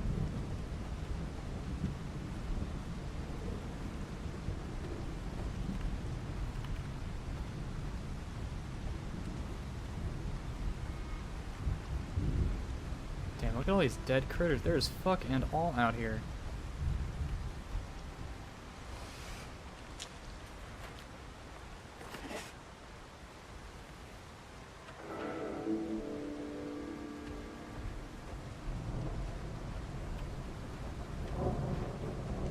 Birds. Are they gonna bite me? They're gonna bite me.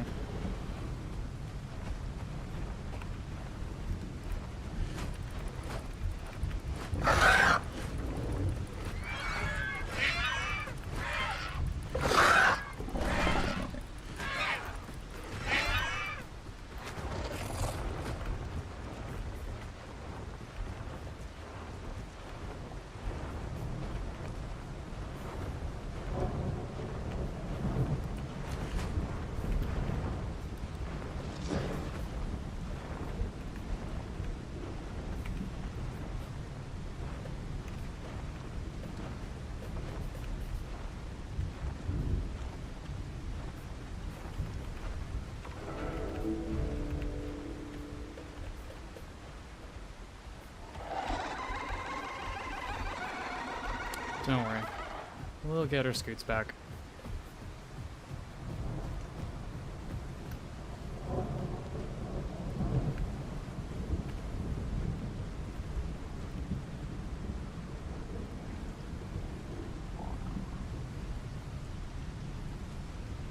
You kind of wish the Packy stream had this much attention? I don't know. I was kind of toxic on the Packy stream, not gonna lie. I definitely don't want Packy to be the thing I'm known for. Also, my audio quality wasn't up to snuff back then. I mean, it wasn't as bad as the hats in the Meg stream, but like, it was bad.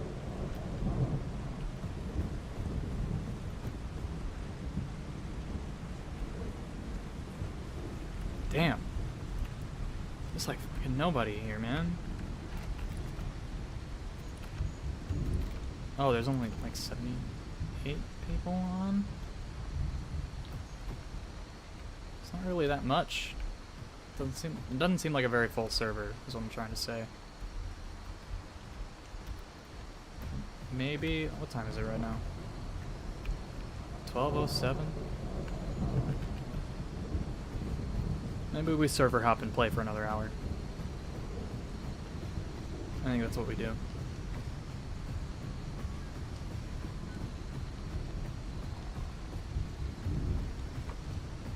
at most another hour, I should say.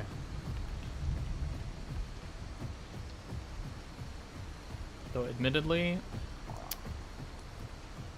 probably, I don't know.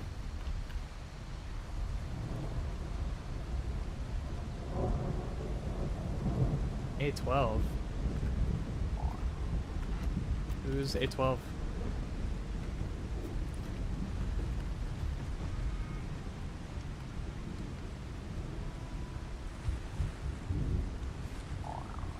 Waging a war in GPR? Alright. I'll trust you with it, Rippy. To GPR we go.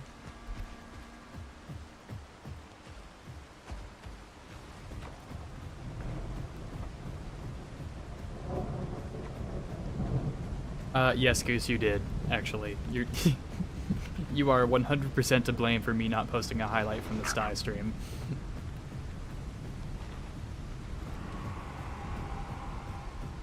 That's a conch. I'm glad I'm leaving this.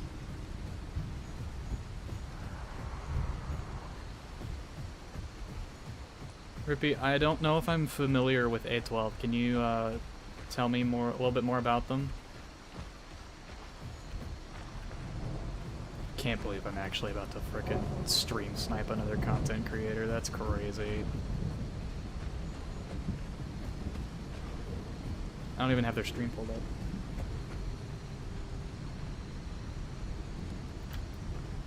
Oh, okay. Gotcha. We're gonna take this route up here.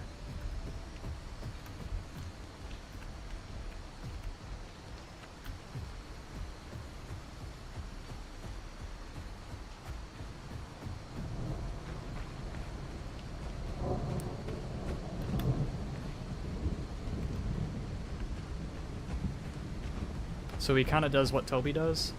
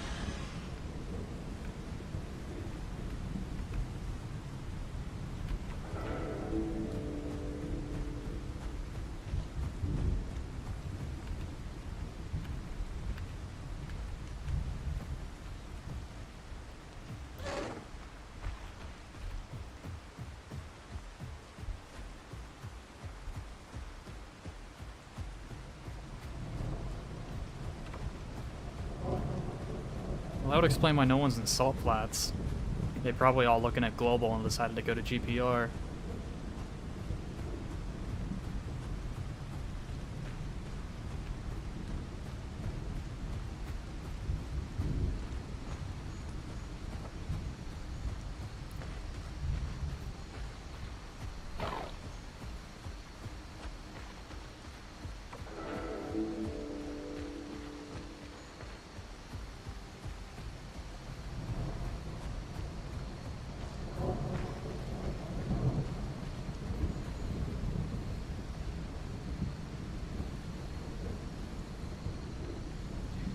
Chat, didn't we see a green anno with white stripes when we left GPR?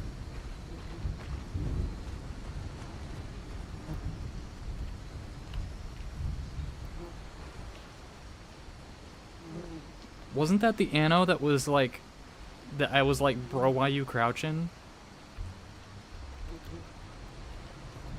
As we were walking past? They had the bars, right? They had the bars with them?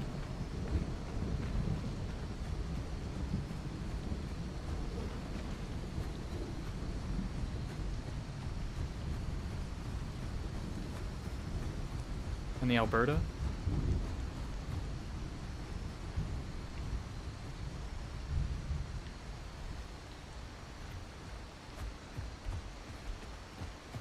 Well, damn. I mean, the dude plays an Anno. I mean, like, what are they gonna do? All I gotta do is bring a bunch of Rexes and bam, he's dead. Like, jeez. It's not that hard to kill an Nano. You just gotta counterpick it.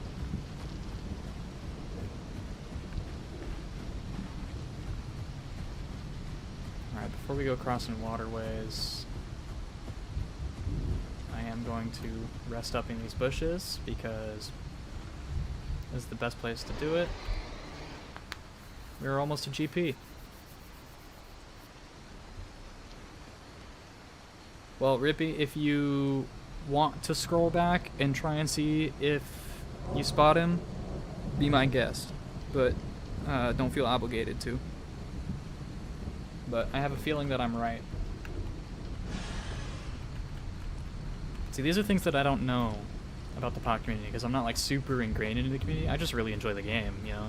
I just play the game. I try to avoid community involvement because most of the time when I get involved in a community on Path, it ends up being super damn toxic, so... And that's just not good for my mental health. I'd rather play the game and enjoy it than let a bunch of fucking Neanderthals ruin it for me with bad attitudes and death threats and racial slurs, you know what I mean?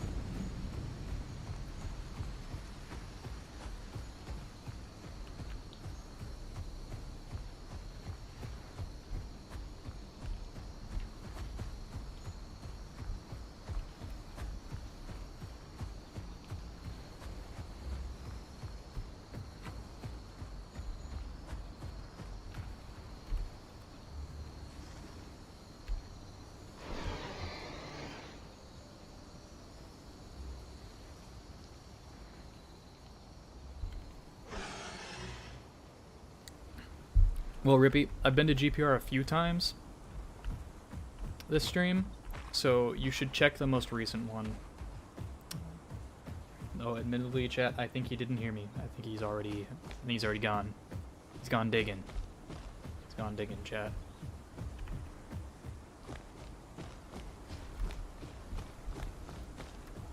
Wonder if my presence is gonna make it red again. Alright, time to be responsible with my stamina.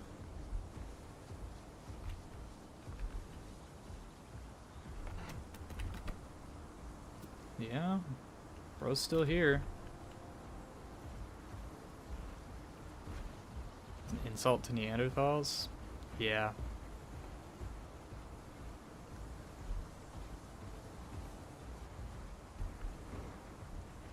Oh.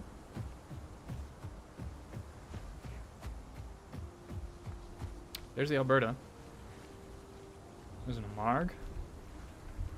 Conk. Fuck.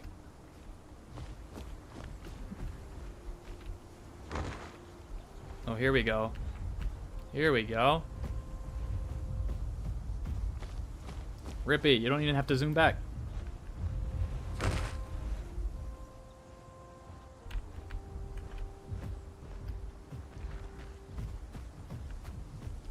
Is this the guy?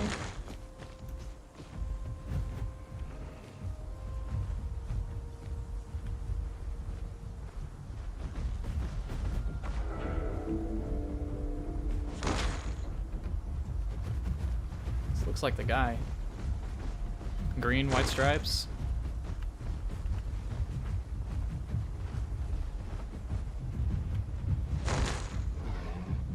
Damn, this bar's getting his ass kicked.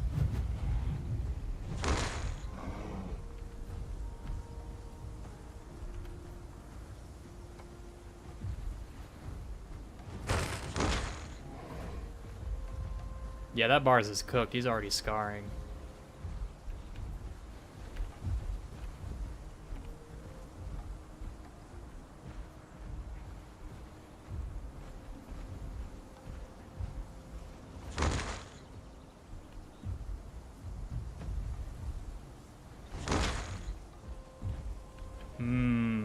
That Ano's got adrenaline active. You got them 50% faster cooldowns. Yeah. Bro is not looking good. I am 100% gonna mooch off of his kill. For a body buff, by the way.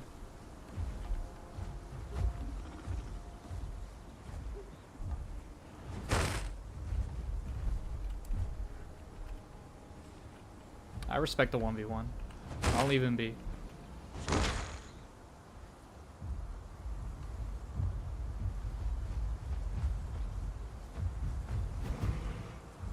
Ooh. Oh my god, he's literally running the build I was gonna run on my Anno. Yes. This guy knows what's up. Yeah, he's running Smash with tail attack.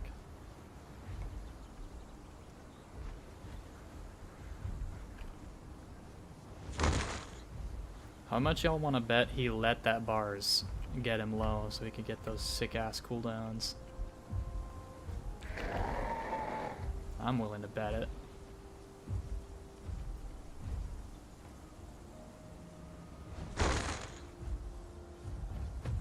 Accept your L, bars, man.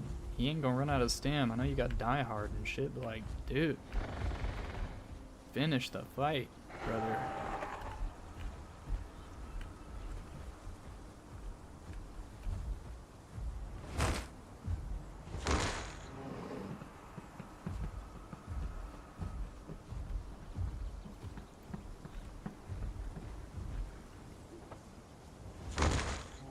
Yeah, I see a lot of Annos forget that you can still use your regular tail attack while your timer is running for you to enter crouch stance.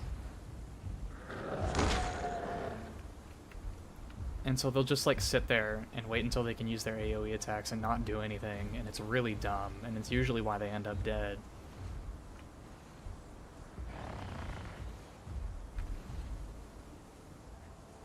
I think they called it there. Oh, there's another Ceratosaurus. Oh, nope, they're still going.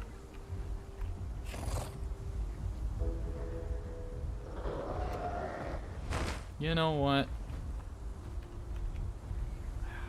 Damn, I would.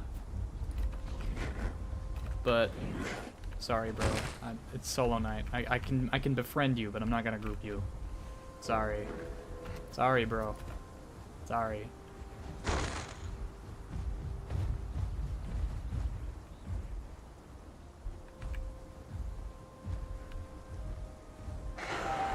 I'll be nice to you, but I ain't doing none of that teaming up crap. Oh, that was a good hit.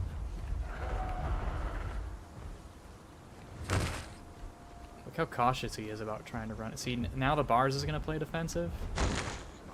Oh my god, dude, he's gonna die so... He's gotta be dead soon.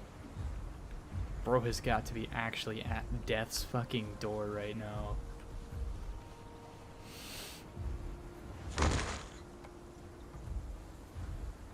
The way he's keeping his head towards the bars to try and bait it in to go for a headshot before whipping around and putting his tail towards it is smart.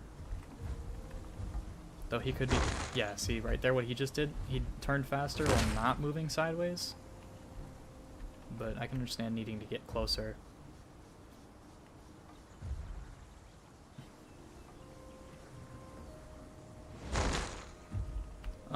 I will say... He's probably running reinforced plates to give himself that 100% armor boost when he's at 50% or lower health. But if he had the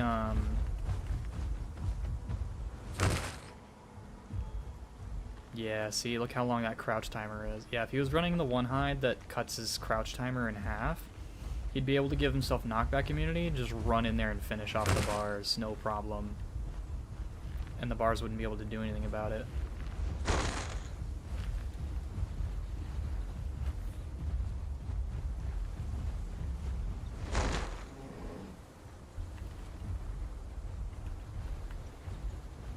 Oh, there's another Anno coming.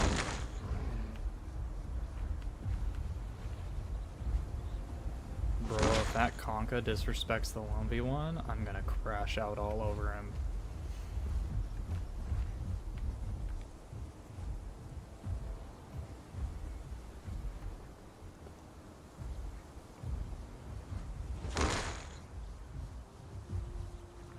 I'll grow a bars at some point. I know how good it can be. Just because I mean, I've had to fight them before. I really don't like fighting bars on my spinal because it's usually a losing battle. Because even if I can't, even if I do get the bars low, it just runs away because die hard. You know? And, like, I can't do anything about it.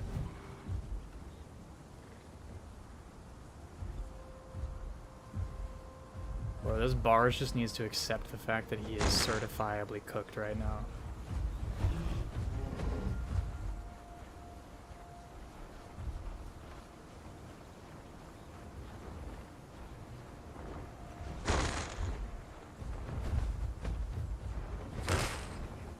Ooh, Piano took a hit.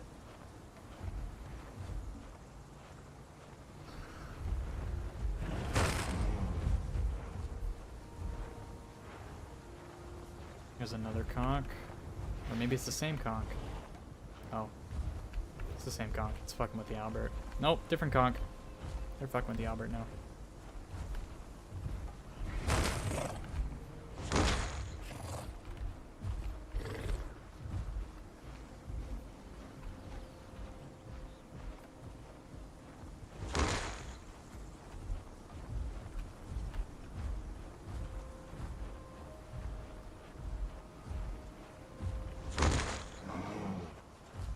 This bars just die already. My god.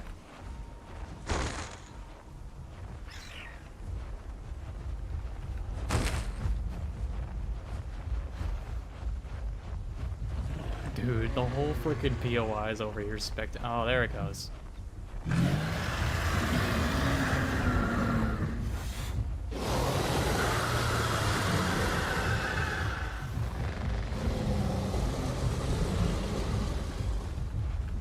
Dopa 1v1.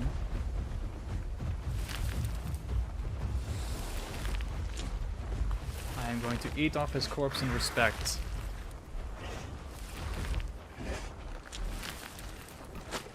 Well done, A12. Good sir. It was a well fought, probably very long fought battle. Admittedly mildly agonizing to watch.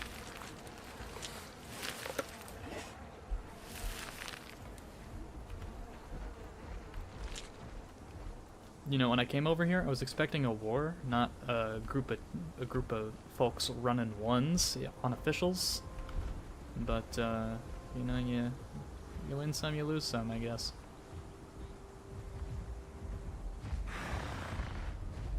Got to see Big Boy in action, I guess. I wonder if the bar's like dehydrated or starved to death. That would be really funny. I bet. You know what? I bet A12 was keeping him off of the berry bush by just camping on it with his fucking AoEs and shit. That'd be really funny.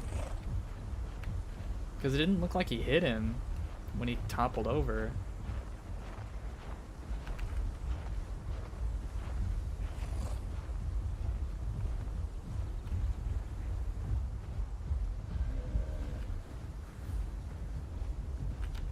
What's the surfer pop at right now? 91.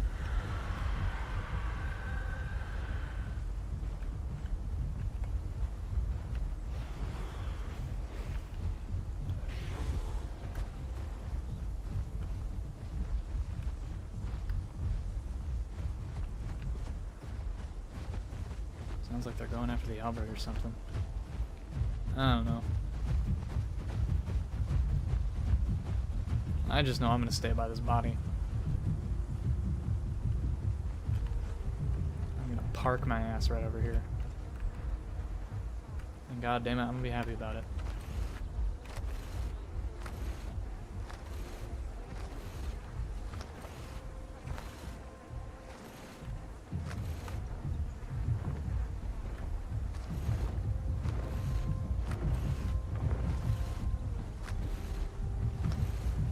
I would try and fight the hats here, but like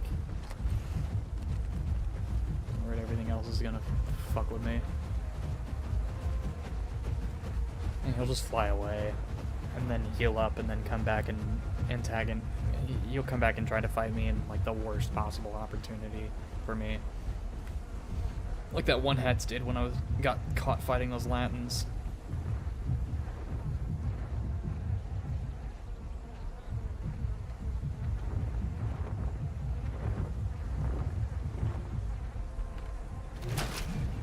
Yeah, Rippy, you might be behind on the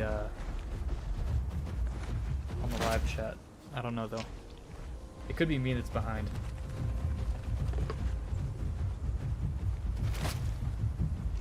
Or you're just a slow typer. I really don't know which one it is, frankly. Who else is eating off of that? It's the hats. Still going. I mean, they don't really... They've got a couple of conks, though. If I jump the hats, what do I do? What do I do if I jump the hats? Bro's eating up my body.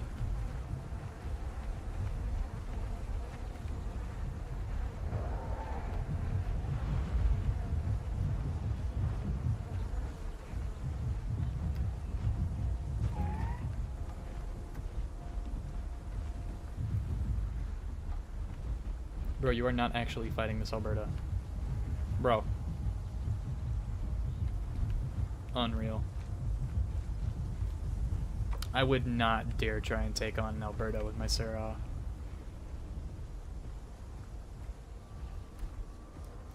Man, and nothing is red.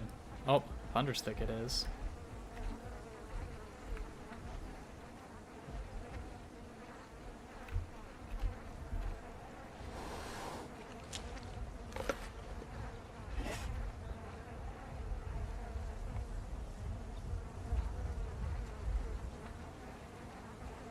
Do it? I don't wanna. Thunderstick gets kind of popping right now. We could go up there. Because it looks like A12's gang kind of has GP on lock. I don't think anybody else is coming.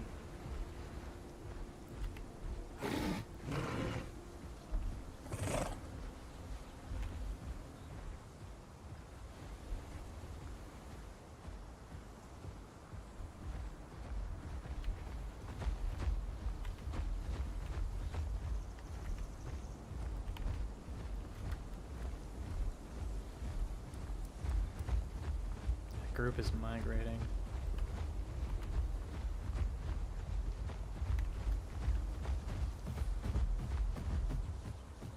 Is there even anything down by the beach?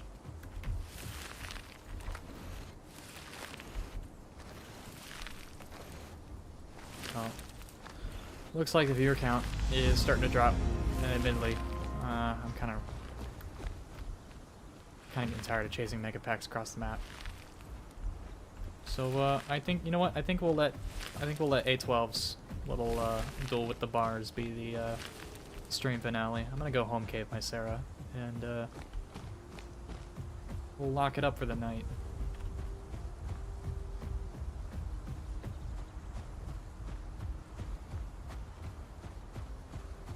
I do need to be getting to bed soonish anyways, so.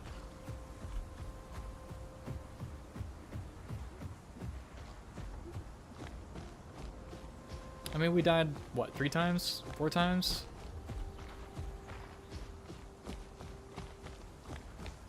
We died in GP pretty quickly after we started. Then we died in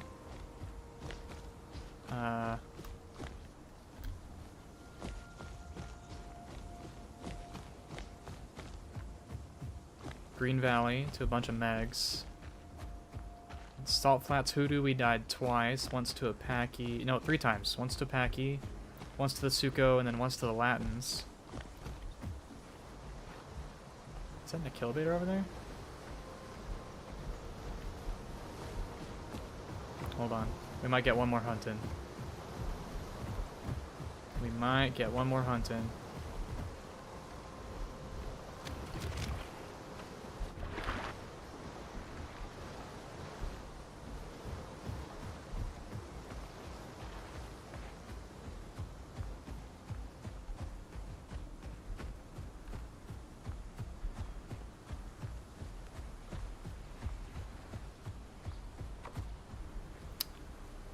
Damn it. I'm gonna be real, there's no way we're catching that thing. It's got too much of a head start. Got out of my render. I don't have the stamina chasing a Kilobator. Let alone if it tries parkouring on those cliffs to get away from me.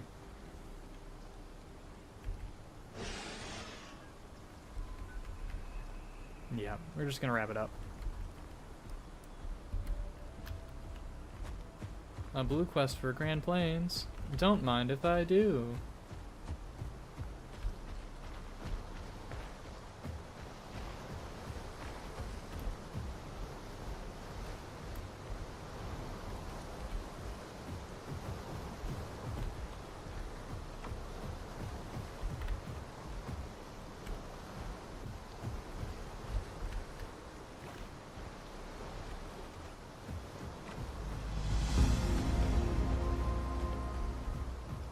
Alright.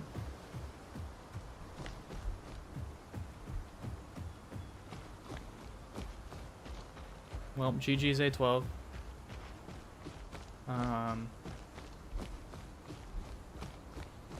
Okay, so we died in Salt Flats 3 times, or died in Hoodoo once, died in Salt Flats twice. Died in GP once. And then we died in Green Valley once. So I think that's 5 deaths. Yeah, that sounds about right.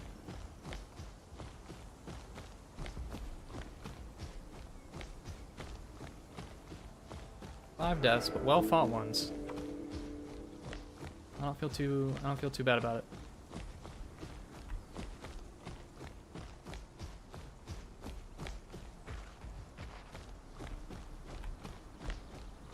Especially considering all the kills we got tonight. Holy moly. Someone might have to go do a tally. Mark our KD ratio.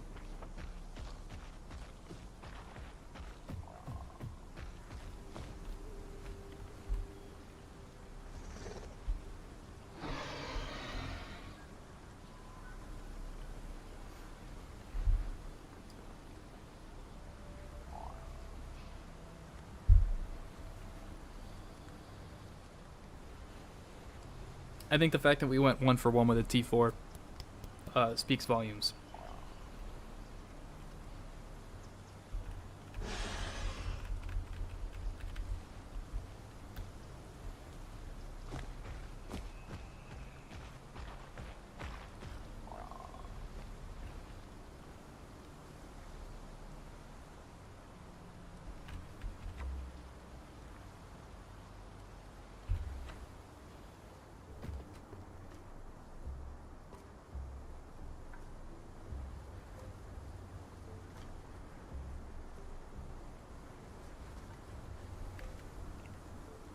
Well, that's good to know, Rippy. I appreciate you saying I'm worth the watch. It's nice to know people value the entertainment I bring. Okay. Well, everybody. My closing thoughts. Everything I said about this build at the beginning of the stream was proven true. Every single thing I said. Both its strengths and its weaknesses. Everything good and everything bad about this build was showcased at one point or another through this stream, which makes me happy. I'm content with how it performed. It performed above my expectations, admittedly. I was worried it was going to kind of fall on its face, but it handled itself very well. And I'm pretty proud of it. So if any of y'all want to give this build a try, it's definitely a challenge. You gotta be in the right place at the right time. But if you can make it work for you, it is very, very rewarding. Very rewarding. Definitely a different way to play the game, which I think brings a different layer of replayability to the current experience we have in the game right now. So yeah, be sure to give this a try if Cerато interests you at all. Again, if you're new to Cerато, I recommend replacing Rapid Strikes with just a regular bite. Utilizing Corpse Buff is still recommended because you can benefit from Torment to reduce enemy armor, which increases your outgoing damage. But if you really want to lean into the Corpse Buff stuff, Rapid Strikes. Don't drop shove for lunge. Don't do it. Don't do it. It's not worth it. It's not worth it. Anyway, thanks for stopping in, guys.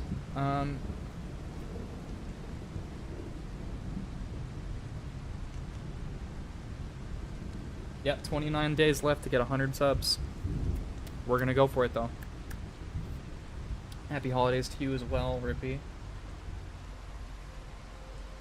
And I will absolutely think about mixing the highlight with a build discussion in the future. So anyway, thanks everybody for stopping by. I'm gonna go get some sleep because I've got work in the morning. It's been fun. Peace out.